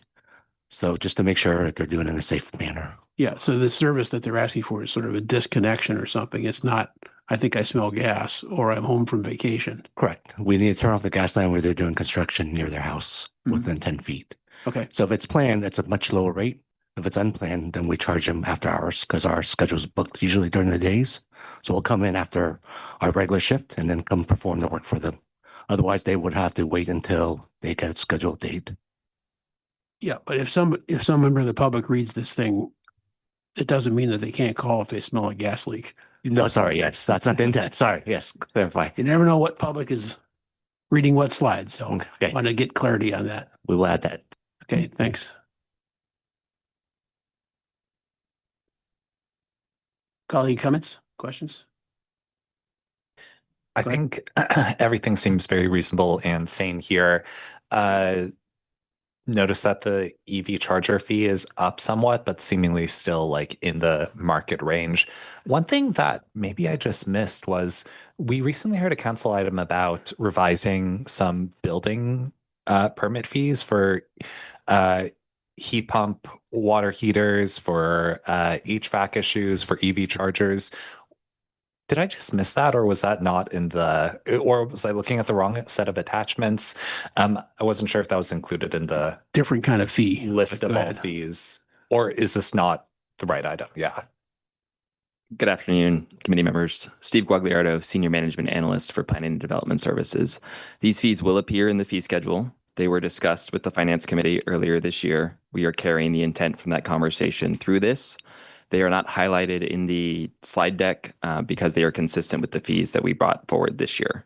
So we'll be pursuing the fee subsidy through the utilities program that we discussed, rebating through, and we'll be pursuing the ordinance to have the finding that we're able to exceed the state cap on those particular fees that are currently limited by state cap. Okay, cool. So I didn't miss them in attachment A. They are just coming separately. Okay, got it. That's all I have. Okay, thank you very much. Do we need to sign off on that? All right. I would move to Can we accept make a motion? I would move to accept that report as is. Second.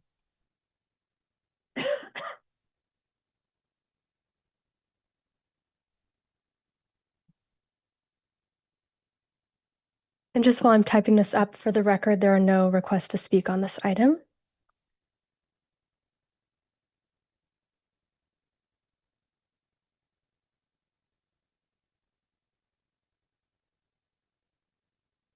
Does this look correct before I take a vote?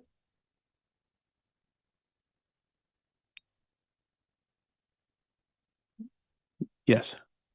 Okay. Good with staff? Let's take a look at the CM.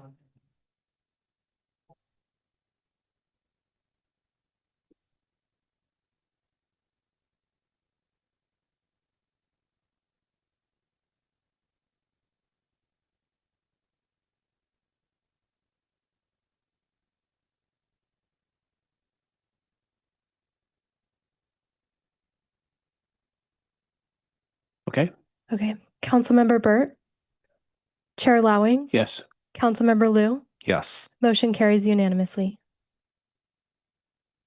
Thank you. Congrats. We're back on schedule. And you know, I'm watching very closely. And we're even fed. That's even better.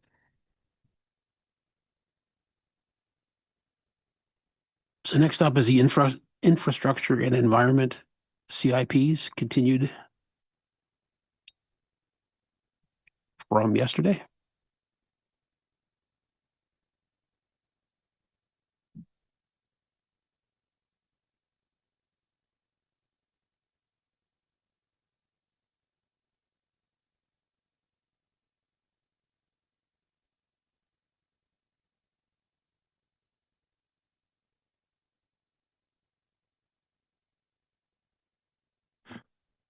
All right. Good afternoon, Budget Manager Robert Valenconis. This is the continuation of the capital improvement program, specifically for the enterprise funds. We'll have the internal services such as the fleet fund, as well as the public work enterprise and utilities. Next slide. You'll notice here that there's a total of 217 projects across the entire city.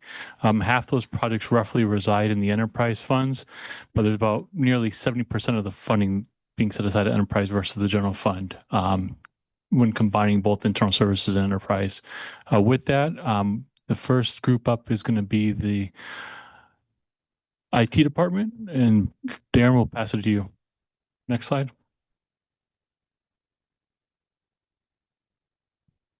Afternoon, Darren Numoto, Director of IT. Thank you for the opportunity here. Next slide, please.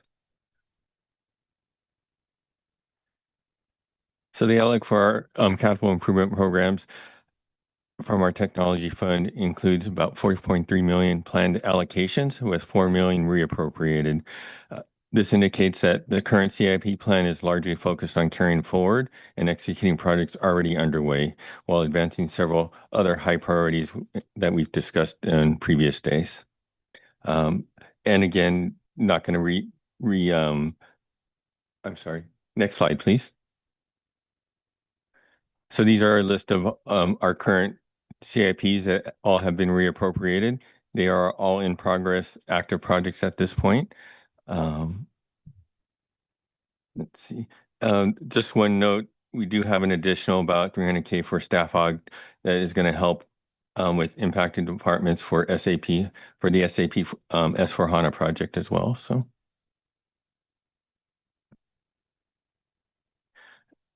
next slide. Hand it over to Brad. Thank you, Darren, and good afternoon, committee members. Good to see you again. The Vehicle Replacement Fund is the one internal service fund that we have in Public Works in the capital budget. And this slide shows our 5-year CIP for the Vehicle Replacement Fund. I'll just note, you'll see the fiscal year 27 amount there, 6.9 million. That's higher than the other years, which have kind of a baseline of funding increasing by CPI because it includes $2.6 million in reappropriations from prior year annual projects where the purchases have not all been completed yet. As we've been talking about this over the last several years, we've been talking about the issues with supply chain and lack of availability of many vehicles. So that I think is starting to improve, but it's still an issue. As you heard earlier today with respect to the fire engine and very long lead time on that. So we're finding that to still be an issue. And just the summary of what we've got in the fiscal year 27 proposed project, it's 22 total vehicles and pieces of equipment. So a breakdown on that: 4 trucks, 3 vans, 1 fire engine, 3 marked police patrol vehicles, a generator, 8 trailers, and 2 other pieces of equipment. So of note there, 6 of those 13 vehicles that are listed are planned as electric vehicles. So we are, despite making some decisions like the fire engine, continuing to make significant progress on fleet electrification. And just noting, when we had this discussion 3 years ago, we had 6 electric vehicles in the fleet. It's currently 47. And when you account for the vehicles and those reappropriations that are not yet purchased, plus what we've got in this plan just for fiscal year 27, that number goes up to 65. So that's really good progress that we're excited about. That final bullet, though, I just wanted to flag, we are seeing an ongoing issue where a lot of the electric vehicles, especially as we move into the larger vehicles, are much more expensive.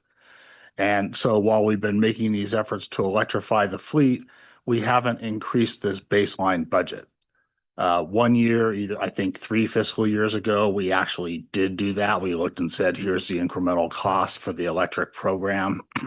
And in that year, the budget was able to support that. But since that time and what we're doing as we look at this 5-year plan, we're really taking the ongoing allocation and saying, okay, what can we buy with that? And what it means is we're replacing fewer vehicles than we would have in the days before we had this electrification goal. And so that's starting to have some impacts. And I just want to call that out because, that will, if we don't address this, that'll continue to amplify. And so just as an example, I asked our fleet manager to pull some numbers. The current average age of the entire fleet right now is 9.5 years, which is for most of our vehicles, the goal is to replace them after 10 years. So you would expect that average age would be below 10. And so I just want to note that with this 5-year plan, at the end of the 5-year plan, the average fleet age would be 1.5 years higher than that at 11.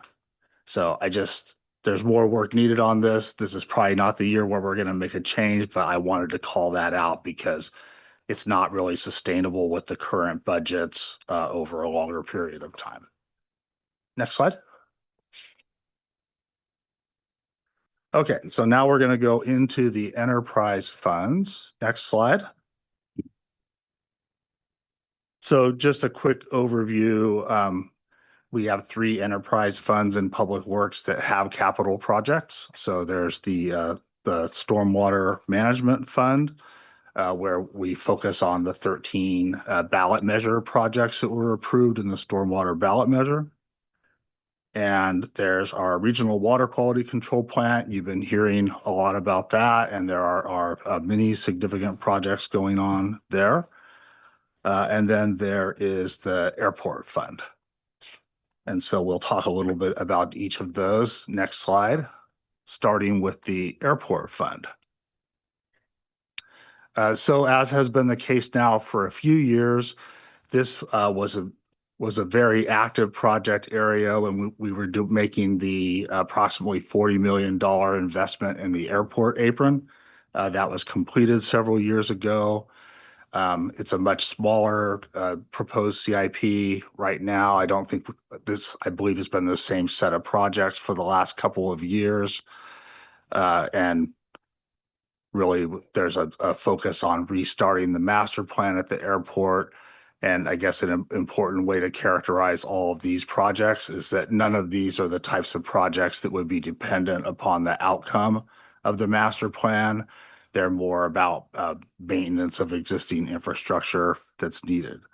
So we've got these kind of on the docket. They're also submitted to the FAA, and to the extent we get funding, we would want to move ahead with them. But a lot of the focus is on getting that master plan re-engaged. Next slide. Okay, then we get to our Stormwater Management Fund with the 13 projects I mentioned. So just wanted to give kind of a status update there. So of the 13 projects, we have completed 3 of them. 4 of them are actively under construction right now, and should be wrapping up around the end of the calendar year. And there's 2 others that are currently included in the proposed 5-year CIP here. So just to remind the committee, there was a sequence of these projects that had been planned, and in response to the New Year's Eve 2022 flood, we looked at that and said, really, there are a couple of the projects that would have made that situation better and helped to take advantage of our relatively new San Francisco Creek pump station. So we actually moved those 2 projects up in the plan. Those are the Hamilton Avenue and Center Drive projects. So Hamilton Avenue is one of those 4 projects I mentioned that are under construction now. Center Drive, we expect to have under construction sometime in fiscal year 27. And then other thing I really wanted to note here is that, and I think Councilmember Wu made some reference to this in our session yesterday. So our storm drain management ballot measure has two components. It has an operating cost component, which is passed by the voters to be ongoing. And we're able to increase that by a CPI in our rates every year. Then it had these 13 projects defined, and it set up funding for those 13 projects over 15 years that end in 2032. So, we're partway through and we're getting close enough to the end now to be able to make some projections about both what these projects are actually costing and what that might mean in terms of what the rest of the projects cost, as well as what the available funding may be. So I just wanted to give you a little bit of a color about that, because what it's basically telling us is we don't think we're going to have the funding to complete all 13 projects. So staff has done some analysis on this where we've looked at the pricing compared to the original estimates, what we actually saw on the 3 projects that were completed, as well as what we have for bids and an expected cost for the 4 projects that are underway. And we took that and actually looked and said, okay, what does that mean for each project in terms of what the escalation was to its midpoint of construction?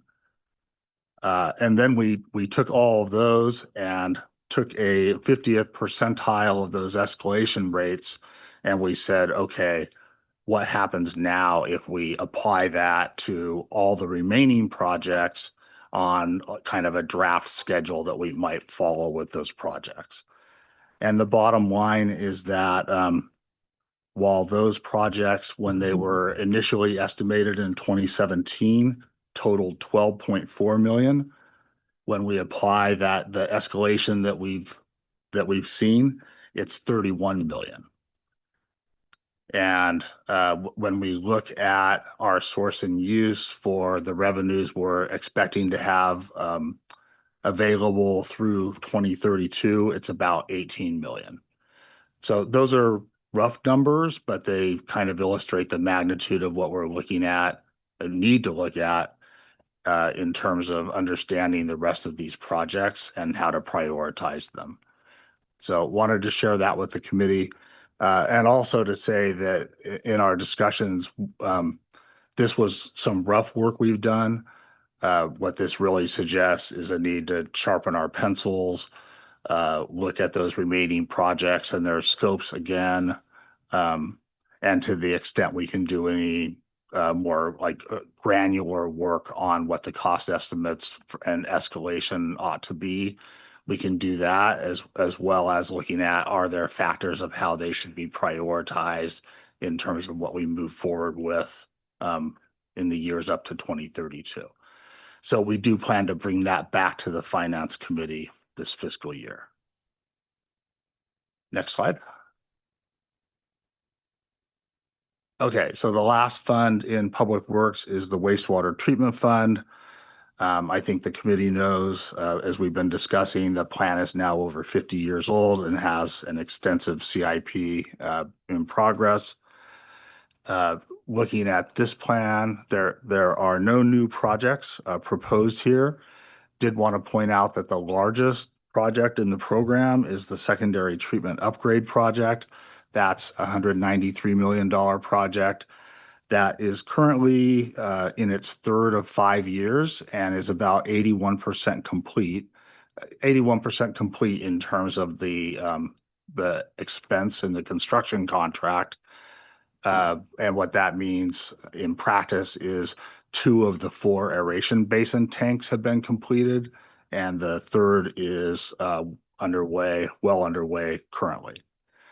And then not listed here, but I also wanted to point out the Advanced Water Purification System project is also under construction, and the horizontal levee project is nearly complete at this point. So looking at the slide, you'll see the next major project is the Headworks Facility Replacement Project.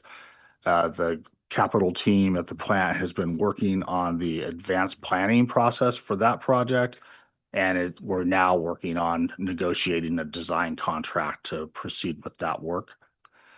The outfall line project has been delayed for several years.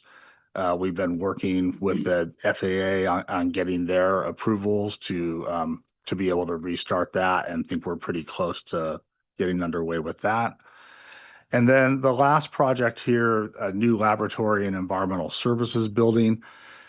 This was originally proposed as a project to build an entirely new building that would house many functions at the plant.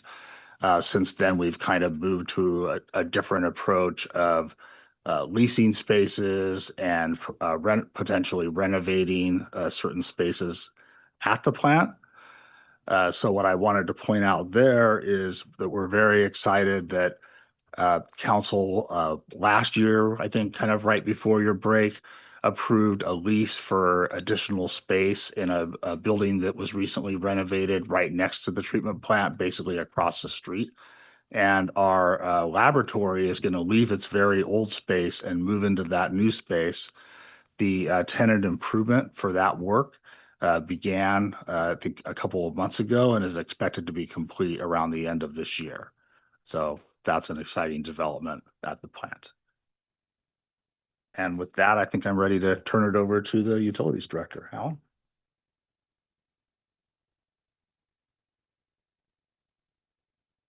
Great, thank you. Alan Curatore, Director of Utilities. I'm going to go through the last final 5 utilities for the City of Palo Alto in alphabetical order, of course. These are our main investments, really. It's kind of a generational investment in our critical infrastructure, not only for reliability, but for the continued service, high quality services that the residents and business of Palo Alto expect. Next slide. So first, for the electric fund, the key project for us right now is our grid modernization. As I mentioned yesterday, it's a multi-year effort to not only increase capacity, but also replace aging infrastructure. Several of our substations were built in the 50s and 60s. While they have served Palo Altans well, they are in need of replacement and upgrade and modernization. So the estimated cost that we've pushed out these projects is really $375 to $450 million. Now, I want to put a caveat to those. Those are in future dollars. So when you extend these projects out over a longer lifespan, we also anticipate some inflationary forces, some costs. We were right-sizing our grid modernization, as you may recall, to build it at the pace of electrification. So with our systems now and our ability to kind of dial up or dial back those improvements on the distribution system, we're able to kind of meet those needs and also make those baseline reliability improvements that we need for our substations and, frankly, our sub-transmission system. So as you may recall yesterday, our first tranche of the revenue bonds will be in this fiscal year, about $80 million. And I also wanted to list some of the other system improvements. The Colorado transformer, we have 3 transformers at Colorado for this size, and it is in need of replacement. That will not be further replaced. We'll be reutilizing that as we do more work at our one receiving station. So these are not lost costs, we're just right sizing in terms of our expenditures. Next slide. For the fiber fund, wanted to touch briefly about the major expansion in the next several years, really looking at fiscal year 27. We're finishing up the work, obviously, on our grid, as our fiber to the premises, and also really working on our backbone expansion. So what does that really mean? We're going to increase and almost triple the amount of fiber strands for our backbone system, and that will allow us to not only serve fiber to the premises, but expand our services to customers. I know that was a item that was mentioned yesterday. Also want to provide an update because there was some discussion yesterday on how do we do our outreach with our customers. We are actually expanding those conversations as developments come in to ensure that they're aware of the dark fiber services that we provide. So when potential customers move into new sites and they're asking for additional electric supply, making sure they're aware of the other services that we provide, so that if there's an expansion of companies, say in the Stanford Research Park, that they're aware that we have the infrastructure there to serve them efficiently and making sure that we can do that with our existing teams. So we talked about the rebuild and then the fiber to the premises. And then next slide. So this is the gas utility fund. Primarily, we're looking at replacing the gas mains, which we call our gas main replacements. There's a series of projects that we have for the next 5 years, about $50 million. Again, we were very successful in receiving a federal grant from the DOT in terms of the $16.5 million grant. We still will be continuing to pursue additional grants. I have our team right now looking at a potential maybe another $10 million of grants that may be available to us. So we're going to also be applying for those. We are obviously receiving a series of funds for that, so I don't want to get our hopes up too high, but we will continue to look for available grants at the federal level as well. And that has obviously dividends to our customers in terms of having DOT provide some outside funding for our utility. Again, how do we determine the gas mains to replace? We have updated our system models, not only for our electric, water, gas, and wastewater, but in the gas utility, we look at actual leaks in the system. We do a walkthrough of the system approximately every 3 to 5 years and a higher frequency for some areas. And then we're able to make those repairs and make those prudent replacements of those projects as well. And as I mentioned yesterday, we always will look for opportunities. The investor-owned utilities are looking at, in lieu of doing gas main replacements, electrifying, some areas. So we'll be tracking that again very closely to see if there's opportunities, especially in the boundaries where we share borders with PG&E. And it's a 5-year pilot they're doing, and we are actively engaged on that as well to see, if it pencils and where it makes sense for us as a utility. Next slide.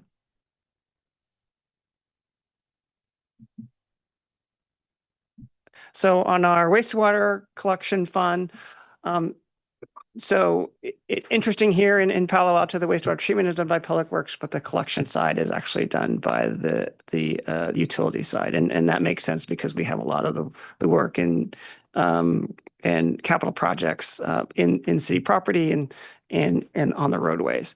As I mentioned yesterday, we look at opportunities to consolidate some of our capital projects. So if we can consolidate some of the collection system improvements, in a block or area, as long as the water system improvements, trying to get to the area at the same time, we can bid those projects potentially together and really impact the neighborhoods only once instead of coming back multiple times. So we do use our GIS systems and work with Public Works on where they're doing pavement repairs and replacements and how we can best fit that. So we're using the most efficient use of our time. Again, our CCTV sewer main inspection program, that's something that staff has brought forward. We're implementing that over the next several years, looking at all of our systems and prioritizing those repairs and replacements. I did want to mention Arastadero Creek. There was some flooding and some undermining of our utilities out there. So we have a series of projects to move our pipelines from that area into kind of some of the pathways that we have there outside of the areas where we could see the undermining. So we have funding for both water, gas, and wastewater in those areas. And then we have one wastewater pump station that's also in the Foothills Park. There just needs some retrofit and repairs to make sure we have capacity. And then we have, of course, as I mentioned, our main replacements. Next slide. And the water fund. So we are updating our water system master plan. I mentioned that yesterday. This is really our last master plan to update in terms of capacity for our systems. That will be done this year, and we'll have multi-years to look that over. We'll have an updated hydraulic model. We'll have updated capacity projects, and that will help us prioritize the capital expenditures. I did want to mention we have 2 seismic retrofits potentially of our tanks up in the Foothills area. So we're doing a study right now to figure out what the cost. Can we rehab those tanks instead of replacing them? What is the actual storage requirement that we need in the Foothills to provide for potable service? There is a balance between the storage out there in terms of water age and turnover and water quality, and then obviously to make sure we're serving all the needs of the customers and also have adequate storage for the rest of the city. So Palo Alto benefits from having elevated storage up in the foothills. So in case of emergencies, we have adequate storage and that we can pull that water down to serve the community. So I wanted to mention that as well. And then a water main replacement program. So that really rounds out the capital projects for the utilities. And I believe that's my last slide.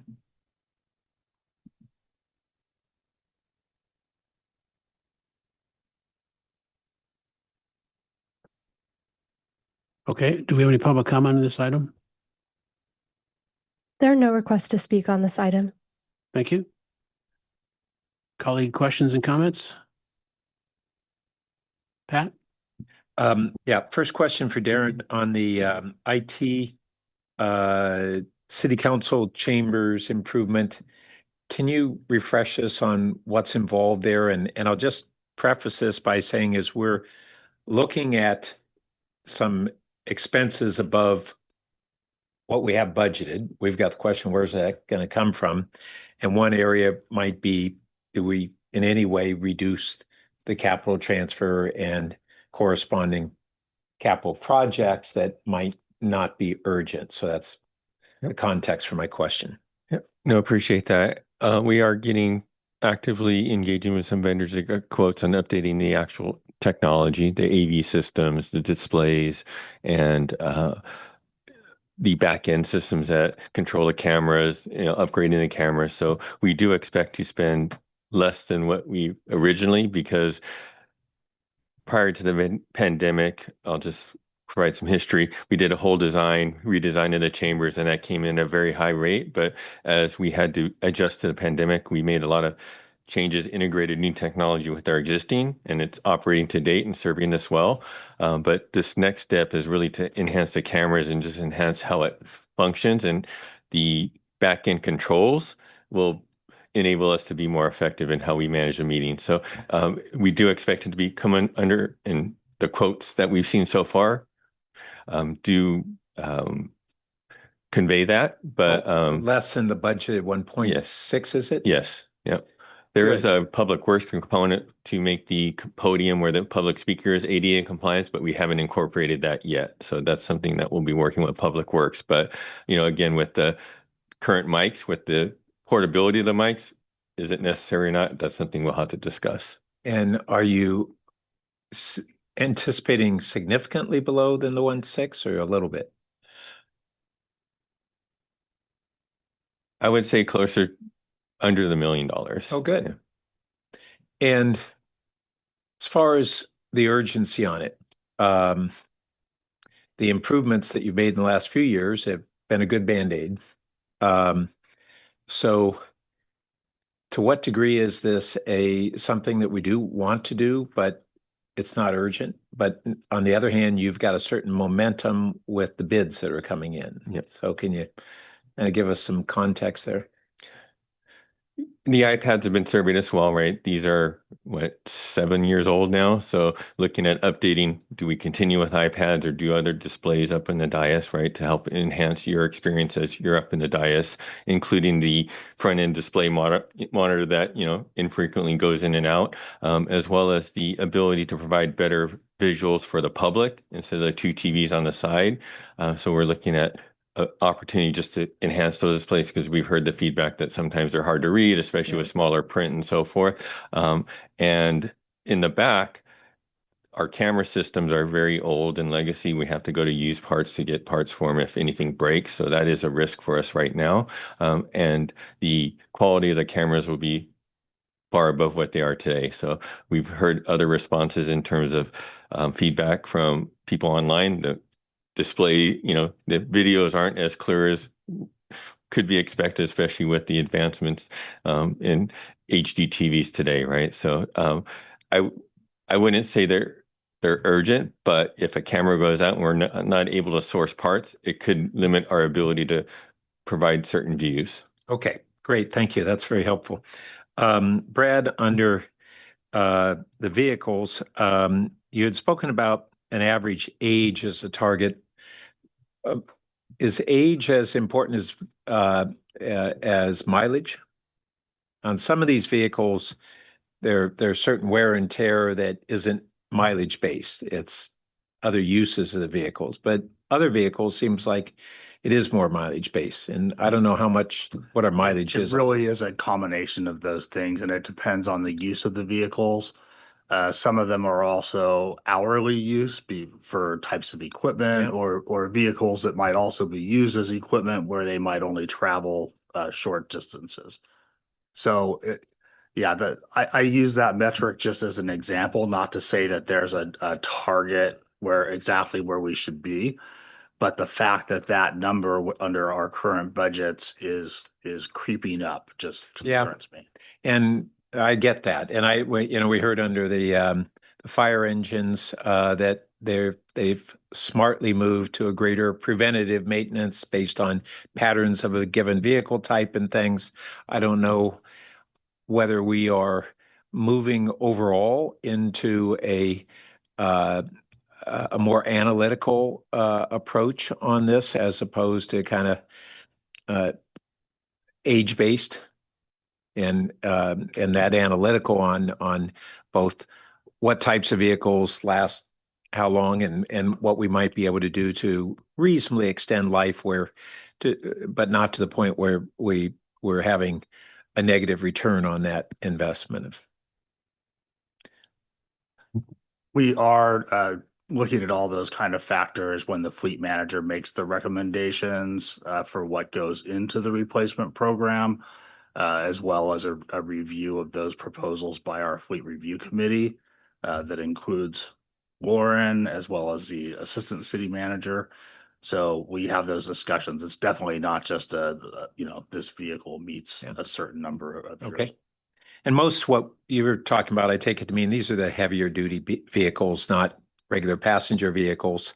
I do note that we now have an electric bike mini fleet, but it always seems locked up and nobody knows that it's there. So a question is, do we have a plan to integrate that with use by our personnel? I think I noted that in our sister city in the Netherlands with not very great weather, they actually have to ask special permission to use a regular vehicle rather than an e-bike to get about in their area. Now, I don't anticipate we're going to get to that point, but we're kind of the opposite end of that spectrum, that it is a rarity that we tend to use, to my knowledge, electric bikes to get about. And there's a real advantage that staff members see things when they're on an e-bike that they are not going to see when driving around in a regular vehicle, just like the rest of us do. So is there a plan to utilize them more? It's a limited pilot program that we have right now.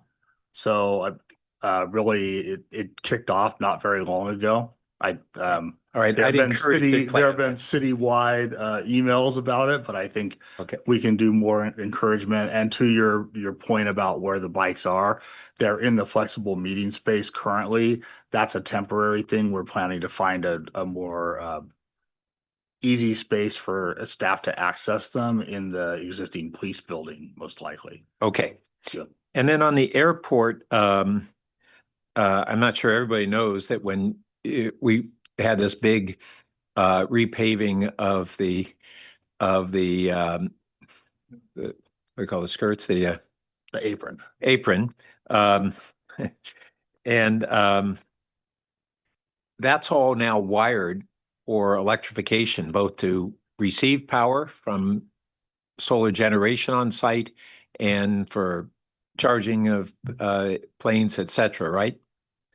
But I've been anxiously anticipating that, especially on the generation. So we heard from Ken Duker on OES about, from the emergency services standpoint, the value of microgrids, and there had been long talk about this being a lot of land that we have planes that don't have access to our hangars, but solar awnings actually have potential revenue from selling that weather protection, while simultaneously being one of the biggest spaces that we might have solar on public-owned land.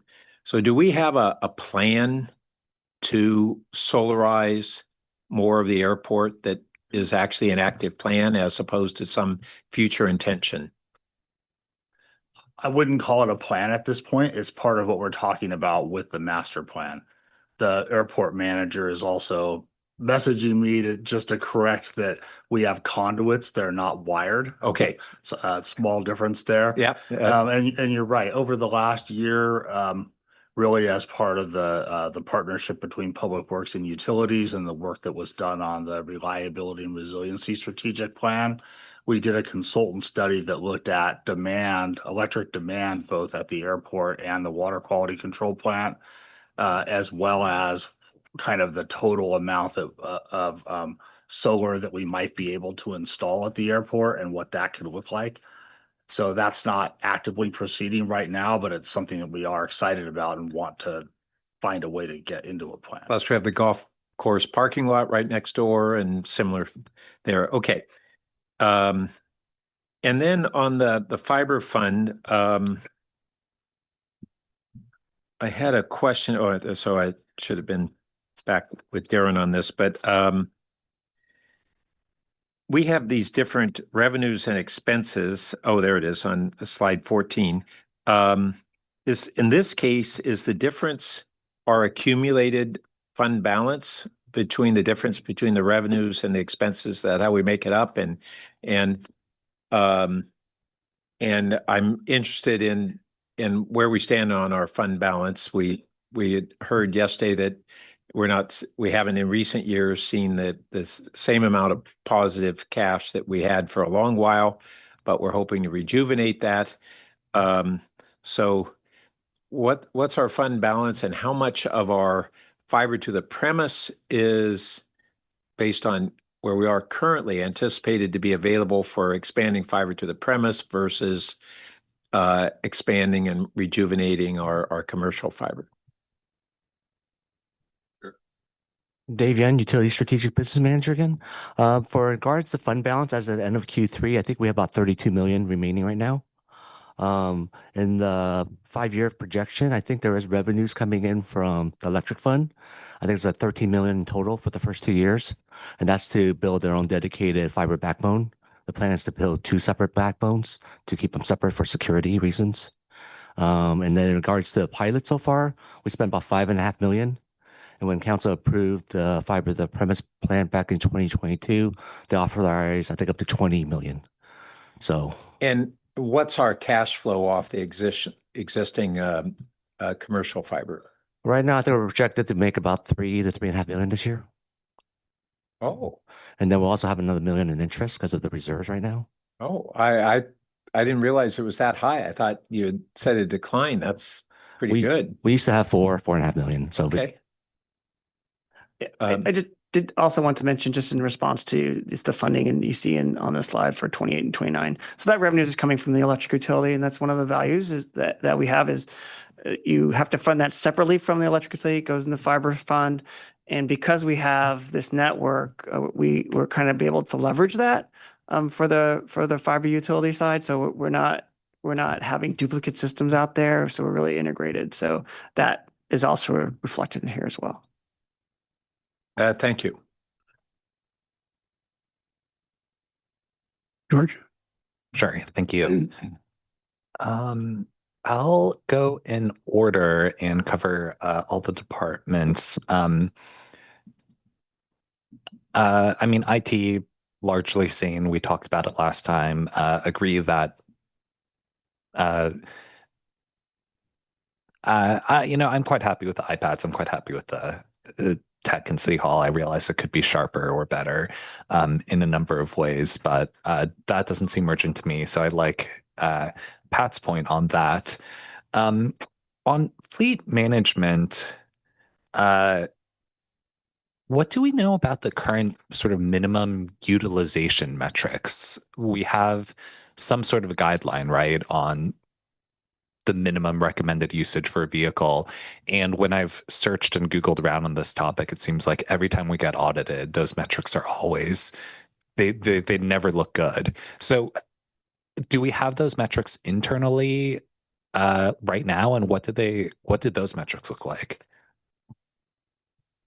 I'll start off answering, but I think our fleet manager, Denitra Ballman, is here and ask her to pitch in. The basic metric in terms of mileage is 2,500 miles per year. But there's also kind of a subsidiary metric that has to do with number of days equipment is operated. And I guess I'll just give the high level of the program we currently have, which is every year we do a utilization review of the entire fleet, looking first at those miles, which is kind of the easier thing that we have data on. And then the fleet manager goes through, contacts any departments and users of the vehicles to find out what's going on. Why didn't you use it more? Is there a reason?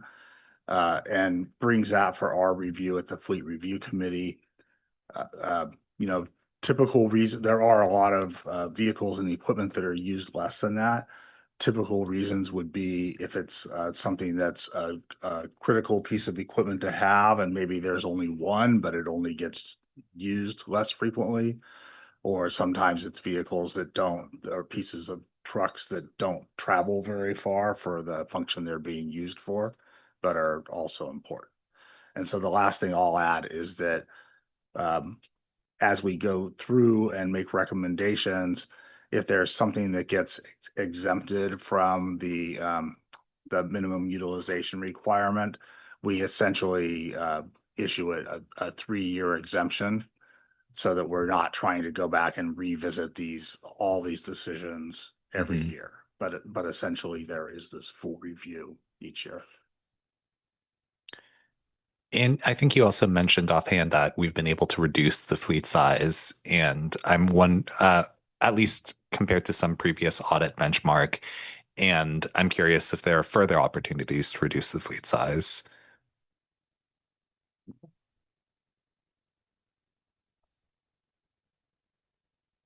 Good afternoon, members. Denitra Ballman, Fleet Manager. Yes, I think Councilmember Liu, you were the one that brought to my attention, at least, the 2010 audit that we had, which was great because I came in 2011. So I was able to measure our progress over these last 16 years. But fleet has been reduced since that time by 68 units total. So I think we've made tremendous progress. Just in our current review of 2025 utilization, we targeted 17 vehicles, and we didn't identify any units to surplus, but opportunities to potentially surplus. And we've gotten creative with looking at maybe adding to our pool fleet a pickup truck as an opportunity to better serve a department that's currently in a very low range EV that, we could pilot pulling that vehicle for maybe 6 months and see if there's an opportunity that this truck will suit their needs. So yeah, we do get creative with looking at those opportunities, and not just with the annual utilization review process do we identify vehicles, but sometimes throughout the year. Even as we're looking to our replacement schedule and coming up on speccing new vehicles, we'll look at the departments and say, is there an opportunity to maybe use something different, like with equipment, trailers? Could we get a storage shed or? Right. But yes, we prioritize certainly right-sizing the fleet. Okay. And there's an audit underway, right? That will give us some metrics about, I think someone mentioned that there's a new Baker Tilly city audit coming. auditor, Baker Tilly, the contract auditor, is currently doing a performance audit that is kind of overall fleet performance. Okay. I guess I still have these general big picture questions of, okay, if you have 2 vehicles, they're both moderately used, just a little bit above the minimum. Maybe they could be combined into one. Maybe there are all these other opportunities for creativity. maybe that's just something for next year when we have what the auditor says. But yeah, it's a pretty meaningful chunk of money, and it's not always the most climate friendly. So I hope we can continue to really dig deep into this. Okay. I appreciate the update on the stormwater management fund, and I appreciate that we'll hear more in June. So thanks for proactively addressing that from yesterday. I'm sorry, council member, could I interject just for a second? Yeah. Hear more in June? There was another item maybe mentioned today that, or mentioned in the session that would come back. Well, okay, so sorry, when are we doing the deeper dive on the stormwater? What I was saying about that is that we've done some kind of higher level analysis. And in this next fiscal year, staff plans to dig more deeply into that and start to plan for what we do to look more closely at the project costs and prioritize and bring that back to the finance committee sometime over the next year in advance of when we would be making decisions. Sorry. Okay. Okay. Don't know where I got that. Okay, so we'll hear about it in the next year. I wonder if there's something to combine with other stormwater projects. Like there's this hypothetical, there's still being planned project right at Juana Briones. Maybe there's some funding there that could be moved to these projects that achieves that, like all of the goals. I don't know. But okay, good to see that we'll have review in the next year. One question about wastewater. I was looking through the budget. I don't have too much context into this, but I saw that last year we said that the headworks facility replacement would actually be about $50 million more in FY29. And that was a sort of ballpark estimate at that point, but it was just expect an extra $50 million and was added to the budget. We're a year out, a year closer. Was that 50 million estimate about right? Because I'm realizing when we add round $50 million estimates, it could be higher or lower or need more revision later. Sure. Yeah, let me ask our Assistant Director of Environmental Services, Karen North, to come and speak to that. Okay. What I will just say, I don't recall the 50 million and how that was integrated. I can tell you before she adds some color that this $100 million number in 2029 we think is already out of date and going to be higher, but we don't have a developed enough cost estimate yet to be changing the budget numbers. Okay. Hi, Karen North, Assistant Director, Environmental Services. So we increased the Headworks project dollar amount, 50 million. We anticipated based on the pre-design that it was coming in higher, but we didn't know exactly how much. So typically we don't try and put budget numbers in unless we actually have good cost estimates. And then this year we've increased it more. We still don't have a full design yet, but we just want to at least let our partners know and anticipate future costs because we don't want them to be surprised. Since we are a regional facility and we have 6 partner agencies that have to forecast their rates, and we have one partner agency that does a 5-year forecast. And so we try and estimate as best we can. So the Headworks project, we already know once we bring get the full design done and then get a better cost estimate next year, I anticipate that number will go up again. Just because of cost escalations, and also we're space limited. And so we're trying to squeeze the Headworks into a small old chlorine contact tank, which makes the design extremely challenging, constructability extremely challenging because it's basically in the hub while we're trying to keep our facility running and operating. It's really fun. Okay. And so that's just another headwind that ratepayers will, I guess, and our partners will potentially need to deal with. But that I guess we do have a funding mechanism behind, so that's good to just check. One last question about fiber. On fiber to the premises, so this coming year is the budgeted as the last year of major capital spending on fiber to the premises, I think. So when do we, and this is also just me catching up, when is the year or the point where we really decide whether it's viable or needs expansion, or otherwise an operational cost that we do or don't want to bear going forward? Is that a decision we can make this coming calendar year? I'll chime in and then please. Right now we're in this pilot phase, so the idea was we had a greater phase one area which covered a larger area, and then we were directed to focus on a smaller area just to prove that we can deliver the service reliably, affordably. And so that's where we're at right now. The next step would be going back, I believe it's in June-ish timeframe, with a full report of where we're at in terms of take rate and so forth, and that can help inform whether we are going to move forward to that larger phase one area and or look at expanding above and beyond. And at that point, we'll have really true costs of what it's going to cost per subscriber. Right. And so at this point, that's where we're at in the pilot phase. So we're at this point where we're actually proofing that we can deliver the service reliably.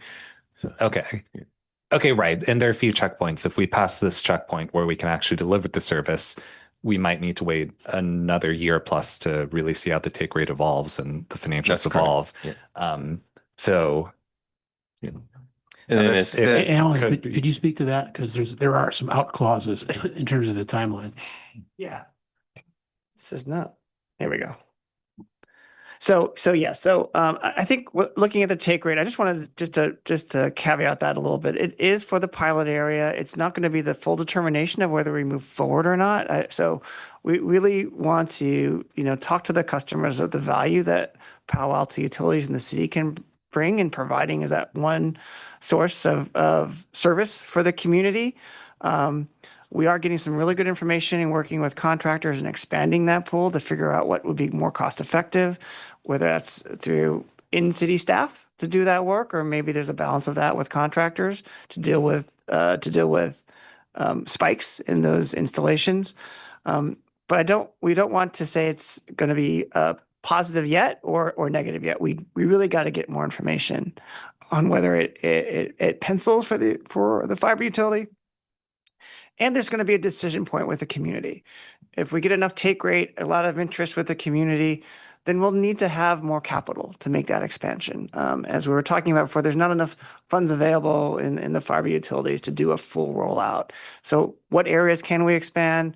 What is our take rate, giving, other service providers out there, what do those economies look like? So I think, we're making really good strides now. We got the fiber hut built. As I mentioned, we're working with City IT, looking at those customer connections and getting some contractors on board. So, but I don't want to say the go or no go decision yet. We really need to get more information and report out back to council. So that said, let me ask you, staff, to reiterate the timeframe in which that topic would come back. That was the original question from Councilmember Liu. And Darren, I think you referenced June, and I know it's not going to be June. So could you give us a current thinking on that? August. In the fall? Okay. Yeah, sorry, my apologies. Yeah, August timeframe, August, September. Okay, thank you.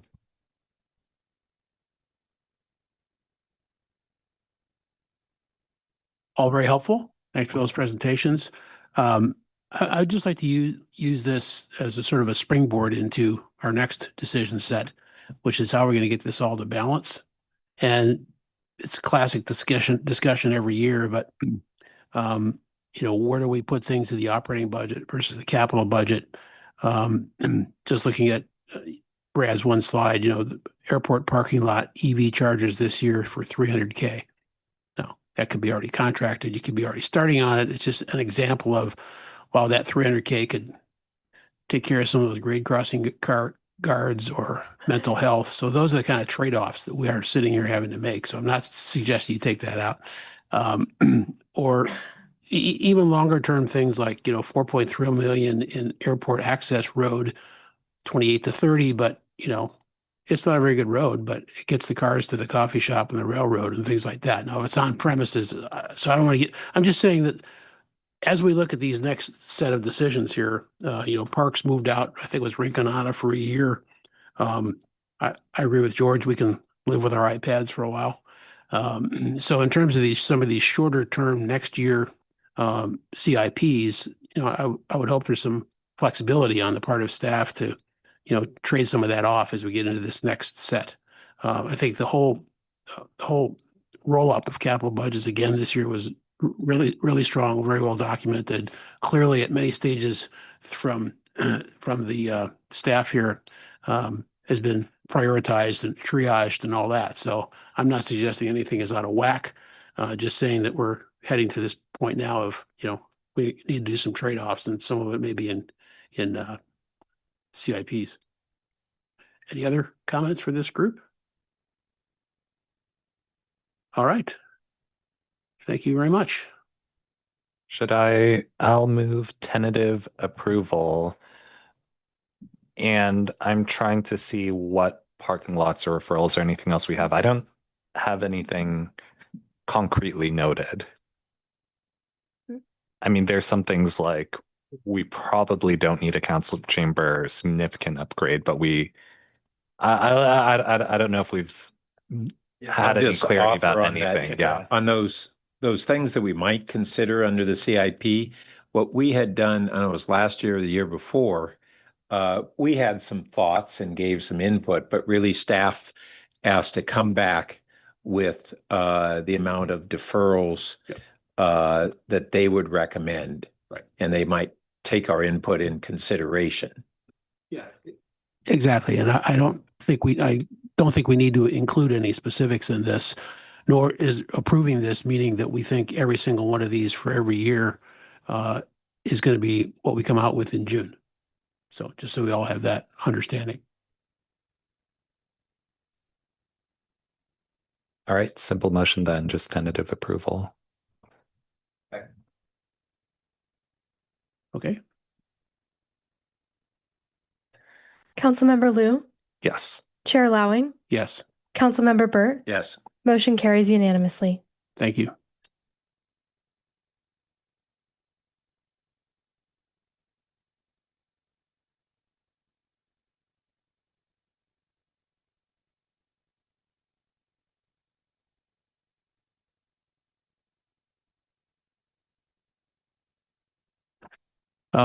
Short break, 5 minutes plus to switch some chairs, and then we'll move on.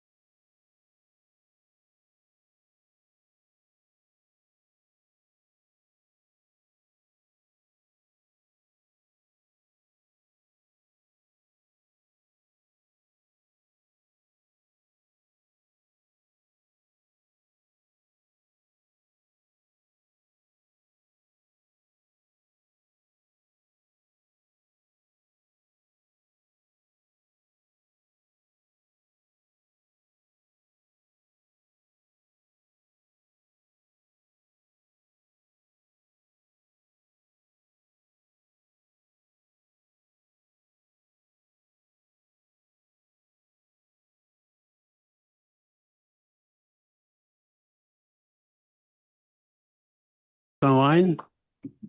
To put this slide, that's number 6. I need one more second. Sure, sure.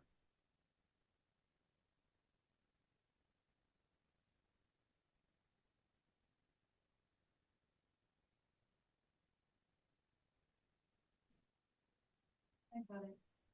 It's just loading. Yeah.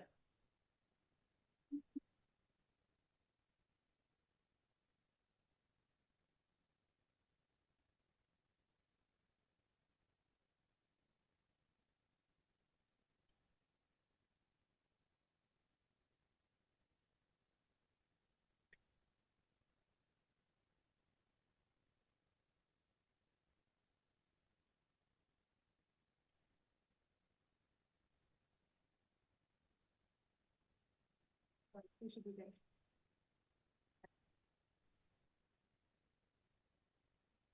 Okay, we're back from the break and ready to go. And back to Director Lai. Thank you. Congrats, everyone.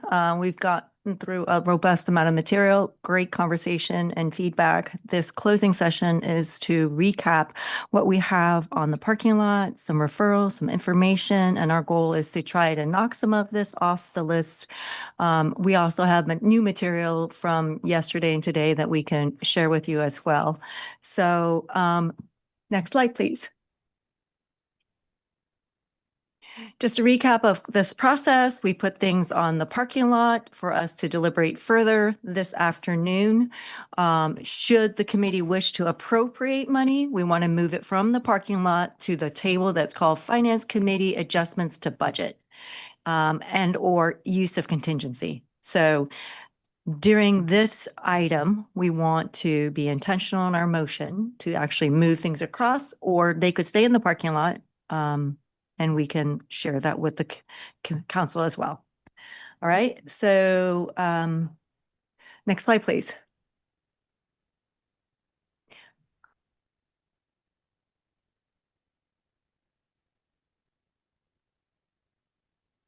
Okay, earlier we shared at 9 a.m. These are the parking lot items from this morning. And we do have one item to bring back related to CIP KPIs. Oh, yeah. So I read it as it is on the screen and I realized that's not right. And so I wanted to walk you through that in a little bit, but this is the list from this morning. Next slide, please. We also have the referrals. This is the list from this morning.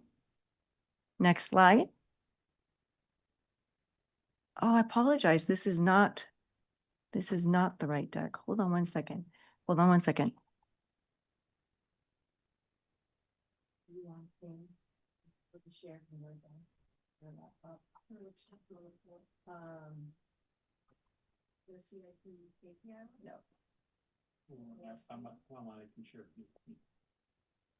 No.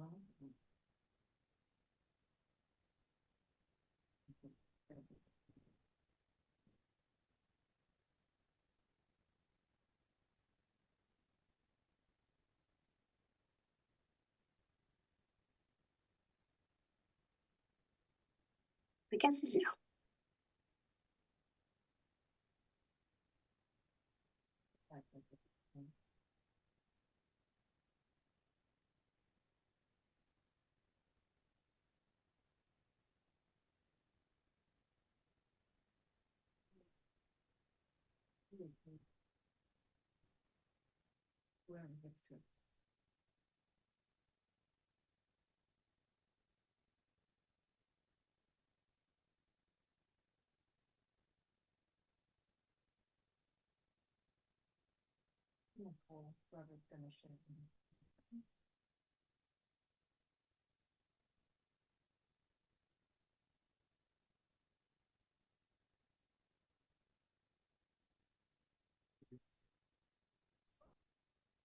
Yes, thank you. Can you go to slide 4?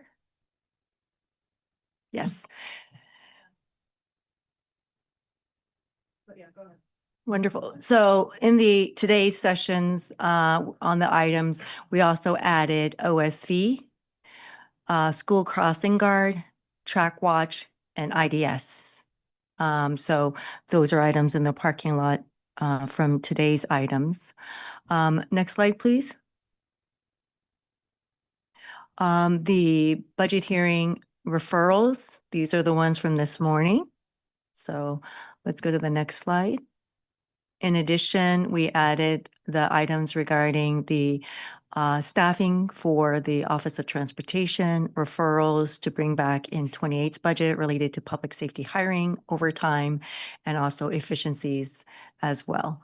So I think with that, Chair, I think there's one more slide. Is that the wrap up? No additional information. I think with that, Chair, if we could go back and take a look and see what's the preference in the order. We have a couple things ready to walk you through as a committee. We have the KPI. We could show you that real quick on the capital projects. We also have ready the discussion about the nonprofit work plan and also JMZ. So I'm happy to go from top to bottom. Sound good? Yep. Okay, wonderful. So the items that we have checked off, the next item would be the CPI KPIs. If Clerk is ready, we sent you that deck.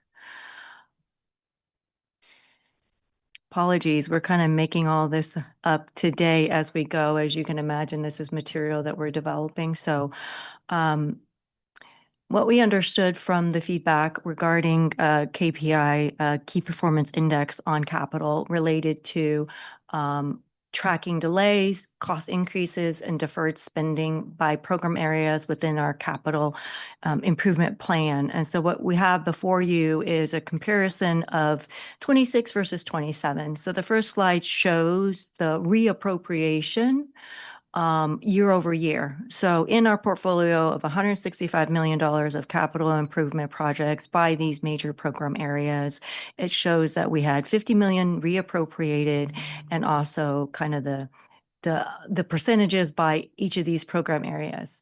Now, keeping in mind, for members of the public who are watching this, why does this happen? It's because construction projects span multiple years. We plan accordingly.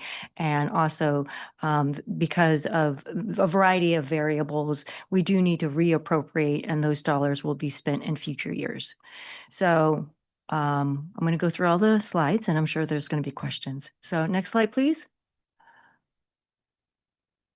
This here is project delays by program area and projects. This shows a multi-year perspective. These are program areas for open space, streets and sidewalk. It delineates the projects and then the delays in those respective years.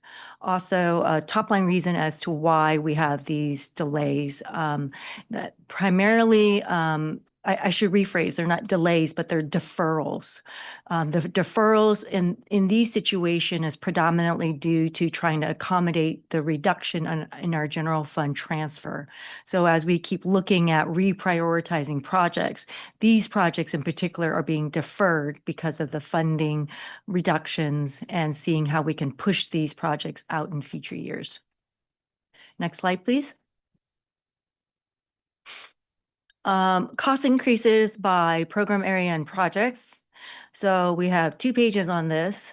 This shows the proposed increase in the 27 through 31.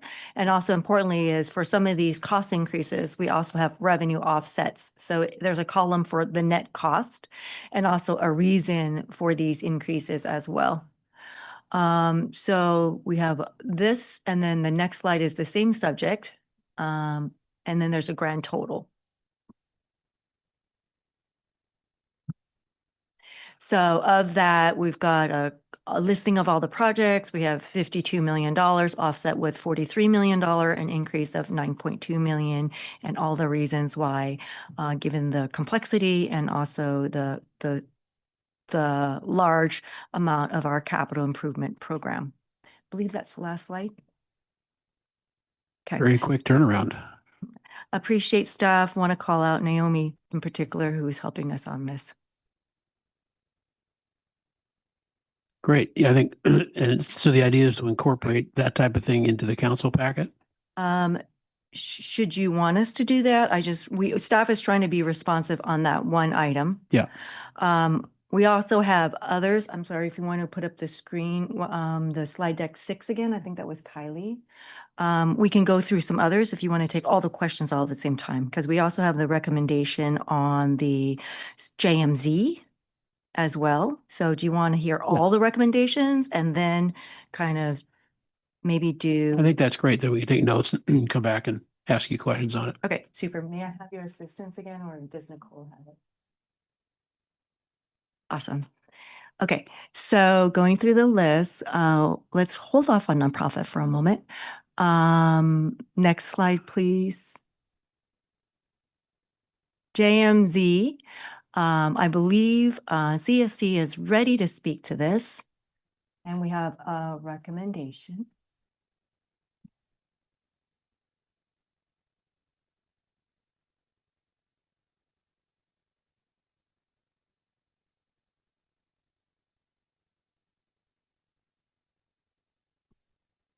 Good afternoon, committee members, Kristen O'Kane, Community Services Department. So we, as you recall, had proposed an expense of $100,000 roughly for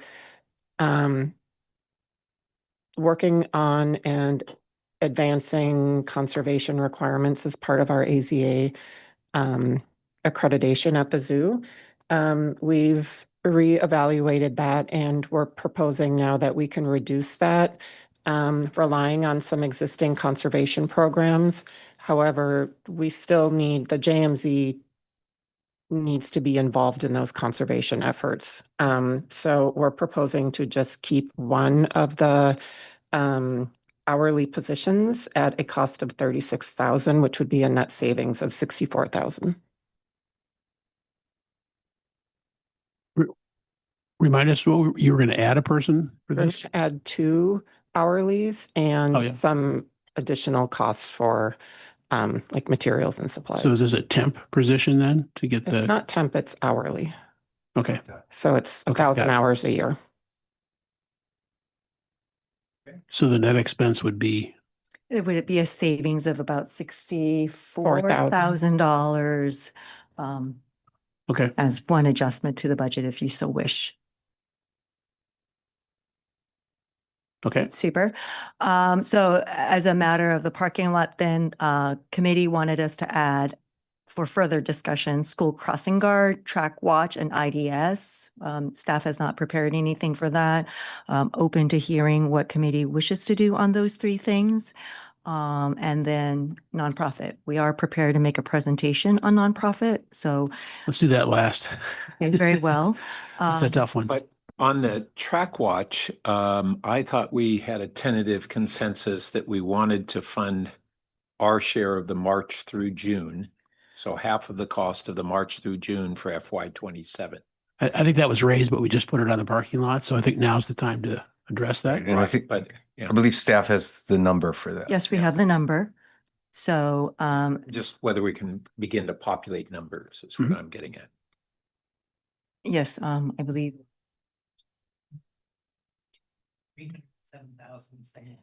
307,000. So with track watch, it's 307,000 for that. This is a PowerPoint slide deck. So question in terms of process. Do you want to go ahead and proceed with the discussions regarding school crossing guard, track watch, IDS, the JMZ, and the KPIs? I think these we can get knocked off fairly quickly. Yeah, I think that's worth a try. Let's do it all together. Shall we do the first 2, which are we're playing softball? Let's do those first. Agreeable with the KPIs? Any further work needed? Thoughts on that? On the KPIs, I think the general point was just that we should also, in the future budget, just have a percentage and just see how that percentage compared to the previous year. So you're familiar with these sections of the KPIs and the budget, just so we can see, are we executing better at capital projects? And are we spending the money, but also spending the money in a way that doesn't lead to cost overruns or inefficient spending? So my hope was that the KPIs would be more durable, though it's good to see them here. I would be interested in taking a look at a couple of the slides. I think a couple of the first slides that showed some of the parks projects and also one of the summary slides, just so I could see the numbers.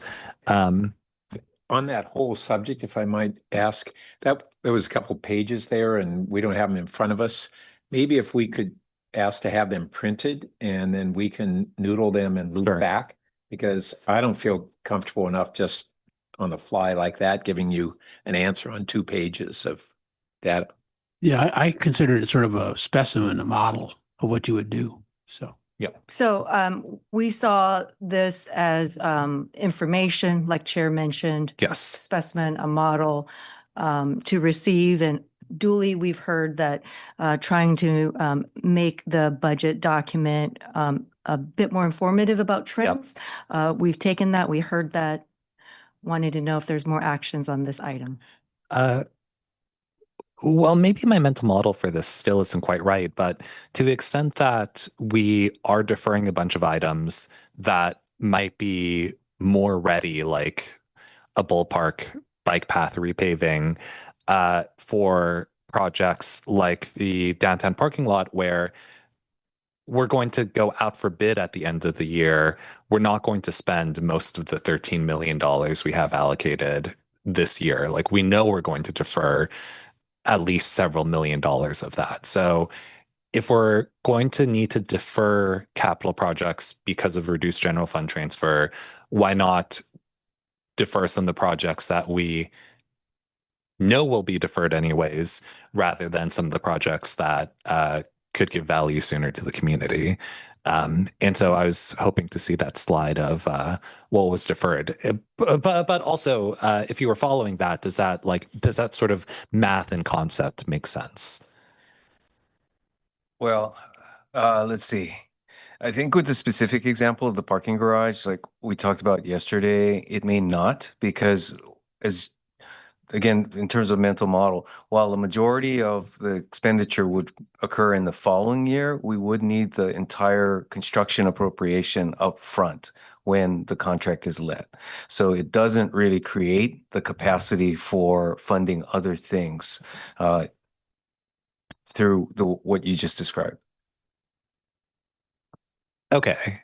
But if we were 1 month later and we put out the RFP in July instead of in June, then it would be fully deferrable. But true, but there's no new money. Yeah, right? yes, it's just a month later. Sort of the math of True. Yeah, right. Yeah, it's just sort of the math of what does the capital fund reduction look like this year versus next year. And so if there are any other projects that we think are highly likely to be deferred.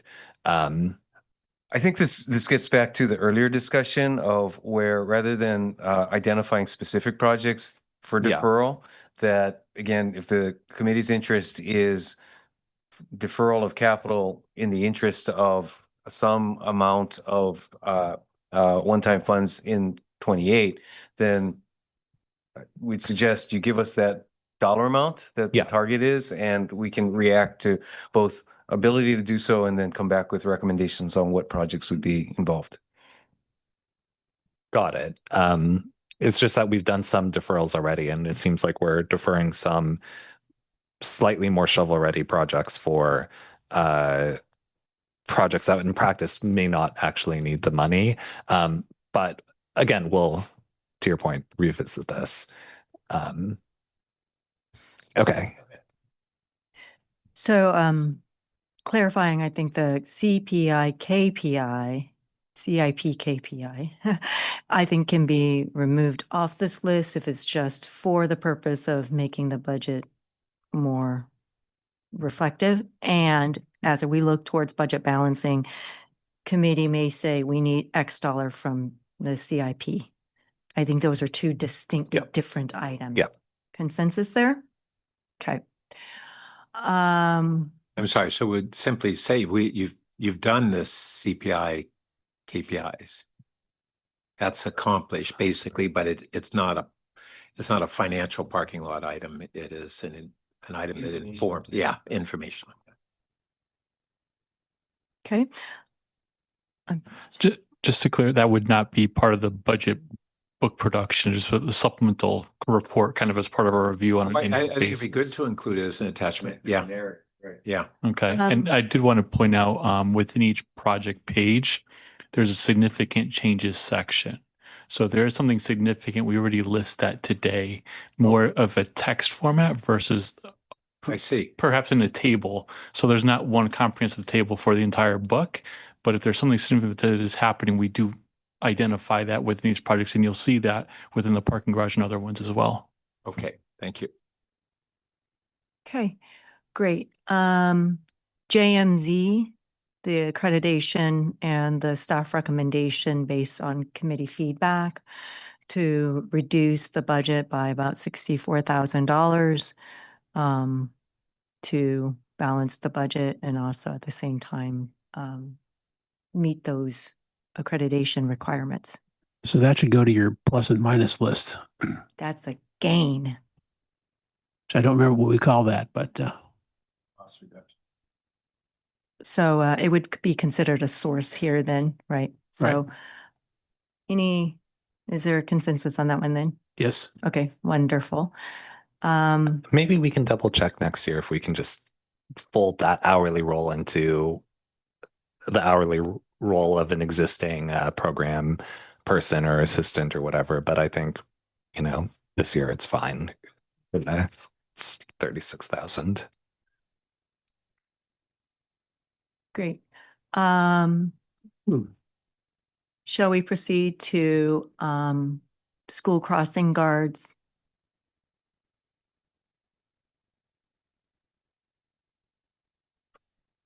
Yeah. If I can jump in. Sure. I'm not sure how to play this.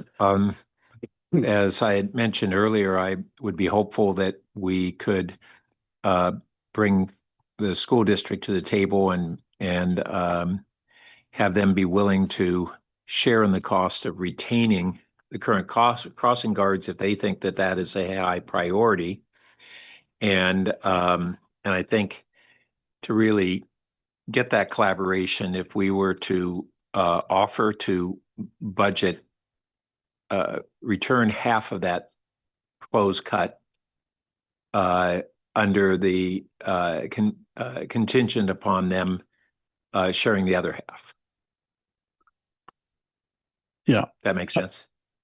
I think that's a really good approach. I understand the trade-offs there, but that would mean that right now, today, we would put in half. And we Of would the be savings that was proposed. right. And we would be public about the fact that we expect negotiation with PAUSD because it is actually for the school students. And we'd have to true that up and get an answer by June to finish the budget.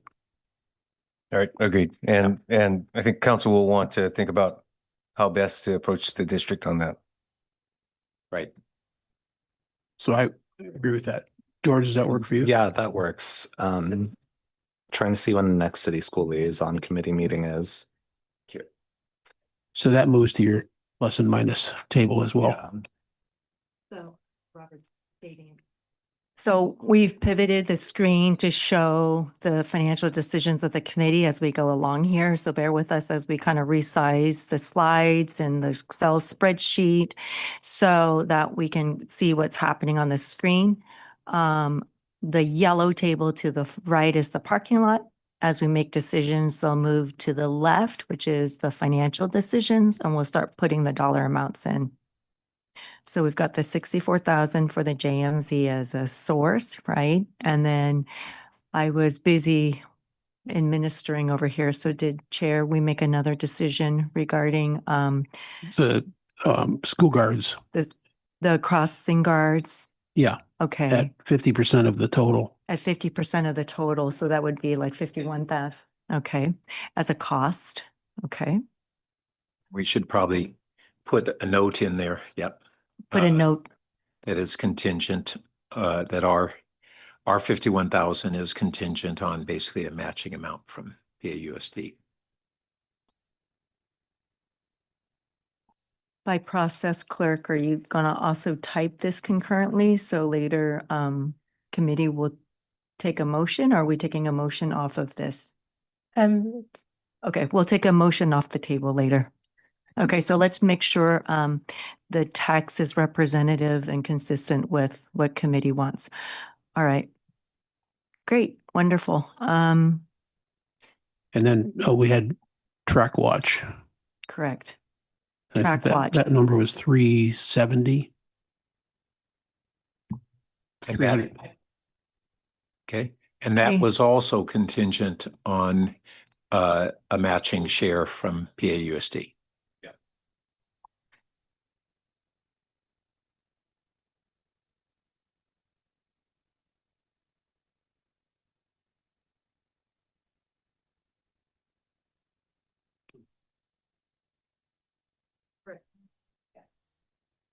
And then I think the next one was the OSV discussion that we had before.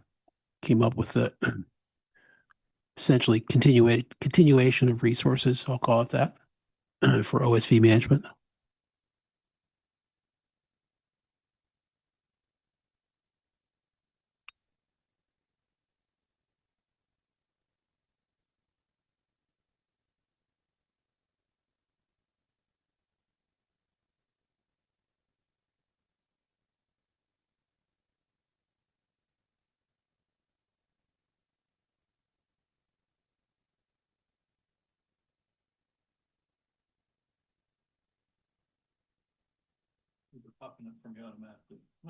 Wow. Technology wins. Yay, technology.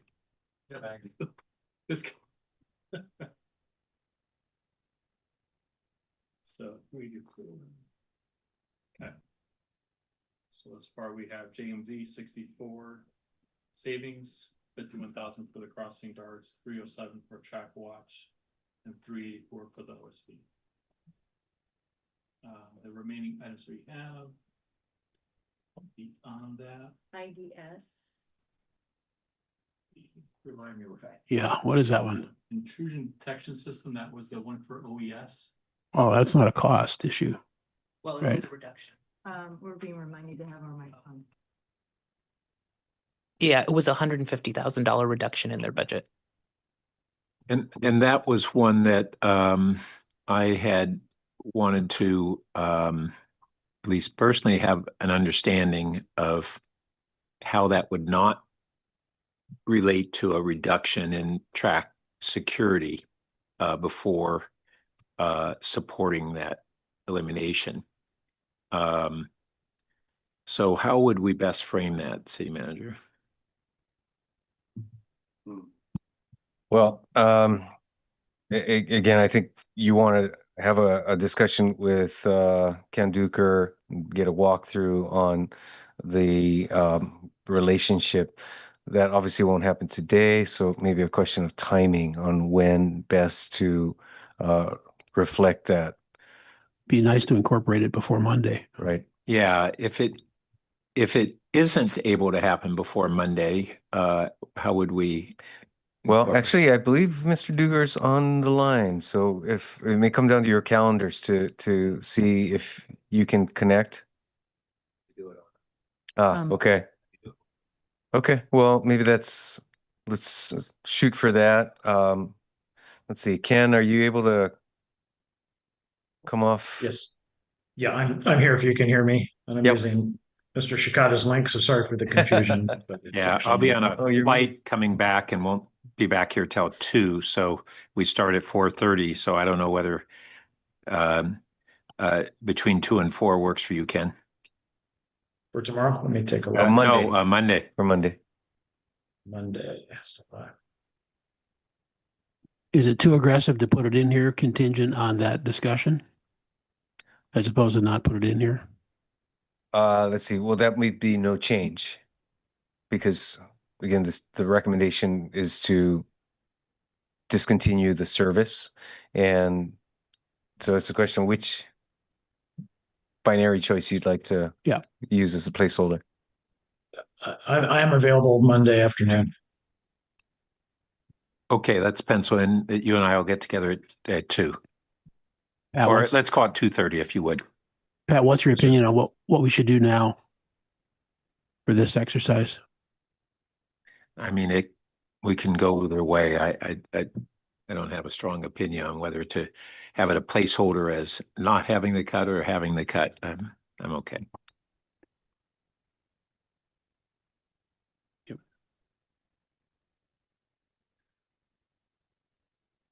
I mean, I get the logic that so long as we have someone stationed at the tracks, that is some form of live real-time intrusion detection monitoring, which is ostensibly better than a video feed, human eyes. But yeah, their redundancy is great. Like it is marginally safer to have both. I think because people aren't always looking. That's a good point in that it's probably more of a substantive issue if we were to ever get rid of the track security guards than it is today. Right. Right. Okay. And So- our action is the opposite, right? We're Yeah. just extending. Right. So I on that basis, I would be okay with tentatively including the cut. So said differently, then there's no action on the proposed budget because the proposed budget already includes the cut of the IDS. So if committee concurs, then we would just remove this from the parking lot. Is that the correct interpretation? Yes. Awesome. Doing great. Okay, so we've got track watch, IDS, school crossing. Let's see. I also want to talk about earlier on the parking lot. The Shamalis right of way. Did not mention when I had the slides up. Office of Transportation will bring this information back as a part of the May 19th budget wrap up. So that'll need to stay on the parking lot. We'll note that in the memo to council. So we can't move that one yet. We need some more time to go through that one. Well, it may not have an impact on 27 anyway. Well, the hope would be that we would have some preliminary design expense. I don't know how substantial that would be, but do we have any sense of what would be required to tee that project up to make it eligible for grants and to move forward on a fuller design? I think that's a fair way to describe the goal. And so as Director Lott pointed out, that's what staff is putting in. Okay. So we'll hear what that is yet. Okay, thank you. And just to check signals one last time on Roth Building, the understanding is that there is currently budget dollars in the $75,000 range to do this maintenance on the Roth Building. I would kindly add that there is funding in the projects for Parks, Heritage Park, CIP that's not specified. Staff is working closely with the museum and whatever work needs to be pursued on behalf of the city. What we're saying is that there's about 75,000 available in that CIP project. So if the expenses come under that, there's already funding in the capital plan. It's not designated for this purpose, but we heard from committee that we don't want any delays with getting the work done. Right. Okay. So I'm not counting on that dollar amount covering it. I think it's good if we might want to essentially tentative allocate at least that dollar amount. Does that work as a placeholder right now? And then we may have additional information as the budget process moves forward. That dollar amount is in the budget. Yeah. So, yes. So we're just saying we'll allocate that dollar amount within a tentative CIP, but not assuming that's necessarily the right amount. Let's just take a look in the CIP. Is it already appropriated in 27? Can maybe 27. Yeah.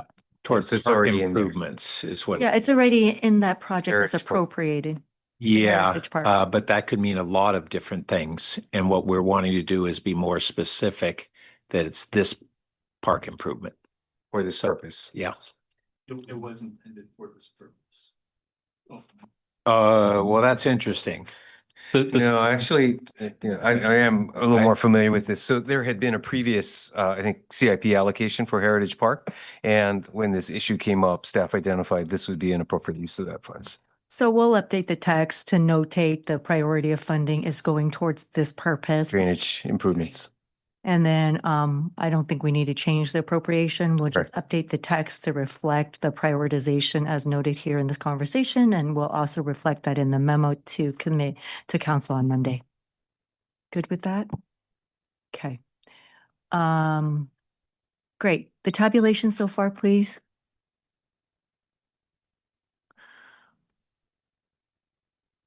$678,000.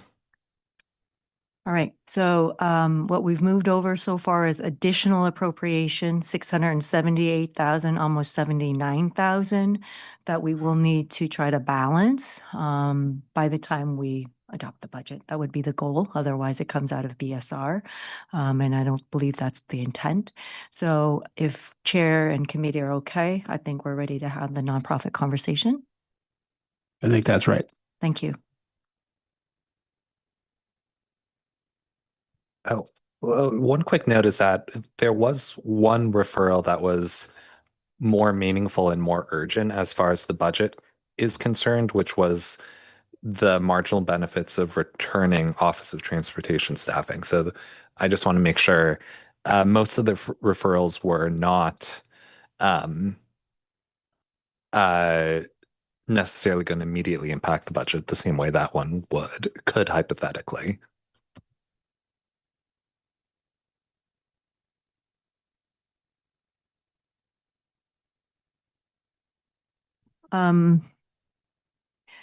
OOT would need time to analyze what that looks like. As mentioned earlier in the conversation, we have vacancies in key engineering positions that would affect workflow, work and project allocation. Yeah.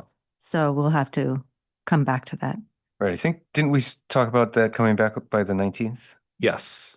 Yes. So I just wanted to make sure that maybe that was the only referral on the list that was going to come back to by the 19th specifically.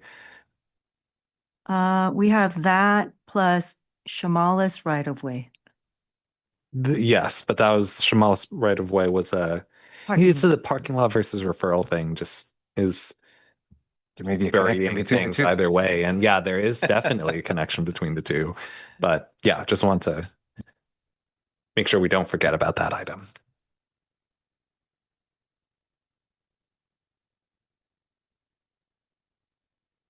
So George's got a good point that we should just look through the referrals and make sure none of these apply to the parking lot. Okay, sorry for the nitty gritty. We'll have Robert put the spreadsheet back on the screen because we're going to take the motion off of the spreadsheet. So let's take a moment and move or type that the OOT staffing item is being added to the parking lot. And I think you deleted the other ones that we moved. I'll help.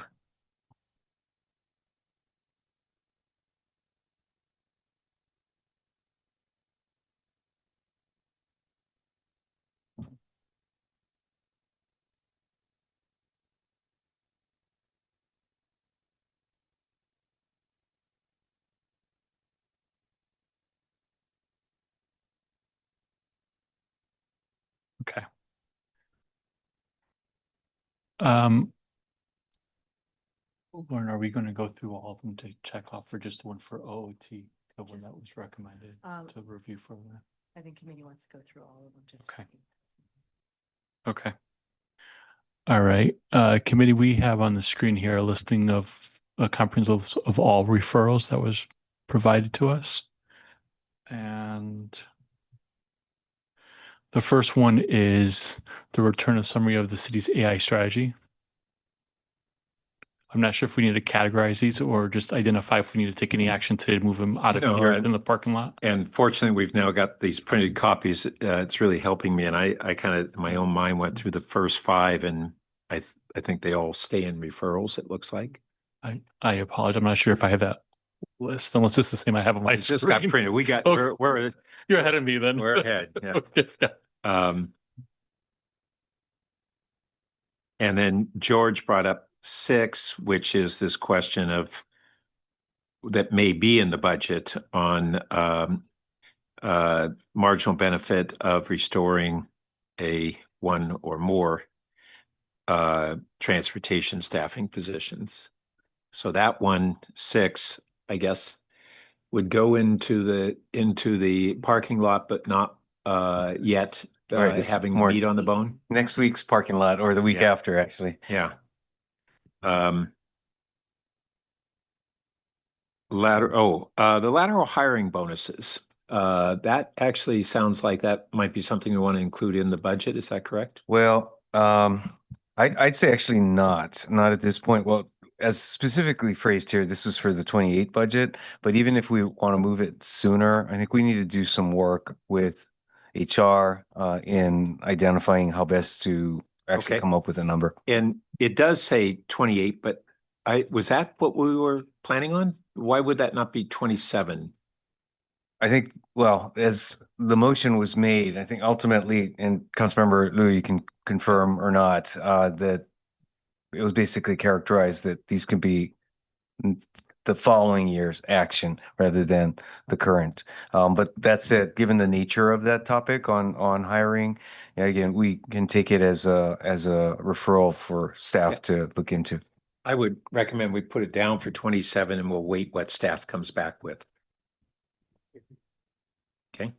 I agree, because it may be phenomenally successful in a low amount of dollars, and we'll figure out a way to make that happen to get cops hired.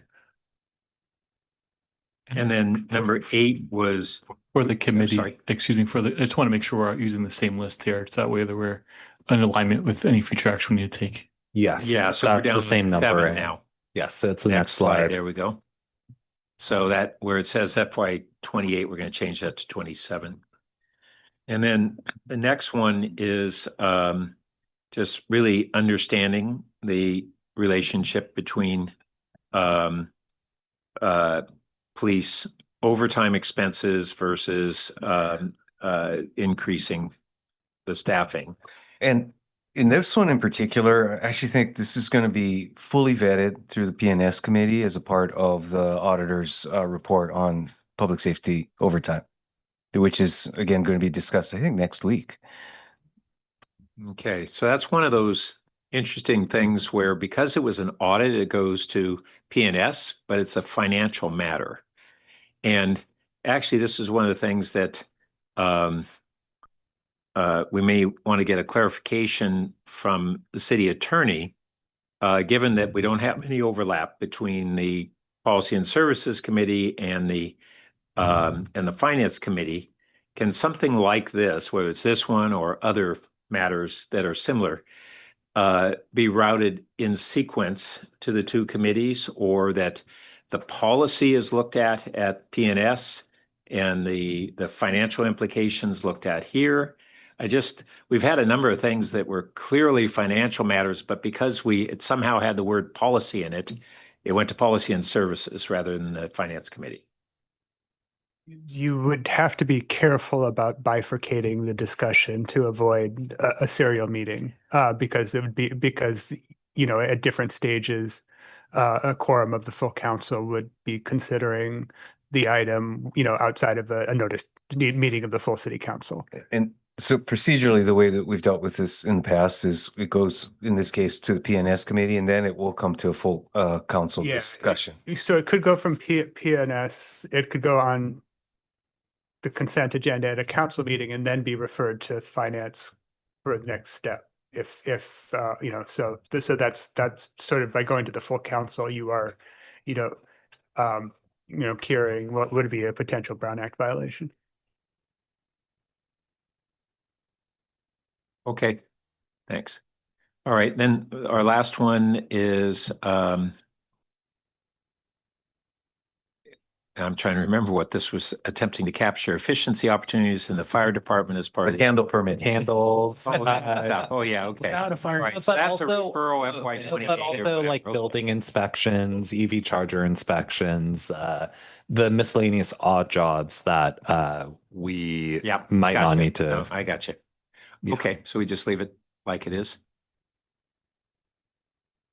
I did also overlook making the recommendation regarding the administrative assistant for council, the pilot hiring, the part-time.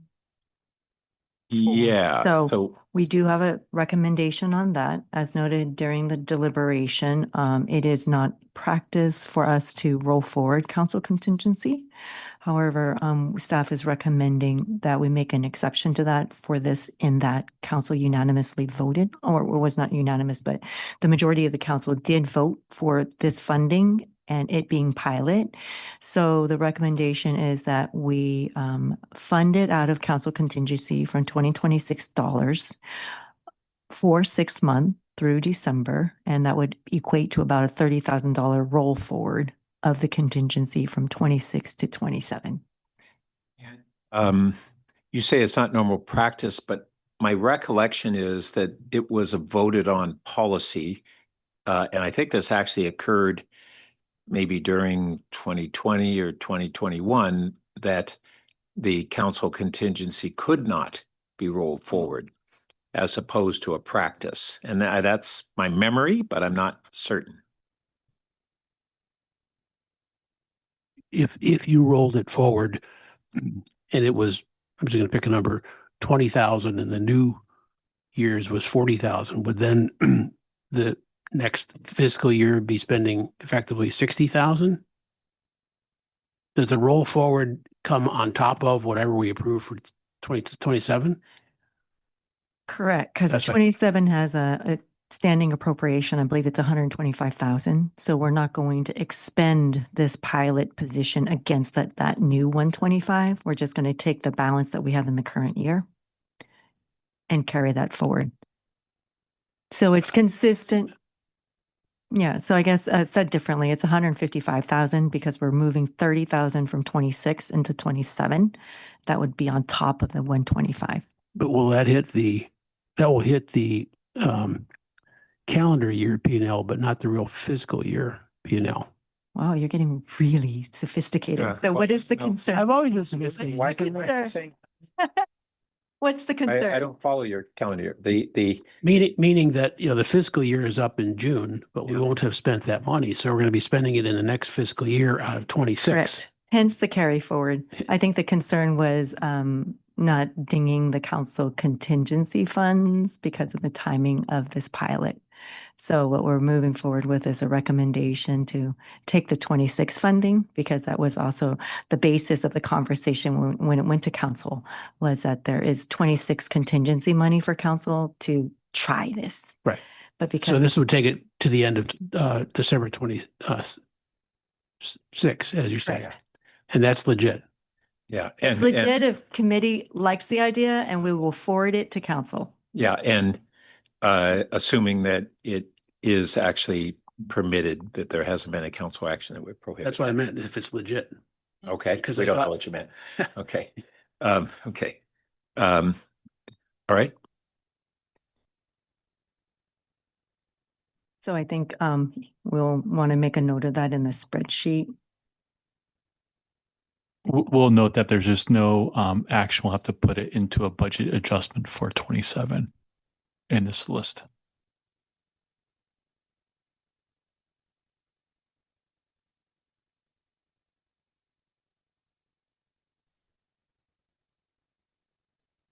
You ready for nonprofit?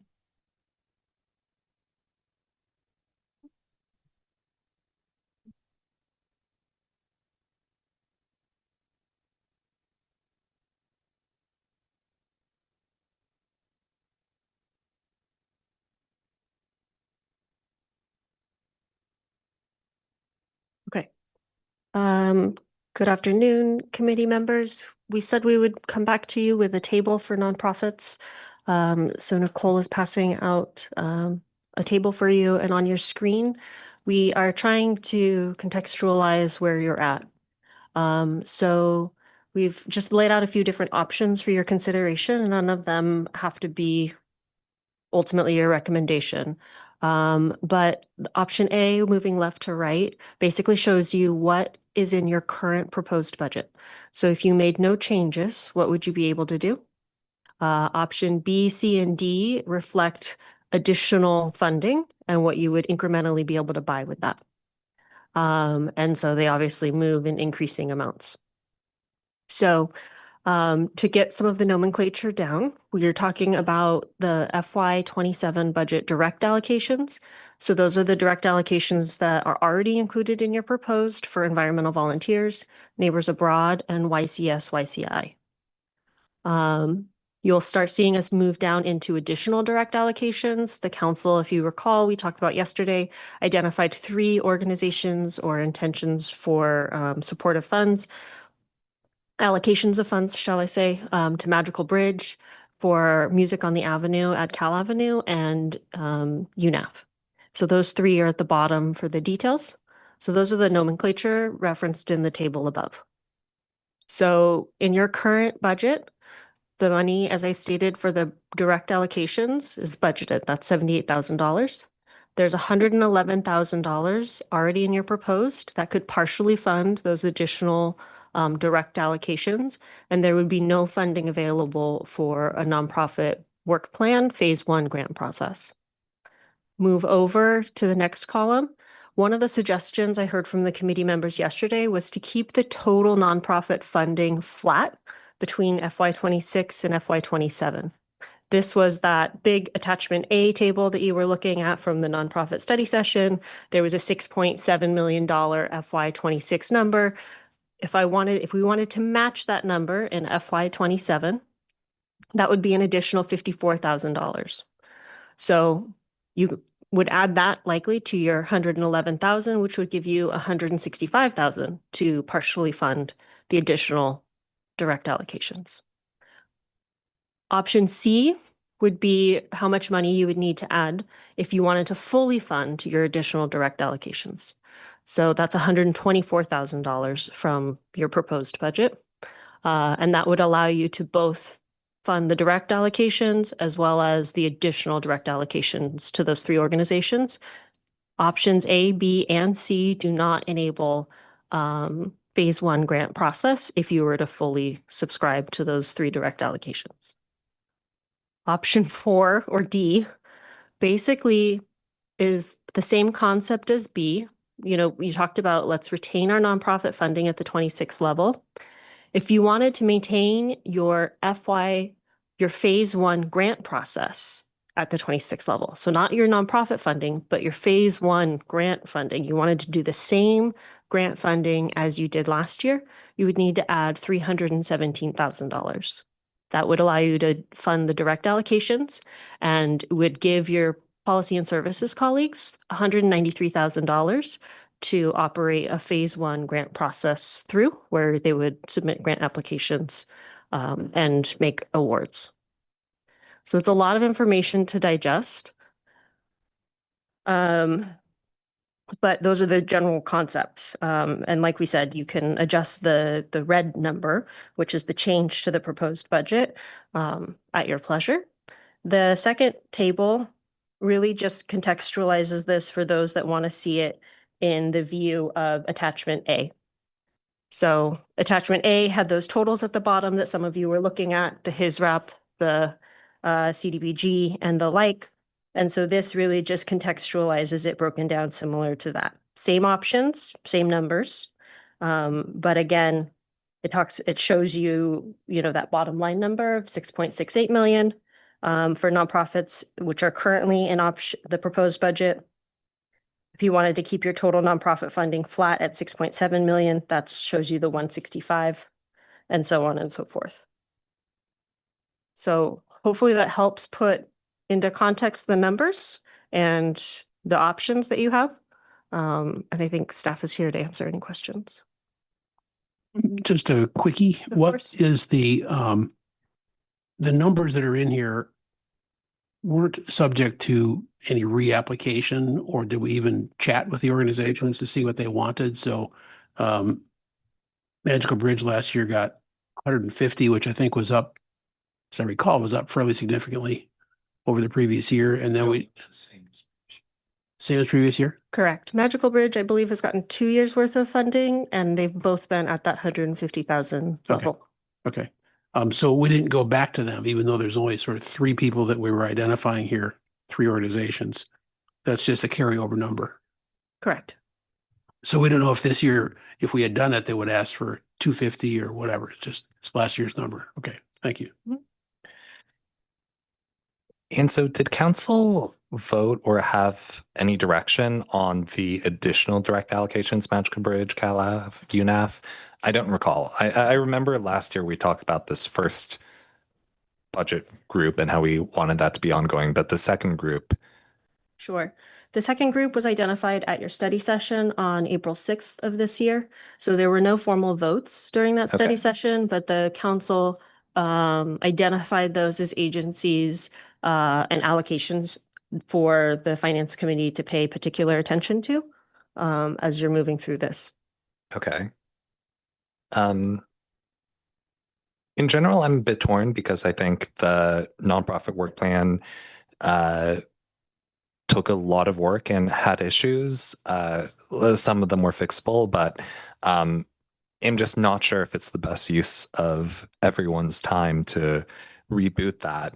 On the other hand, I also think it's very clumsy and arbitrary to say, YCS gets 50K and other groups get 150K or 45K because they always have or they haven't. And some of the context of like UNAF is asking for 45K for additional year-round programming. It'd be nice to know how that programming went. Did people go to those events? How many of those events actually took place? There are things that an actual process does lend itself to. If I had to take a stab in the dark, maybe I would say something like a modified option A, where you keep the 27 direct budget allocations, you partially fund the direct allocations at that like reduced 111K level, and you throw in an additional, I don't know, 100 and some 50K for a nonprofit work plan or 200K for a nonprofit work plan. Something like that might streamline the process enough without taking so much time from these organizations that were already called out that we would slow them down, since we're already quite late into the.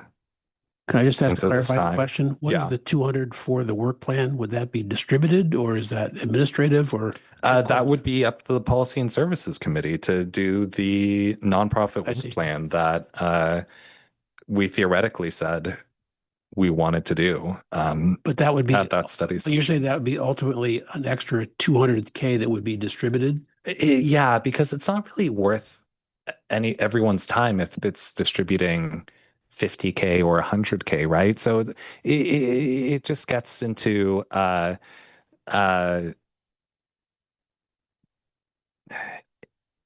territory that where there are all these like not particularly good reasons to pick one number or another. Because overall we're giving away 6.7 million. So. Yeah. Well, let me just say that first, I think lumping all recipients based upon their status as a nonprofit mixes up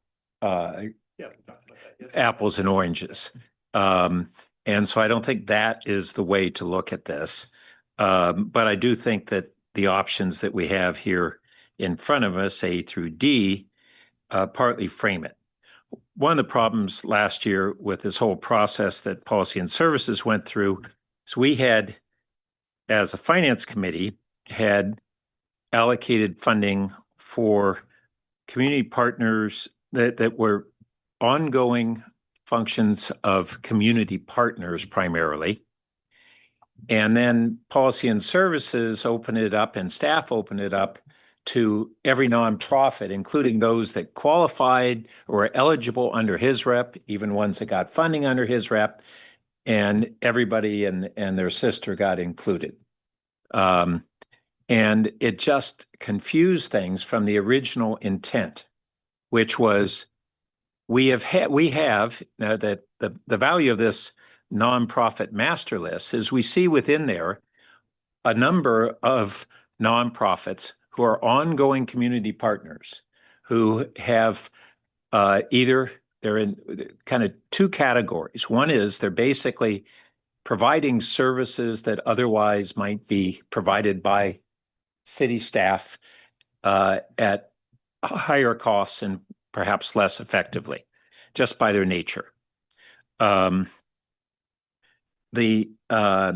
second is services that are outside of his rep, but are valued ongoing community partner services. Whether it's, we think about the CalAV special events, which we've called music, but it's really special events that we said, oh, that's a both an economic development and a community building value that the community has come back and said, this is really high value, and for this dollar amount, it's a great thing to do.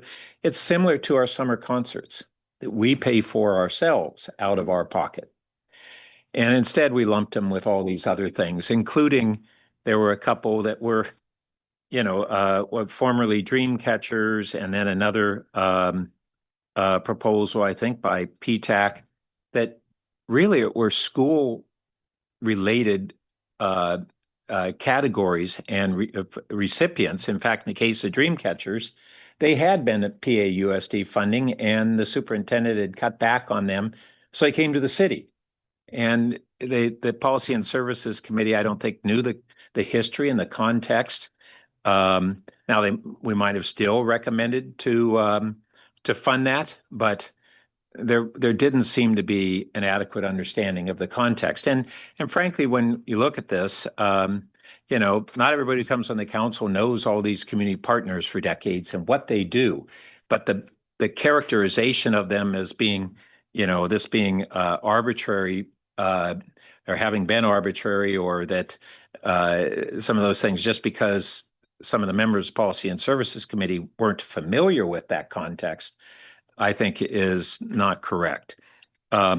So my thinking on this is we look at the ongoing community partners, and really we see these on the two asterisk, the single asterisk and the double asterisk. With one question, environmental volunteers, for instance, this is a service that we asked them to provide, right, up at Foothills Park? That's correct, following the opening to the general public. Yeah, they didn't come and say, we want a grant. We asked them to do a service because we didn't have the capacity. And so they did as a nonprofit, somewhat on the cheap. I do question, actually, whether that is a needed ongoing expense and a needed service ongoing. If we had that service, they're the right ones to do it if we needed to continue the service. But I'm not sure that one actually needs to be, because we just don't have that circumstance. That was a transitional expense when we opened up Foothills Park the first year or two, and it was valued, especially the first year. So we need a process to sort through these like 70 vendors and make some sort of decision. Are you suggesting that we do it hierarchically? We don't need that process to go through these 70. That's what I was trying to say before. We don't need to look at all these other ones, everybody who's getting his rep and everybody who is built into the budget. We don't need to come with that process. I'm asking what you're proposing instead. Okay, well, you said we need that process for the 70. I'm disagreeing. So what I was saying is that the framing up here is a pretty good framing. What it really, to me, looks at, if we're saying that with the exception of perhaps environmental volunteers, the single asterisk and the double asterisk ones are ongoing community partner fundings that we would want to build into the budget in going forward. Then we have the open question of do we want to have an additional funding for this phase one grants? If so, how much?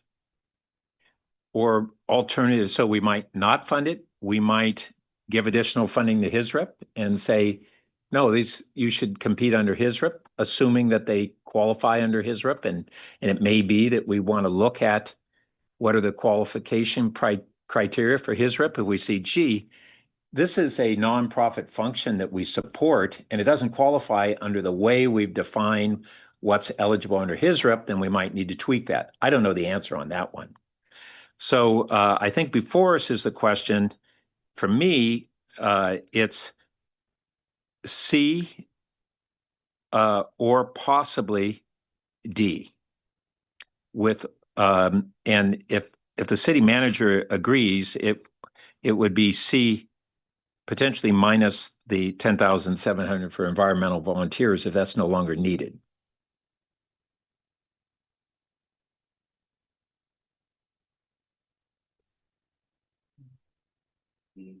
Yeah. Is that, do you agree that was a need, but is not necessarily an ongoing need? I'm okay either way. I think objectively. I'd say yes. And at the same time, if environmental volunteers had a different proposal in mind today than the providing, well, I was going to say providing some funding for the phase one grant process would allow them the ability to submit that there. But if we're not funding the grant process, then again, that would not be an option. Yeah, I think they're a great organization. I'm very supportive. Just this particular function has come and gone. So if we were to subtract 11,000 from C, then we're 113,000 approximately.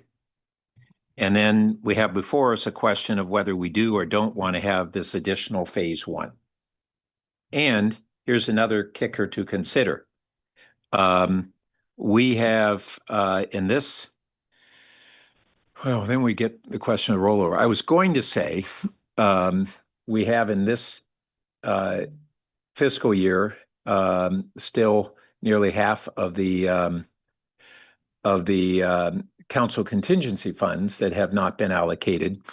I think one of the problems is that if we use council contingency funds, a lot of this came about 2 years ago because staff came and said, well, this organization may have been having funding for this purpose for years, but it was a 3-year contract. It's ended. There's nothing in the budget for them. And we went, well, wait a minute. This is an ongoing thing. Yeah, that 3-year contract ended, but there was no implication that we would stop having that support for that organization.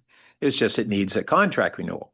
And that goes back into which of these groups do we bake into the budget, which has happened. I'm forgetting which a couple of others have already, since in the last year or two, several of these that were contentious are now embodied in the departmental budgets. I think that was YCS for the YCI. So that was it also some of the neighbors abroad, or was that all? Yes. Yeah.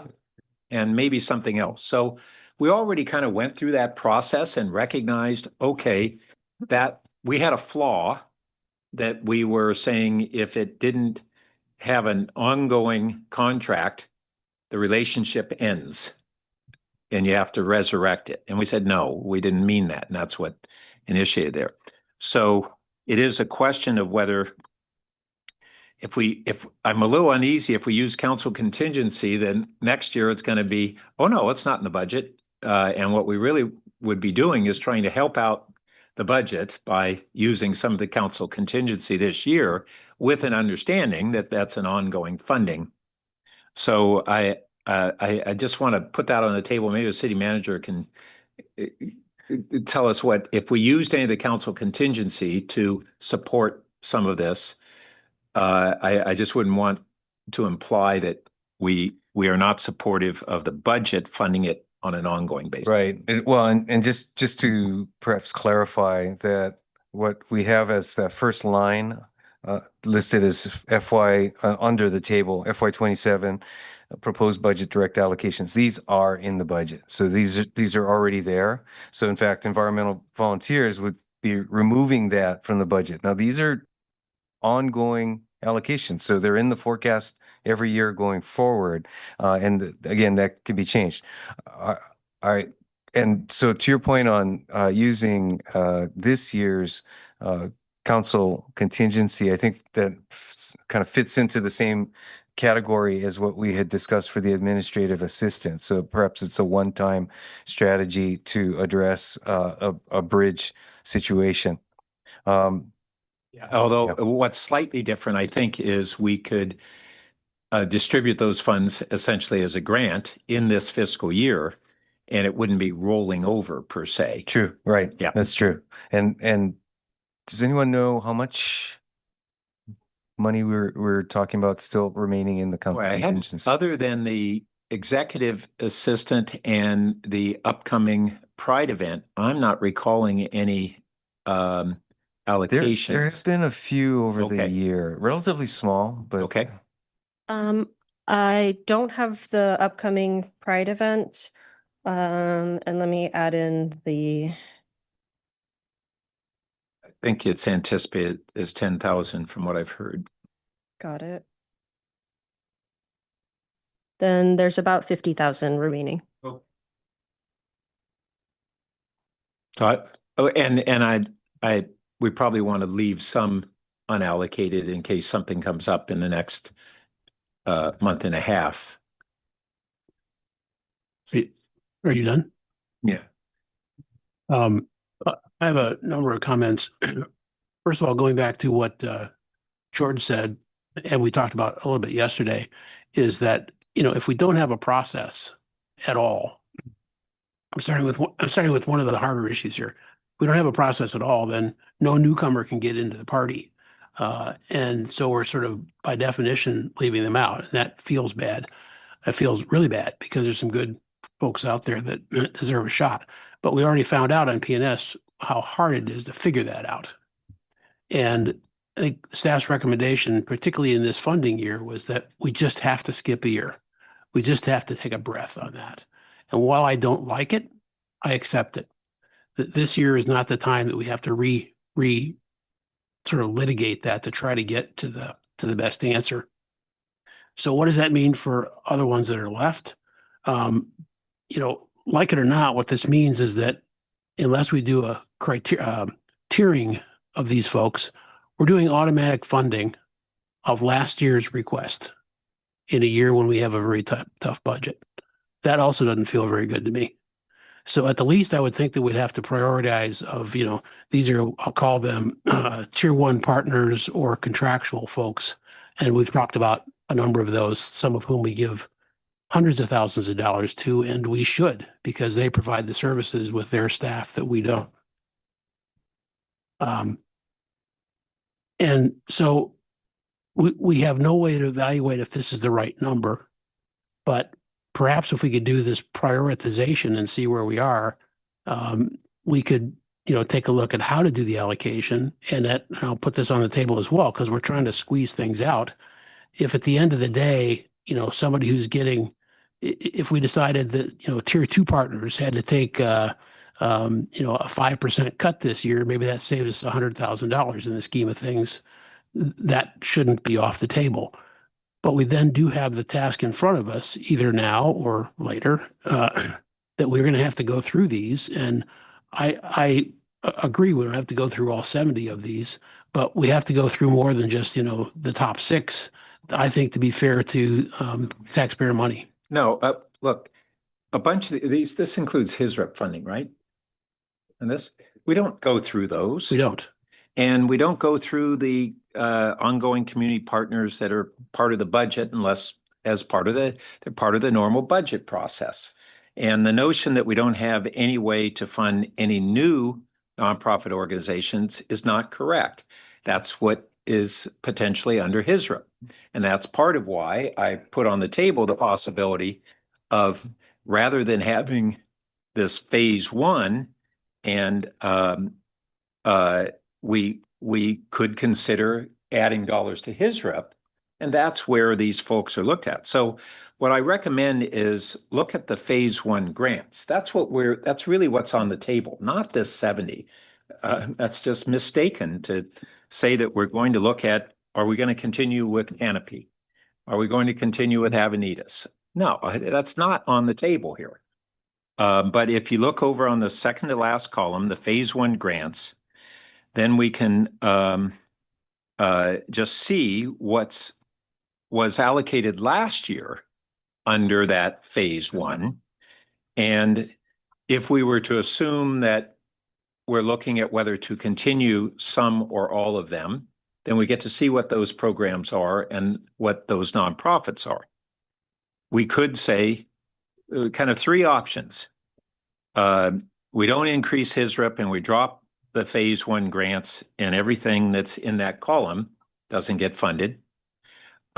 We could have a phase one grant program, and I think I agree that trying to rationalize this phase one grant program this year is a big task for a relatively small amount of funding.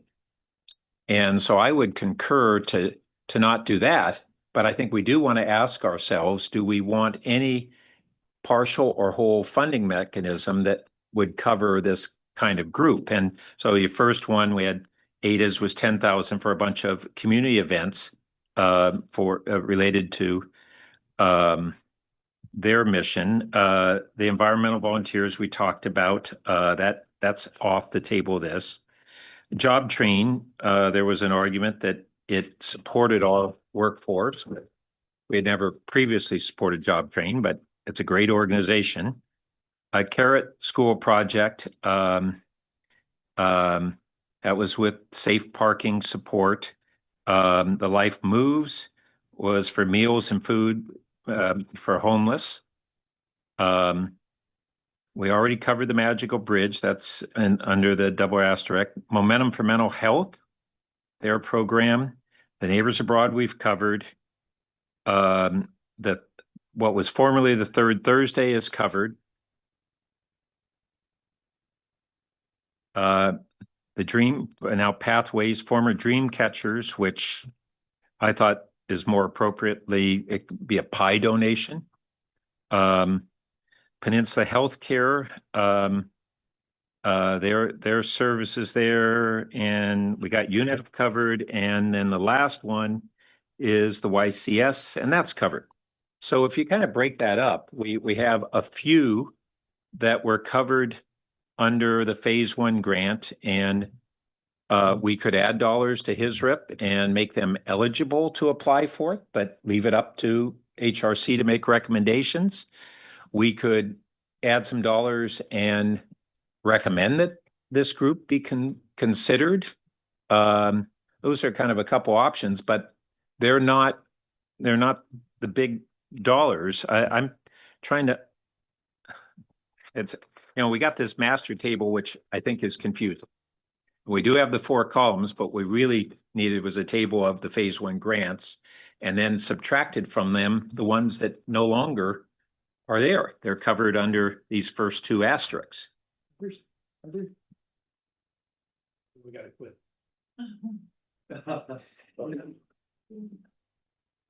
Are there any that are still covered from two areas where we have a contractual recognition one place, and then there's some here? I think Neighbors Abroad was that way. It's an organization is, but not necessarily we're not just saying, here's what you were covered.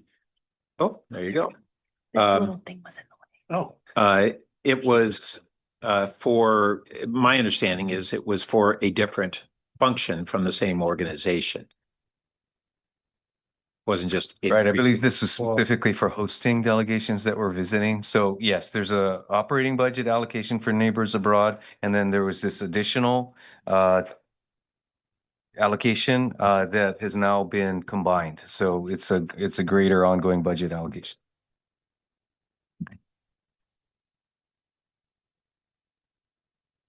Yeah, and things like the TMA, that's really a contract to do real work. That's not I wouldn't even consider that a donation to a nonprofit. I mean, it is, but contextually, it's we have an outside service doing the work for us.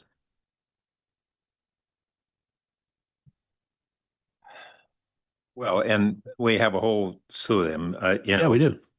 That's including the ones that were in the phase one grant, but are now part of these asterisks.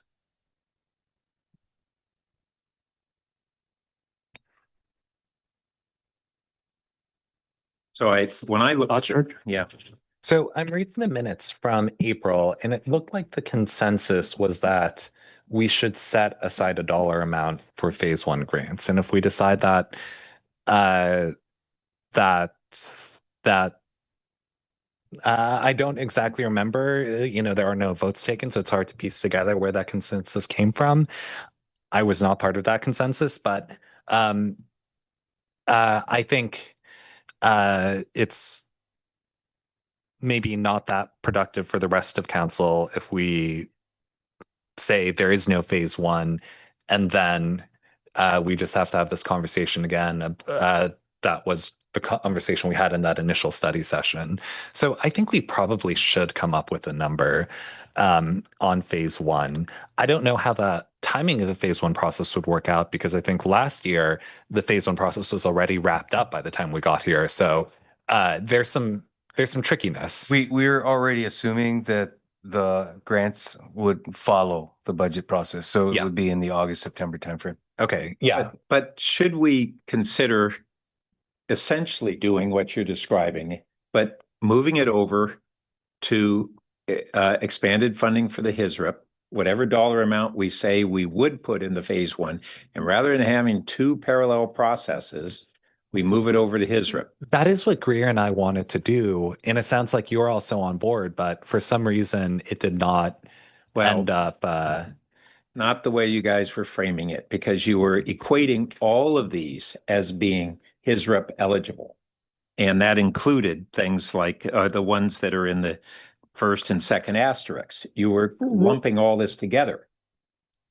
And they're no longer part of the phase one grant in this proposal. Right. So I don't recall, maybe fair, maybe I was. But as far as the direct funding here,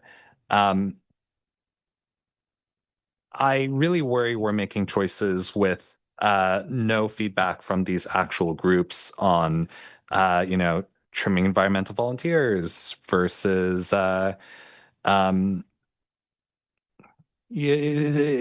a lot to piece together. Like UNEF, maybe they bought a lot of equipment last year with that additional direct allocation so they could do their offsite screenings, and maybe they don't need 45K anymore. No, you're throwing out hypotheticals that are just, because there's no way for me to know what they're inventions, and you may not know, but you're throwing out things that are just kind of absurdities on that. Let's stick to what is real. His point is we don't know what the funds went for or what their needs are. Because we've already determined on the second point that we even haven't asked them for their needs. Right. And you may know, but you haven't explained to us how these organizations would use these funds and how things went last year and what's different. And so no, we actually do know for these ones that are in the asterisks. We do know what those are. They had submitted program descriptions. They are within then the application. They had a previous proposal, which was the basis for the year before allocating that. And then they participated in the phase one program and they described exactly what it's for. You may not know what it is. It was actually submitted and reviewed by you guys. So the notion that you don't know what it is because you've forgotten. Not because it wasn't there in writing. Because let's just get on track of what we're trying to do here. And what we're trying to do is come up with what action we need to take to get to this meeting on Monday night. So the last proposal that I heard was basically put together, I'm reading this back to listen, put together what are called phase one grants, at least as the numbers are there right now. And that becomes one of the initial totals that I guess what we would do is if there are 10 of them, all 10 of us would have to decide if those were valid to go forward and then say we need at least this much for our ongoing contracts. That would be the first step. If I Well, they're understand. not all the phase one grants because the two asterisks have subtracted those fundings and those organizations from what we're now calling the phase one. Well, that's Correct? fair because we're putting more into the budget, into the expense. That's budget. right. Right. But we would have a list totally of how many phase one folks, organizations we're supporting, some of which were in there. So But we by have the a time we get- remainder of almost 200,000. It's right By the here time we over get on to, D. by the time we get to Monday, it won't matter because we're saying this is how many we're funding with the amount that we have in the budget for tonight to So- be reviewed. Look, if you look at D, the What's third D? bullet is 193,000 toward phase one. I believe that's everybody else under this phase one grants column, except for those that are in the asterisks. The question then before us is, do we want to turn this into a policy and services project, which became a huge project for a group of council members who are not immersed in this? They tried to educate themselves. We created a whole new process, a whole new set of criteria when we have the HISRIP program. And I think the question we should be having is for those that are in that phase one grant process from last year, should they be applying to HISRIP? And if so, do we want to increase funding to HISRIP to approximately accommodate them or whoever else HRC thinks is most deserving? And we don't have to turn this into a huge city council process. I would say it is ripe for that question to be raised with the council for next Monday. You know, again, whether it's 193,366 or some other number, whether based on the dollars available and looking at the full landscape, the council as a whole does feel that that's the process you want to continue, or the path you want to continue down. And so for today, if you were to decide which of the options and the general amount for the phase one allocation or grants you'd like to settle on, then that would lead it to Monday's discussion. What was the last sentence you said? If you wanted to what? If you want to identify an amount for the phase one grant process, then that would allow us to advance it to Monday. Again, You mean if the it's- 193 number? Correct. Okay. Correct. If hypothetically that's the number you want to go with, again, that will add to the total of the 317,000 that we're in the hole on, so to speak. Yeah. And that we still need to close today. Yeah. So we got two Correct. questions, the dollar amount and whether we want to have it as a city council process or add it to HISRIP. That could be an alternative recommendation from finance. Yeah. Again, for Monday's discussion. But if the other part, again, just reading this back to see if I understand it. If the other part is HISRIP allocated, the 193 is around the items that are identified here with the asterisks. I'm losing my What voice. around? I don't know what you mean by around. This is option D Yep. to fund the major partners that are in here, right? Plus, yes. Well, Plus. it basically takes out the what's in bullet 1 and 2, which are asterisks 1 and 2, and says those are funded. And then we need a process, or do we or don't we allocate funding for the balance there? And if so, what's the process? A city council turning into HRC or giving HRC some additional funding under HISRIP and let them go through their normal process to prioritize who gets what. Oh, I'm not advocating this, but the other option is to bring more detail back to this committee to make the allocations. Yeah, and I don't think, I think that it was misguided, well-intentioned and misguided last year. And as part of why the recommendation was, gee, we don't want to dive into this the phase 1B or phase 2 grant program. It was so confusing and so time consuming. And we have a commission that spends a great deal of time and knows these organizations much better than most of us. They don't know it perfectly, but this is what they concentrate on. And so I thought part of the criticism last year was, gee, we turned this into this whole, first it was when the Finance Committee 2 years before had a narrow set of recommendations that are now being essentially built into the budget. These asterisks, first and second asterisks. Staff has recognized that those are ongoing community partners, build them in the budget like many other things are in the budget. Many other nonprofits are in the budget. But instead we opened the door and added this other stuff, which is now in the third bullet under D, everybody else. It's the stuff that's in that phase 1 grants column minus what's in asterisk 1 and 2. So if we boil it down to saying that's the remaining open issue, there's 2 questions. How many dollars do we want to allocate? 0, half of that, all of that? And who should make those determinations? Policy and services to the council, back to policy and services, finance back and forth, or let the HRC do what they normally do. And I strongly advocate whatever dollar amount, additional amount we do beyond those asterisks 1 and 2, it goes to the HRC and let them do their job. George? I actually really agree with that in general, with some exceptions where there's been this contention and still continues to be.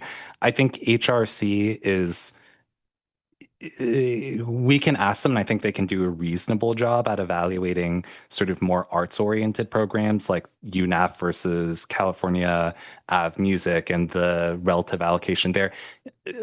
I think they can do a reasonably good job, though. It's not like their core remit.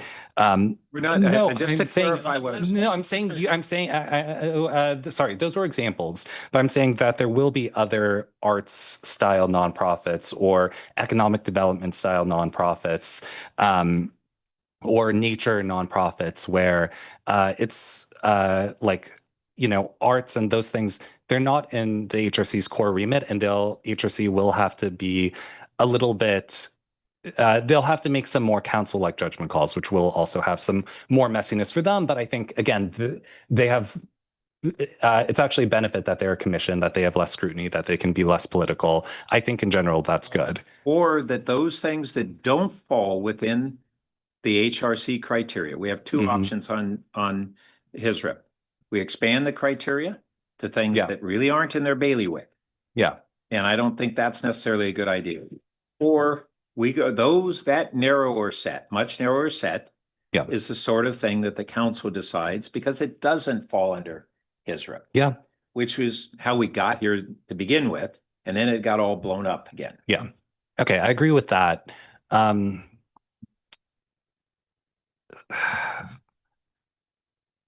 Okay, I agree with that. But then the question is, in my mind, YCS and Magical Bridge are very much sort of more in that core HRC remit. And so if those are the kinds of like essential community services, I'm pretty confident they would be funded in the HRC. And wouldn't it be simpler, instead of having 3 mechanisms, council, direct, which is the one that has the least ability to interface with the nonprofits, HRC, and council non-human services, why not just have human services go in one bucket and the other non-human services go in the other bucket? I think. Yeah, those 2 examples. So Magical Bridge came, and their proposal 2 years ago was that we say that inclusion is a major part of our values, and we really don't have the programming that is focused on that.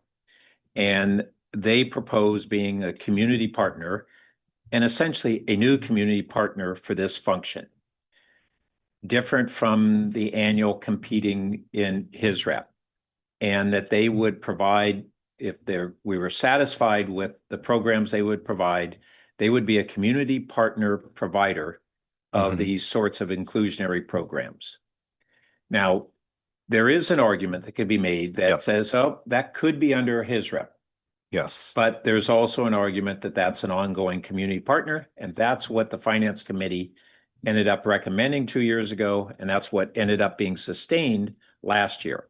Right. Now, that could get revisited because you're right that there's an argument that that is a human service function. Yes. But I would argue that we do what we have before us, which is we continue with that as a direct allocation. And UNAF similarly, you know, that has an inclusion component to it, but it's not what the HRC looks at in his rep of direct provision of services. It's an education and a cultural program. And that's why the council said, yeah, that's something that we want to designate because it doesn't neatly fall. It's a very valuable thing. Similarly, the CalAV entertainment. You could make arguments that it has some relationship to his rep, but it really was something that the council had said, yeah, we want to support this on an ongoing basis without getting into opening it up to 40 different grant applicants. We think that these are important functions that we want to support as a city through council action. Yes. I think I agree in principle. I think in this year we will need a bridge. But I would like to see in the longer run, you know, CalAV Music and UNAF be evaluated in that human services bucket, and Magical Bridge and YCS be evaluated in that human services bucket. We have essential partners like Life Moves and Alta Housing and other groups that get his rap funding, you know, very dependably. So it's not like it's not like I'm against funding them. I just want a more consistent process. If I could, perhaps interject and quite frankly agree with that. I will have to admit that from a staff perspective, that we really have struggled with what have become the budgetary decisions to establish ongoing, I'll call it entitlements, through the budget. And so perhaps a way to bridge what you're discussing here is, well, first we need a plan for the current budget, but then as a part of that, to direct staff to negotiate with these, and you'll identify which organizations, multi-year agreements, so that we could build in expectations of what would be done with the funds, what funding levels would occur, and any more robust, whether it's, expectations on both sides that can be depended on given the nature of the service they're providing. And it would be unique for each organization. Yeah, I totally agree with that. And that's kind of one of my concerns here is it's become an entitlement as opposed to what do you really need? Because maybe somebody comes to us, they're already getting a lot of money, but they really need 20,000 more this year for such and such. And we'd love to support that, but there's no process for even to do that. And it shouldn't be an entitlement beyond, but it should be multi-year. I totally agree with everything you said. If we look over at the far right column of operating services, we see that's the list of all of these, if I understand it correctly, all these ongoing supports that are not generally HISREP eligible or HISREP based. You know, we just added the ALCO, but Alta Housing Relationship, and Avenidas, Canopy, Ecology Action, Environmental Volunteers, not the, well, I guess that's the one, Grassroots Ecology and the functions they provide. So those are a lot that over time, those happen because in previous budgets, there were decisions that went through either up from a department or a commission or from the council that said, oh yeah, we want to have an ongoing funding relationship with Canopy or whatever. And that doesn't mean the dollar amount has been locked in stone year after year. But it's an ongoing relationship, and staff presumably looks at those different proposals by those organizations, and that's how they, all that stuff over on that column, which is it's the majority of what we have in this whole attachment, is these ongoing multi-year relationships that we have with valuable nonprofits that leverage our resources into a whole bunch of functions. And for the most part, those are not human service related. There may be some that are, but for the most part, they're outside of that. So here's a problem, when we've recognized that in recent years, we've had a council that has less experience on the council than we've often historically had. And the institutional knowledge hasn't been there. And I'm sitting there going, no, we've done this for decades this way, and it works. And it is not cast in stone. It's reviewed by staff, and it has worked. But we had a council who wasn't familiar with it and started reinventing the wheel. I think we're getting close to agreeing, but there are a couple of examples here, like Project Safety Net, where I think it's actually a disservice how it's buried under operating services. We do want multi-year consistent funding for Project Safety Net, but because they're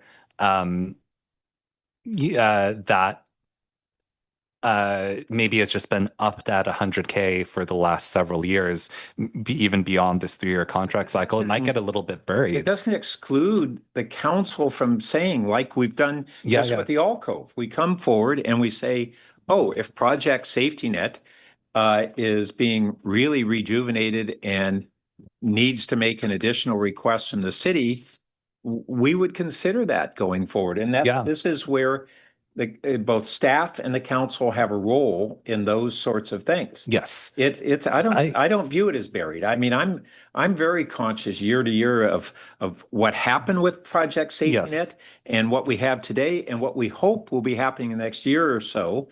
And that hopefully their funding actually will be able to expand, but not needing to come to the city for additional funds. But if it was the only way to make them vital again, I'd be open to it. But I don't think that's going to be necessary. But that's a good example. It's only buried to those who are not familiar with it. I think most people on council don't think about it month to month or budget cycle to budget cycle until it is surfaced in documents like this, or until there is a suicide or a suicide cluster. And that is maybe not ideal, but that is the fact of the current council and the council for the last several years. And there are other things like the Mid-Penn Media Center, where I don't know how many people still watch us on cable TV.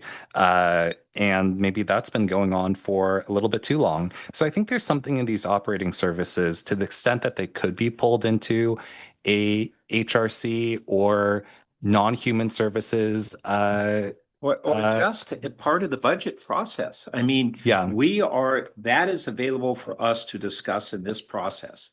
If we see any of these things, just like we've done on all these other things that we've covered the last 2 days, department by department, and what we actually didn't put in here, we do, responsible department.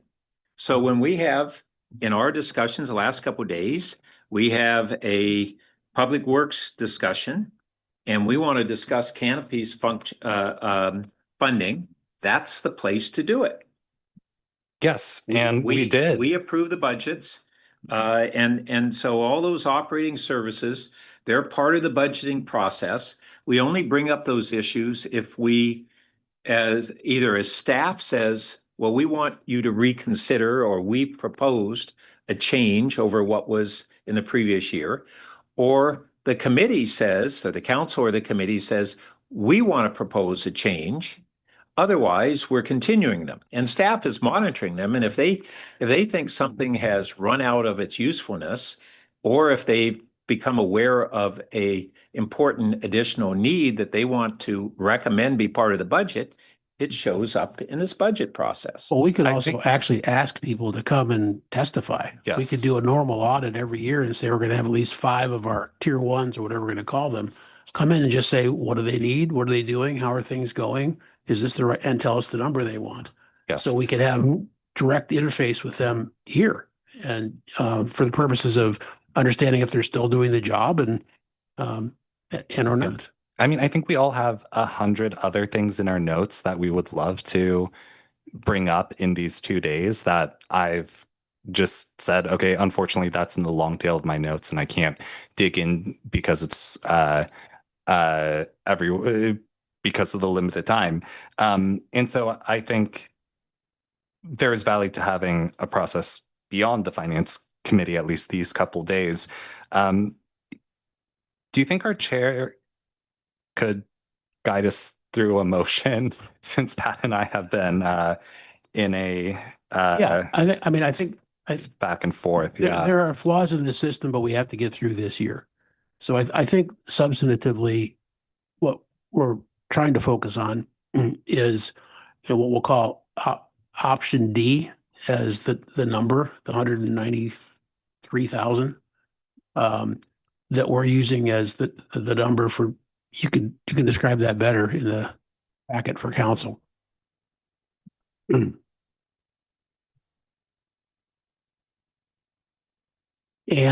that we're, while recognizing flaws, are not in favor of restarting the, what are we calling it? The second phase of the nonprofit work plan. Yeah. Grants process? Well, the nonprofit work plan, that we favor a 1-year hold on that. Is that a way to say it? But that doesn't reconcile with option D. Option D allocates 193,000 for a grant program. If you wanted to put the grant program on pause, I think you'd be looking towards option C. Right. Yeah, I think the other stuff is in the budget that we've approved, correct? Which other stuff? The asterisk 1 and asterisk 2, the 78. Asterisk 1 is in the budget. Asterisk 2 has 111,000 in the budget. Right. So if you recall on the table, there's 111. Asterisk 2 is the additional contributions that the council asked this committee to look at. Right. Okay. And so in order to fully fund those, you would need to add $124,000. That's option. And that's how we get from, it's 124. We didn't really put that out there on this. Okay. It's a remainder out of, so we have 235K additional direct allocations. No, you have 111. Go off. Just a second here. We have it listed here under this column as 235,000 additional direct allocations, but really it's 124 that has not been allocated. Is that correct? So again, on the chart, if you look at the bottom line of red numbers, the bottom line shows you what you need to add to the budget to fund everything above. And that's what I'm trying to say is that. And what I'm saying is in option C, in order to fund only the additional direct allocations, you need $124,000. Yeah. 111 plus 120. And this is what I'm trying to make clear to everybody. So just a sec. Right now, it says under the second bullet, under both C and D, it says 235,000 additional direct allocation. But the clarification that we have is that it's really the 124 that has not been allocated. And we'd add 124 plus 193, and we get the 317. Correct. That's what I was trying to say. Because what's in writing here is confusing because it doesn't list the 124, it lists 235. So if you go to the next slide, it has it on there. But that's fine. That's the right math. It's the 124 plus the 193 equals 317. Okay. So we're really dealing with to deal with the 3 additional direct allocations. We have a question, do we support those 3, the Magical Bridge, the CalAV, and the UNAF? And then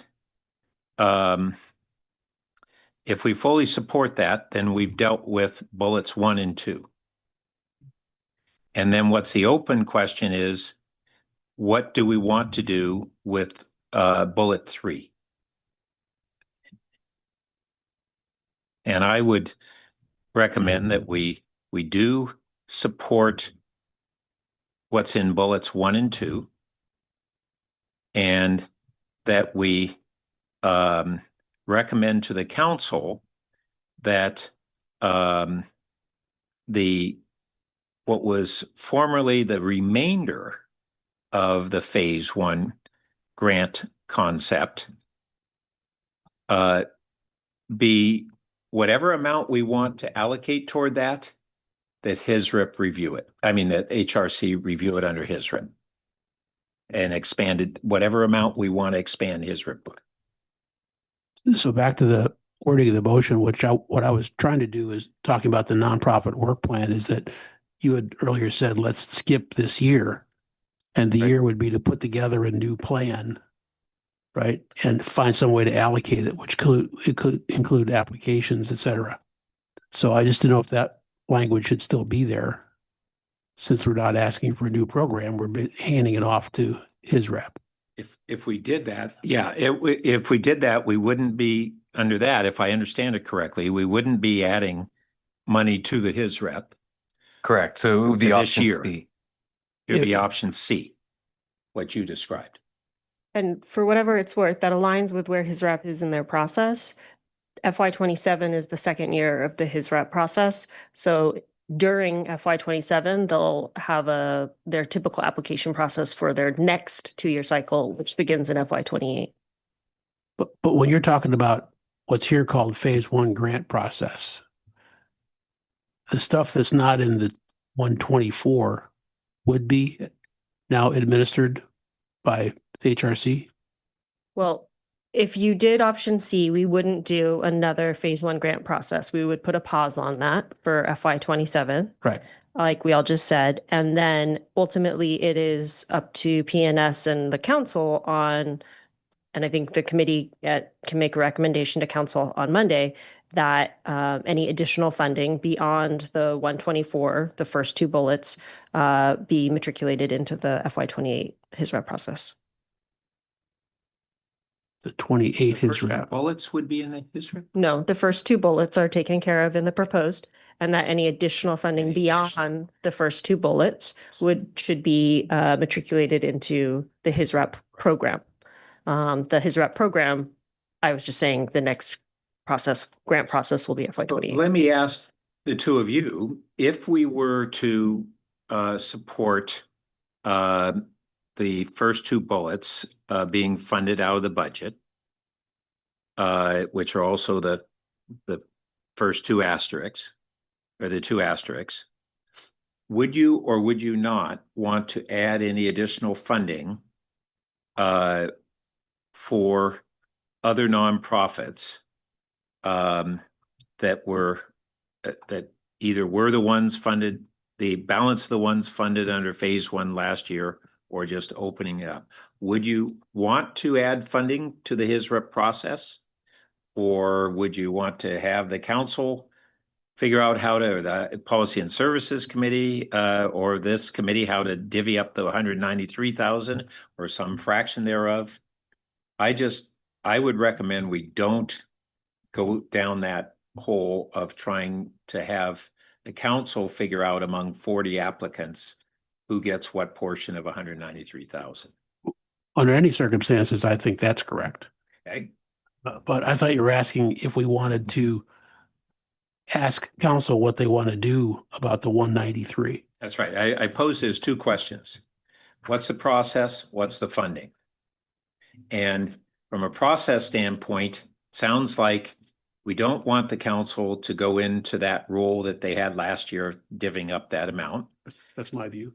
That is my view personally. I think Greer said something to that effect, So whatever Well, we got majority three of us within here that today. study session in April may have already changed. Greer, So unfortunately, Greer was not through a year ago and in April, not understanding that many of the very nonprofits that you selected last year would not have qualified under his rate. In any case, No. he's not on the committee, so. yes, That's my yes, but I'm just saying, previously I would have said, let's go with phase one because that was the council consensus from the study session.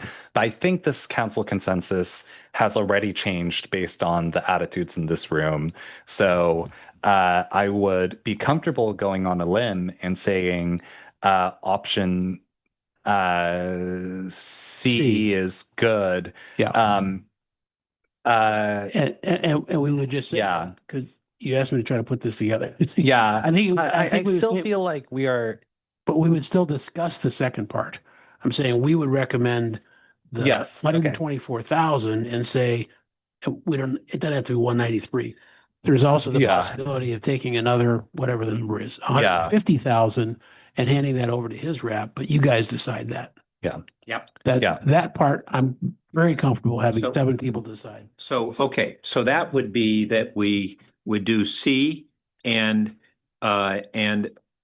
leave open to a council decision whether to allocate additional funding to his rep. But we would recommend that any additional funding be done through his rep. Yeah, and do we want to just get a more less specific number there of 200? Yeah. And I'm not quite sure what we got. Well, I don't know that we have to recommend a number. If we're leaving it open to the council, we're just saying, do you Correct. want additional funding to his rep? And if so, how much? Right.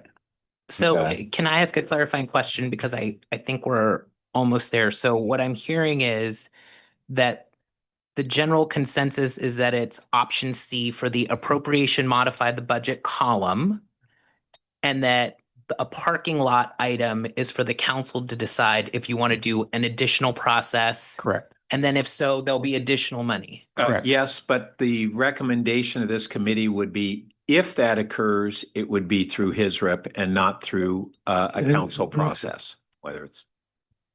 Well, yeah, council could decide that. I'm fine with that. I'm torn between C and B, frankly. But or even A. I mean, the difference between B and A is marginal. But for today, I'm happy. B to and move that A along. is a big difference. I don't know what. Oh, sorry. C. There's a spectrum between B and A are not materially different. It's a $50,000 difference, but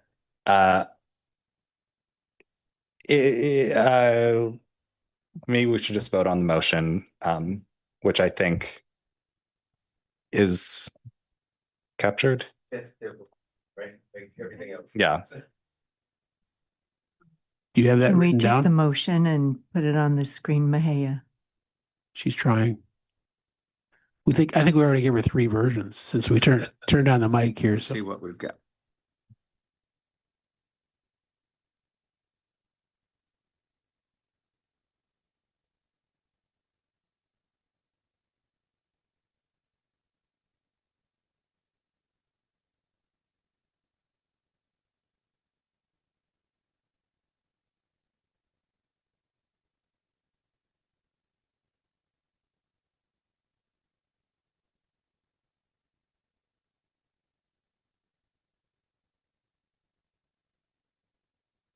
doesn't quite fit on my screen. There we go.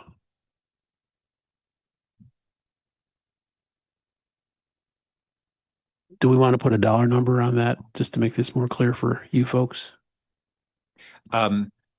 Well, so I'm not sure we do, but just aside from the dollar amount issue, parking lot item for the council to decide whether additional grant process would be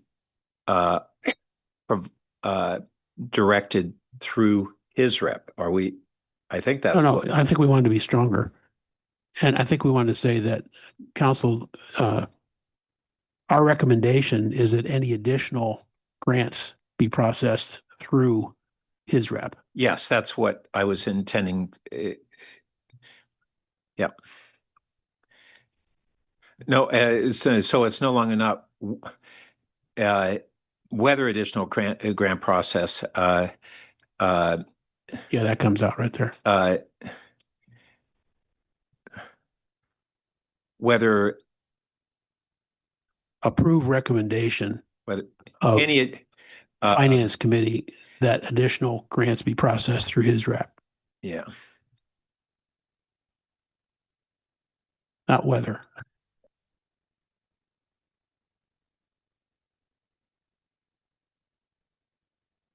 Is to it approve finance committee recommendation, not decide any. For the council to approve finance committee recommendation that any additional grants be processed through his rep as you have it.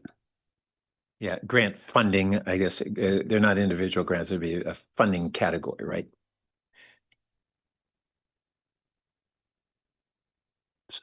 So yes. So I think you got two items mixed here though. So the parking lot, I'm not even sure we have to call it that, but this would be to what's better for clarity for council in terms of, what we're putting in there. We just to say 124,000 incremental, I guess we would just specify the three that are being incremental to what's already in there. When we document in the recommendation column that the budget team was putting together, we'll document that it's the 124,000 and for those three agencies, those three allocations. Actually disagree. I would love those three organizations in this motion. Yes, so let's make that in the first item, just, add 124,000 in funding for those three people, three organizations. One. Yeah, we're changing one. It'll say under one, then option C. For the appropriation, modify the budget column, add 124 funding. Or additional direct allocations. For additional what? Additional direct allocations, and then Yeah. I'll list the agencies. Magical Bridge, Cal Ave Music / PARF.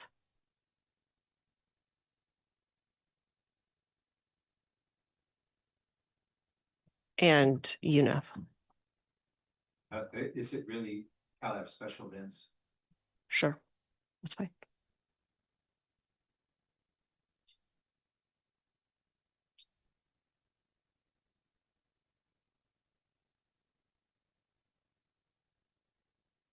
Director Lai, is that enough? I believe so. I don't think we need that.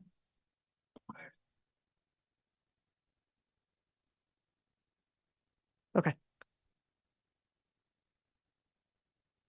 Guess it doesn't really need an A since there's no B. You could just put a colon after column and it'd probably get you there.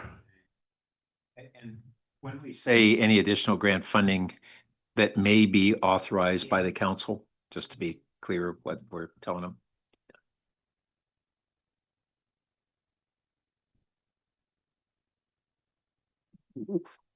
Can we omit then talking about the grant funding process because we're not recommending that and you already said, yeah. Yeah, I just wanted to support that because it's not universally supported and, we don't even like it, but we think we need to do it. Okay, any other questions? Go to a vote. Did I miss who the maker and the seconder? I'm the maker. I will say.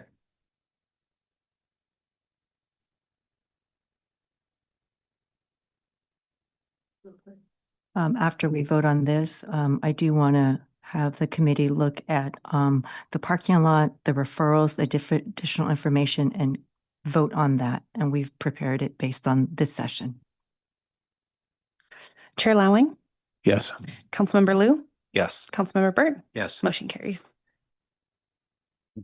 We also see before we do that, where we are on the number. Oh, okay. Chair, if I may, I'll go through the slide. Please do. Congrats, it's 5:14. You've done really excellent work and have been expedient through this process. I know it was a tough few days. So hopefully this slide captures the discussion between 3 and 5. Recognizing that the motion on the nonprofit is separate, let's go through this slide. Next slide. Next slide. So starting with Finance Committee recommended budget adjustments, starting at the top, we have the JMZ, which is a source. Then we have school crossing guards being added back 50% with a note that it's contingent on PAUSD 50% match.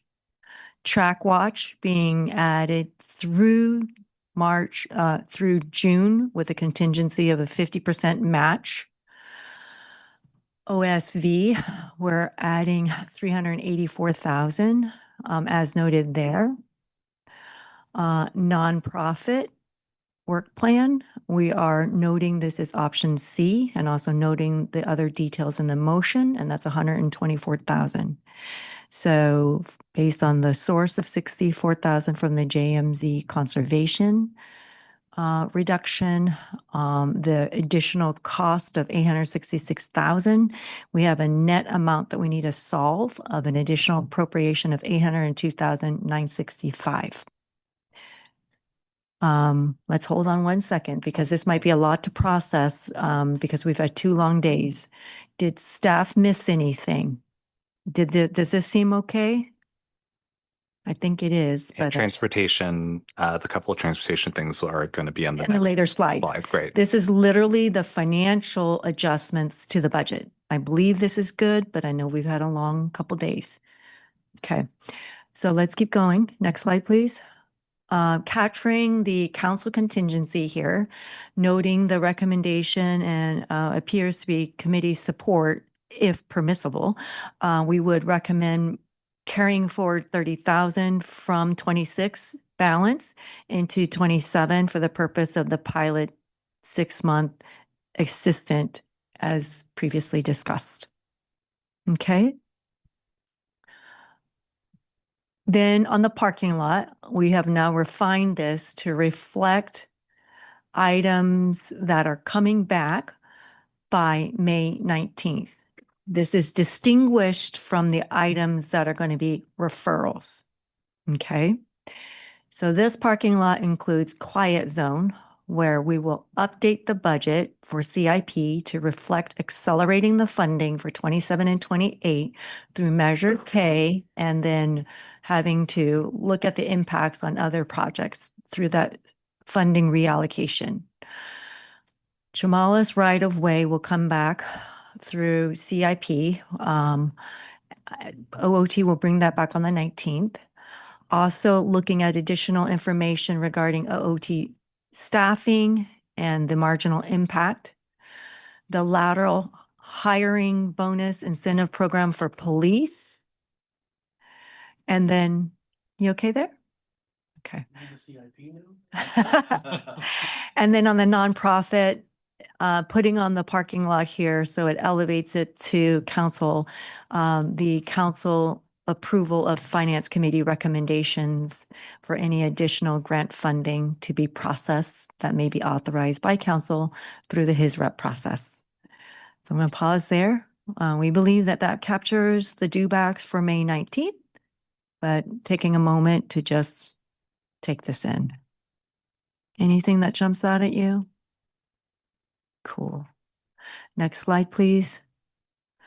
Budget hearing recommendations for referrals to staff for council consideration.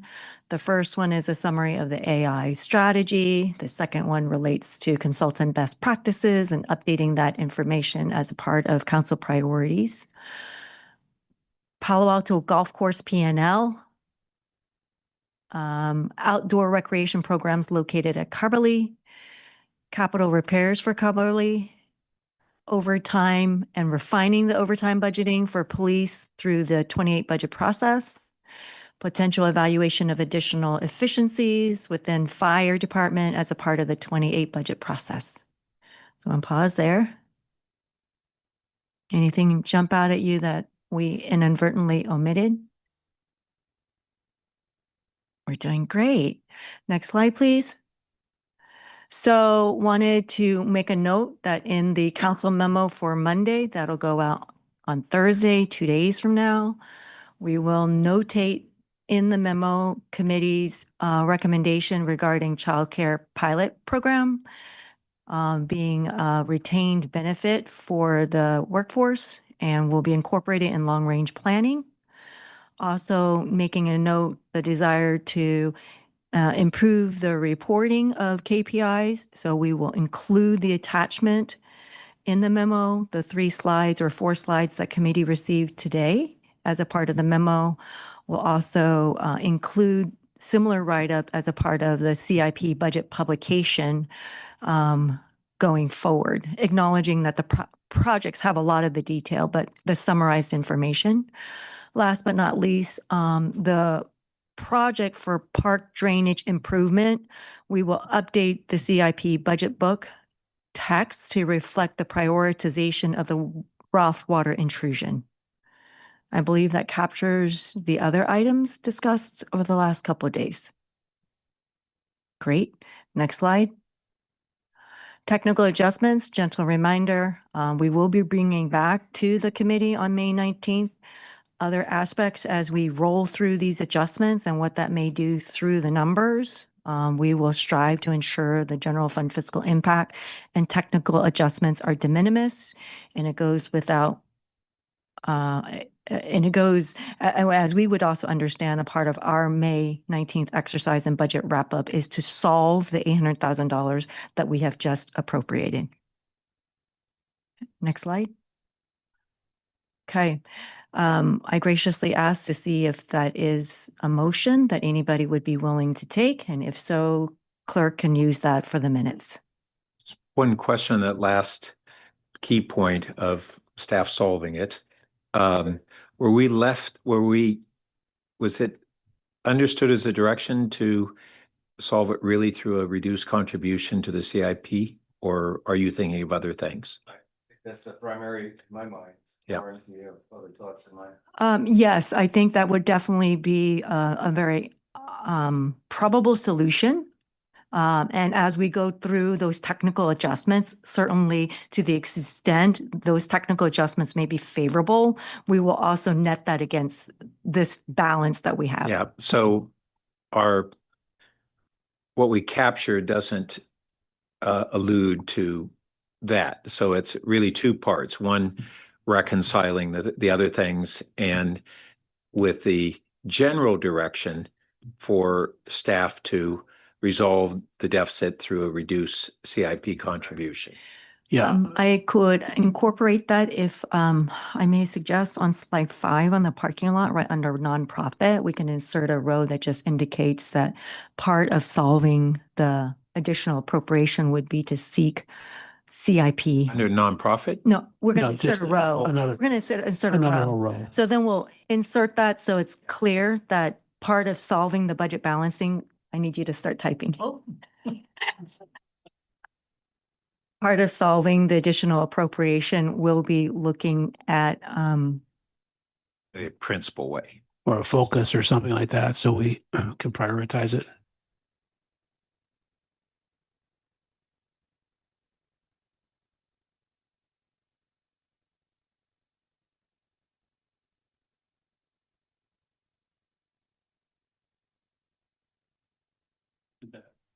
acceptable balancing strategy I will would s- involve evaluation of CIP reductions. Committee, Bert. I would probably, let's see, we'll prioritize, reduction of CIP.